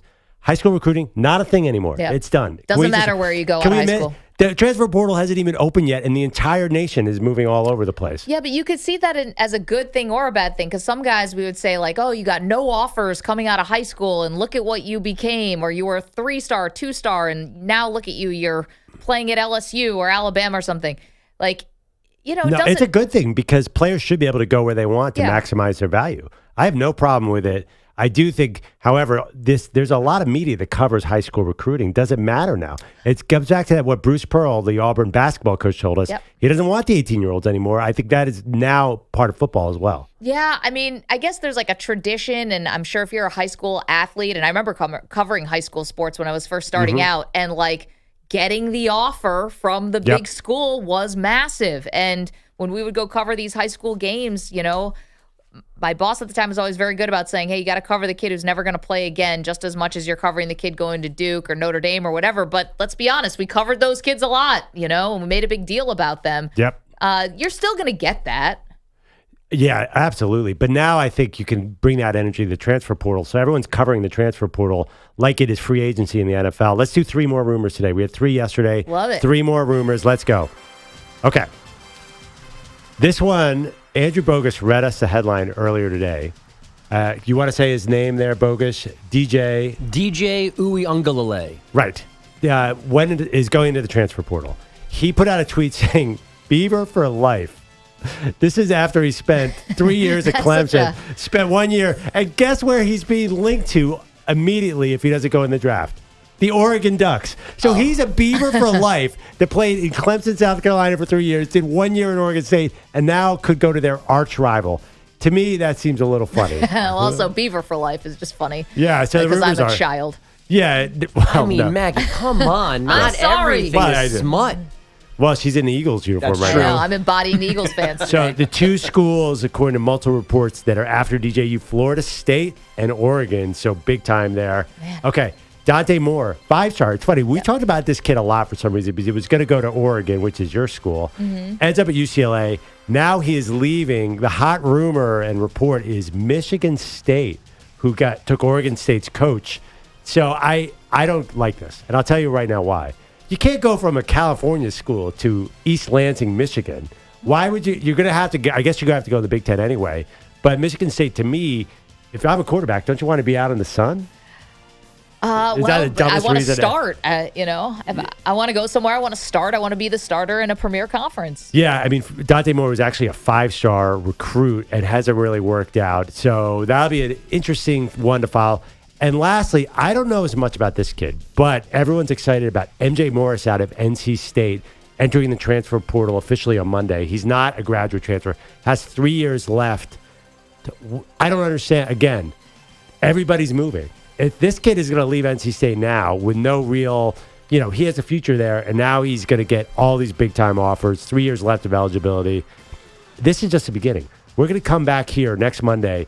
By noon, there's going to be 10 more quarterbacks on the portal. It's changed the sport entirely. I'm all here for it. Yeah. Why not? It's free agency for college football. Love it. And, of course, massive games tonight in college football this season, long from being decided. You get the Pac-12 championship game tonight. That's in Las Vegas at 8. You also have New Mexico State against Liberty at 7 on CBS Sports Network. So Liberty 24th, you get a little appetizer there. Then you get the Pac-12 title game. It is up to 10, the spread. Oregon favored in that game. And then tomorrow is like the real buffet. I mean, the Pac-12 title game is massive. The implications there are huge, especially if Oregon wins. It beats Washington, takes Washington away from the undefeated season. That just is the first domino of potential chaos that could happen. And tomorrow, you start at noon with Oklahoma State and Texas in the Big 12 title game. Then Georgia, Alabama, where we will be doing a watch-along party. So same place you watch the show now, youtube.com/CBS Sports Radio, twitch.tv/CBS Sports Radio. Come on in at 4 o'clock Eastern. I'm going to put on the wig that is making Perloff look so creepy today as we are paying off our show bets. And I'm going to show you that this can actually be cool looking. But it's a red team playing a maroon team. I don't understand where a blue wig comes into play in the SEC title game. Well, the game's going to be 6.5 hours long, so we'll have a little time to kill. Then, of course, you've got the Big Ten Championship, Michigan and Iowa, and then Louisville, Florida State. is your nightcap at the ACC championship game. And those are the ones that can really, really wreak havoc. Of course, the AAC championship game, SMU and Tulane. I'm not forgetting you. I'm just saying for the top 4, those are the ones. It's so funny. This year, all 4 of those games could be the game of the week, the game of the century. It is such a great year for the Final Four, the last year of the Final Four, because we're headed for so much controversy on Monday. I guarantee we're coming in here Monday and some fan base is going to be yelling. Of course. Well, and you got some small spreads on some of these games. The Alabama-Georgia game is a one score. Georgia is favored by 5. And then you have the Louisville-Florida State. FSU is a 1.5 point favorite since they've lost their quarterback, Jordan Travis. Yeah, FSU, man, that's a bit of a mess. This is, I don't see Alabama. I kind of think that'd be great. That'd be the best case scenario. Alabama wins. They're going to have to kick out. I hate the committee, right? I don't know if we talked about this. I want to see them struggle and be awkward and boo Oregon to try and rationalize something that makes no sense. Well, we're headed that way. Andrew Bogusch is here with headlines. Good morning. Good morning again, friends with weird faces. Scoring was the problem for the Seahawks before Thursday Night Football. 3 touchdowns over their previous 4 games. Then they had 35 points early fourth quarter last night in Dallas with Geno Smith throwing for 3 scores and running for another. But the defense allowed the final 14 points of the game. The offense doing nothing with its final possession. So they lose 41-35. A 3-game losing streak has them at 6-6, barely in a playoff spot. But DK Metcalf sees a strong finish. Because we've played games where the offense has done well and the defense hasn't, or the defense has had our back and the offense hasn't done so well. So we just have to play a complete game as a team to where we're hitting on all phases. The offense is executing, defense is getting stops, and special teams is running in. So once we do that, I think we're going to be a great team. There's been a costume adjustment while DK was talking. Wig off, red beanie back on. And now you're reminding me of somebody from a Royal Tenenbaums movie. It's Steve Zissou. You have the wrong Wes Anderson movie. Okay. I'm trying to be Life Aquatic with Steve Zissou. I look like Willem Dafoe. That's who it is. This is a look I could rock with. I don't know. You're not wrong. Yeah. This is not that bad. Compared to the wig. The wig's a thing. People look more like a Bills fan now than you did with the wig. Well, that's the thing. The wig kind of obscured the amazing face painting that we have. I don't know. You look like you're some kind of Bills-themed like cat burglar. Like you're trying to be subtle. Like you're stealing something from the Bills tailgate. No, I'm definitely an assistant longshoreman. You almost look like you're like a high school kid that, their dad took them to the game. I know. And they painted their face and said, throw this hat on. It's cold out there, son. That created a huge controversy recently. Oh, yeah. No, I'm not Stay wearing away from that. It's not headgear. It's just a red hat. You're not culturally appropriating anything with that. Well, you are, Philly. Yes. I think somehow they'll live.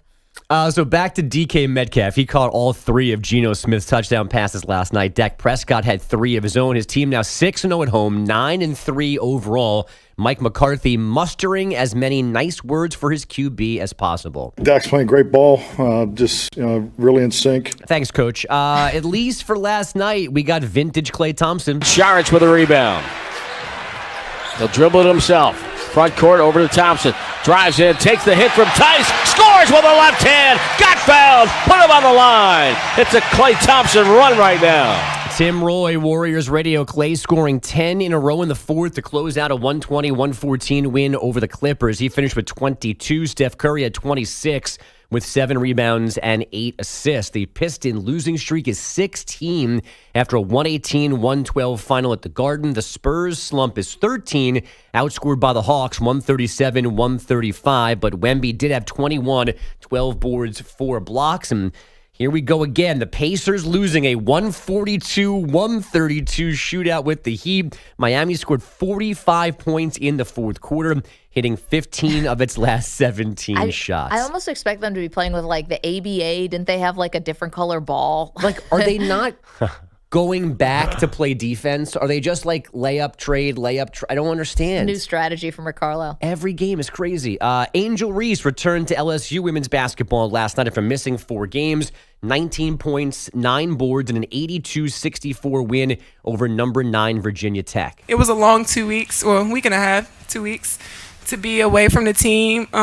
Taking time to yourself is really important. I feel like that's just something that was important, and resetting and refocusing within the team. I'm just happy to be back and this place was amazing tonight, and I'm just happy to be here with them. So that's the closest we've gotten to an explanation. Still not that specific. I'm curious if you could find out what really happened. Michigan sign stealing, where Angel Reese has been for the last week and a half. What would you pick? You can only know one. The real truth. Oh, well, we know the real truth About the sign Michigan stealing? sign stealing. That's true. He was at the games. Yeah. He flew to the games. He bought tickets to the games. He was at the games. My all-timers, I want to know what happened to Malcolm Butler at the Super Bowl. That's an alt. I think, did we know that though? No, we have no idea. I thought the rumor was that something about a curfew situation. That would have been a weird reason to bench somebody. That has not been proven. Yeah, no, There's it's not also a proven. rumor he had a concussion that they didn't report. There's all sorts of things. Anyway. Last thing from me, some brotherly love in Philadelphia on ice. Here's Jack Hughes with his brother across the line for Luke. He scores! Overtime game winner. The Hughes brothers connect, and the Devils win 4-3. Is he singing like EJ? That's Matt Sound Laughlin. like Perloff. You know, actually, I thought it sounded like DA. Oh, okay. You know, Yeah. I got a little Damon in there. Matt Laughlin, Devils Radio. Luke Hughes scoring on a pass from his brother Jack. It's a 5-4 Devil win in OT in Philadelphia. You guys have a great weekend. I'll see you tomorrow, too. maybe. Yeah. You Not better jump in face there, paint. buddy.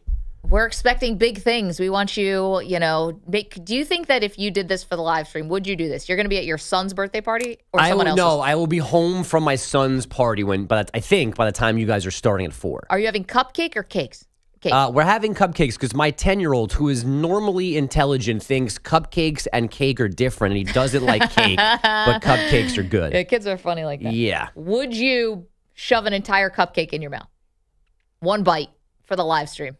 I could do that. Cool. If there's leftovers, yeah. I It's a could do that. date. 855-212-4CBS. That's doable. Thank you, Andrew Bogusch. 855-212-4227. Coming up, we got picks, Maggie and Perloff style, and more of the bet to pay off.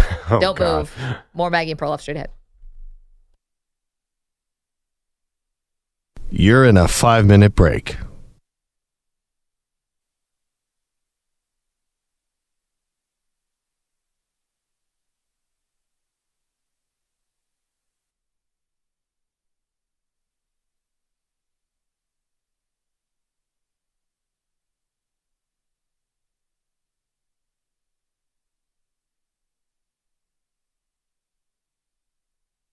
Four minutes, 30 seconds remaining.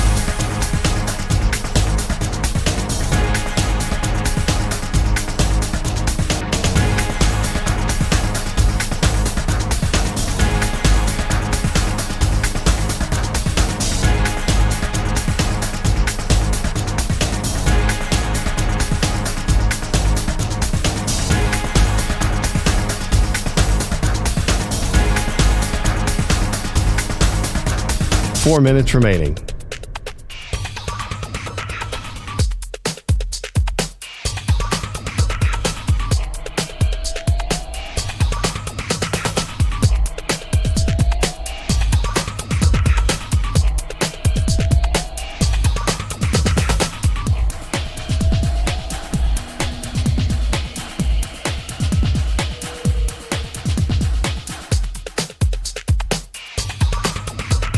Three minutes, 30 seconds remaining.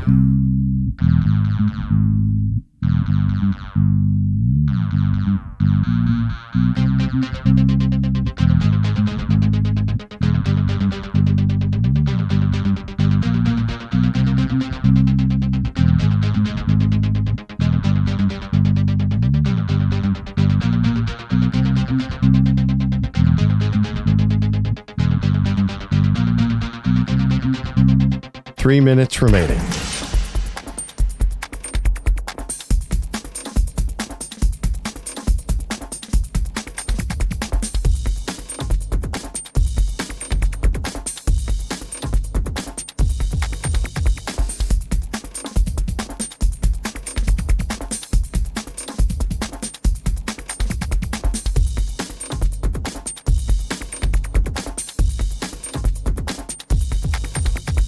Two minutes, 30 seconds remaining.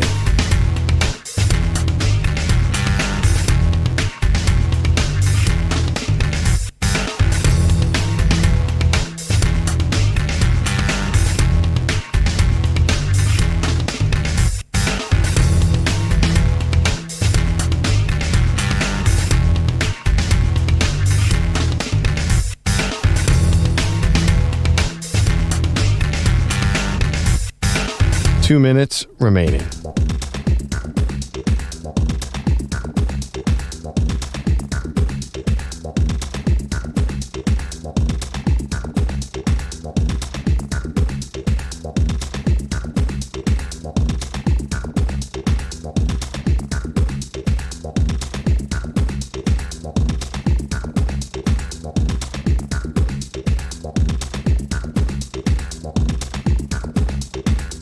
One minute, 30 seconds remaining.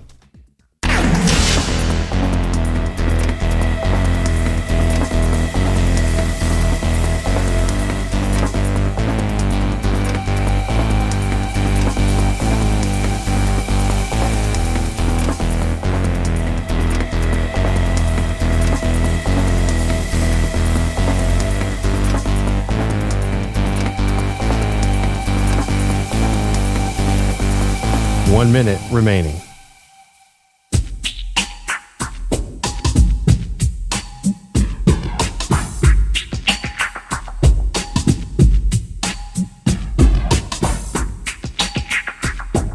.45 seconds remaining.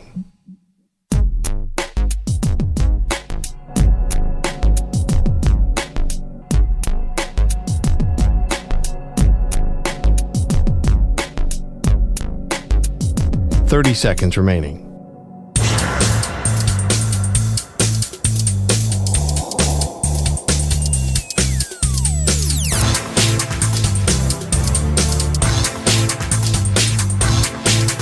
.15 seconds.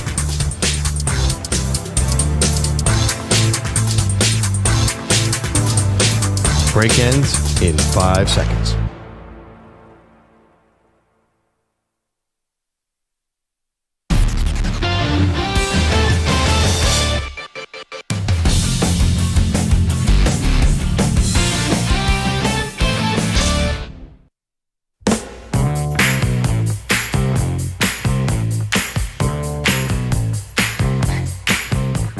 Is this because we look like super freaks today? We are paying off our bet.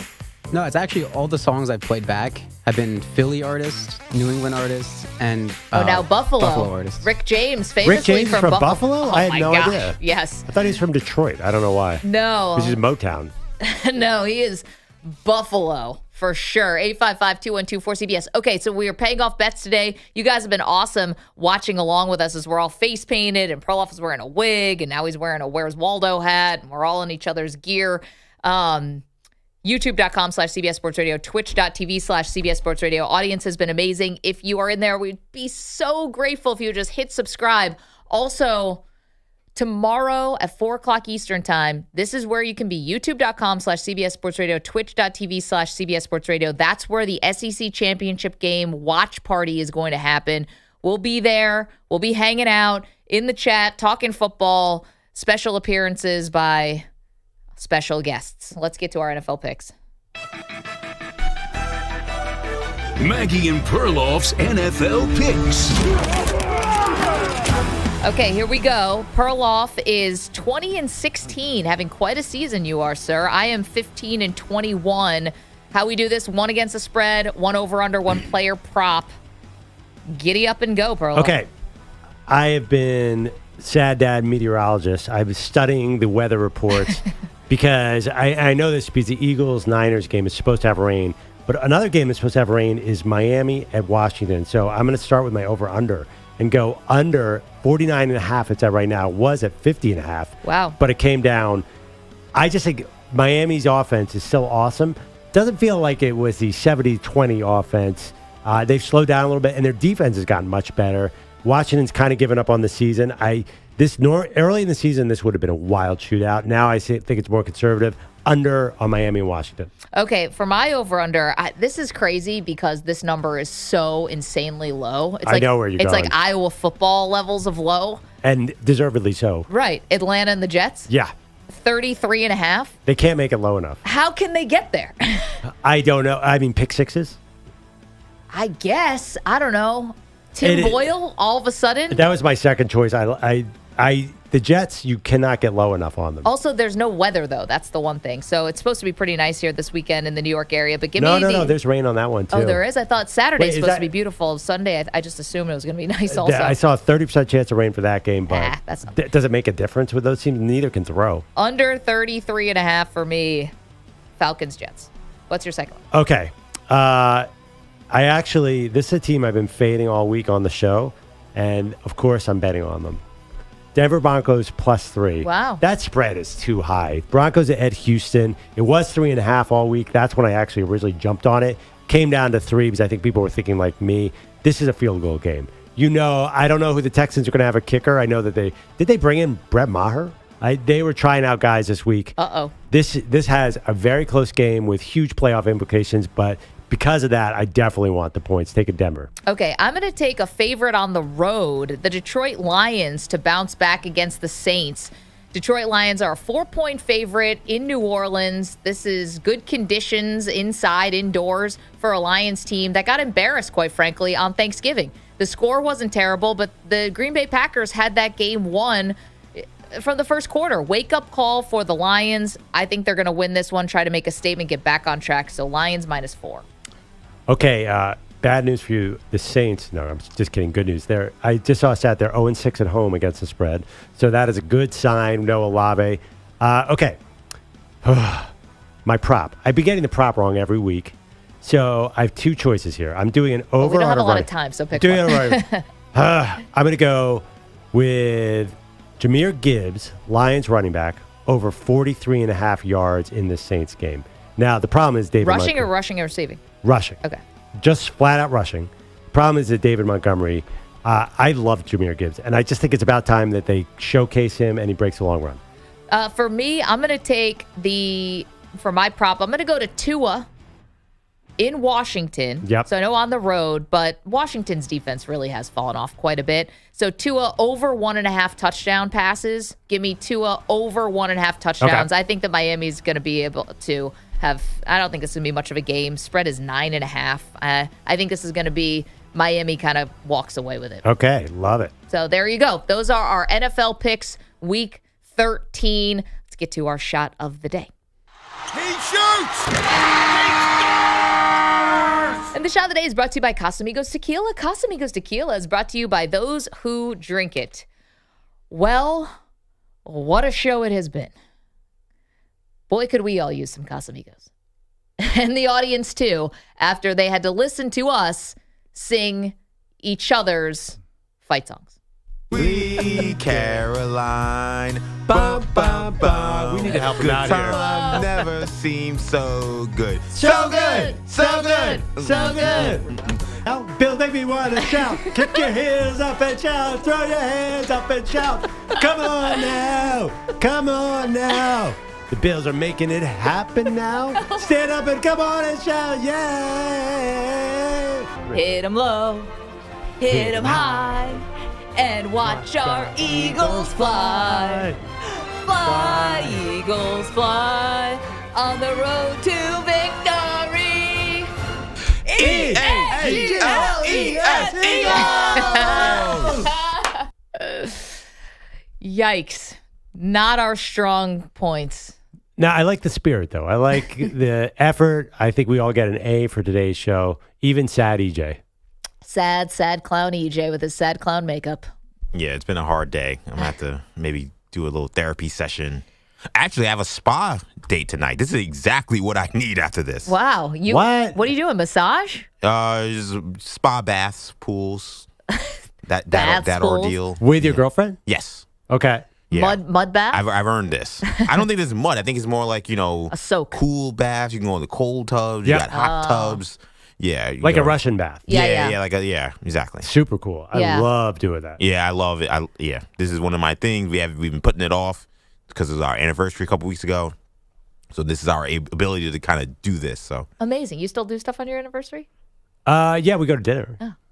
Well, you guys don't. Well, you have young kids. So when you have young kids, My kids, 11, 13, don't need a babysitter anymore. In fact, they're ready for hire if you need a babysitter. Yes. So we can do whatever we want. We're like real people. They are hired. When I was like, I guess your kid's age, my mom or dad, both of them, they have to write down their phone numbers. This is the beginning of the cell phones, and they don't have saved numbers on your home phone. So they had to write down their cell phone numbers and any numbers of other people that maybe could help us in danger when they went out to do stuff. And they just like, all right, have at it. The PlayStation 2 is yours. Yeah, order a pizza. Numbers. Yeah, here's the $20 for the pizza.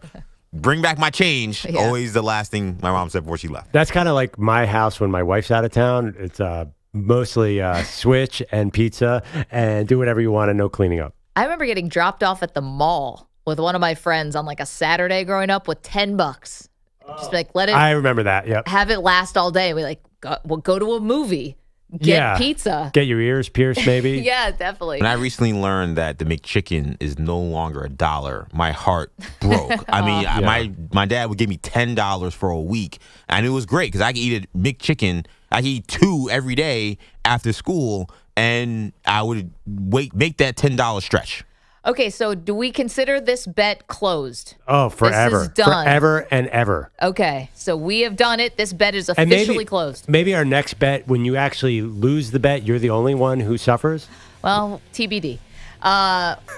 Thank you to everyone who was watching today. Thanks for everyone who participated along with us, including EJ Stewart. Ryan, you did a phenomenal job today. Thank you so much, and we loved your sweatshirt. Thank you to Andrew Bogusch. Thank you to Andrew Kaplan.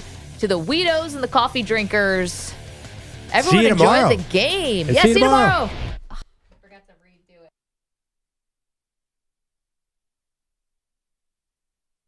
You're in a 5-minute break.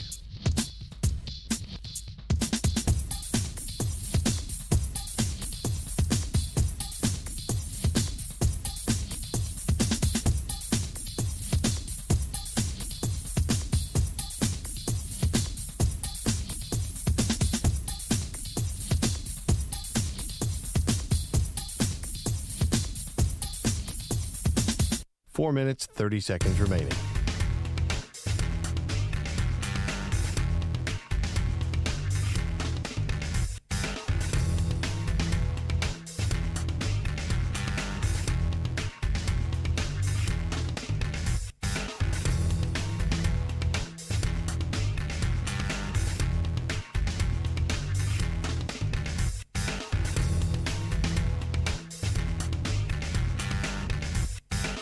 Four minutes remaining.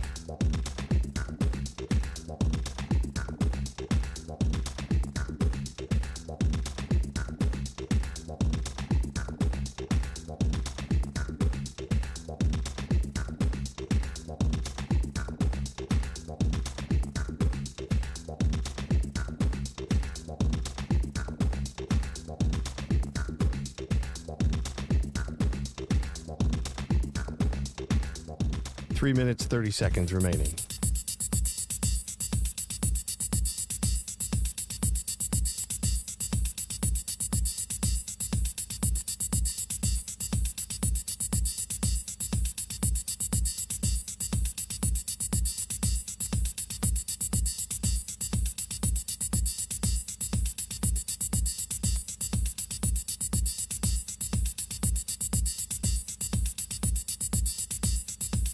Three minutes remaining.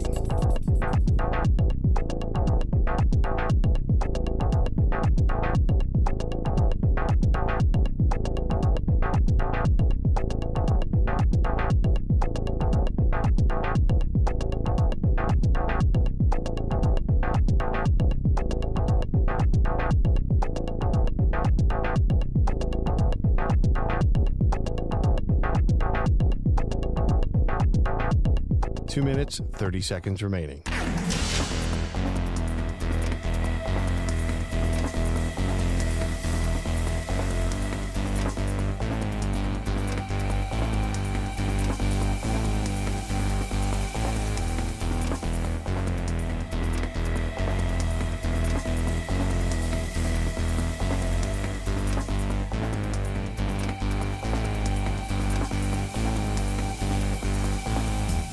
Two minutes remaining.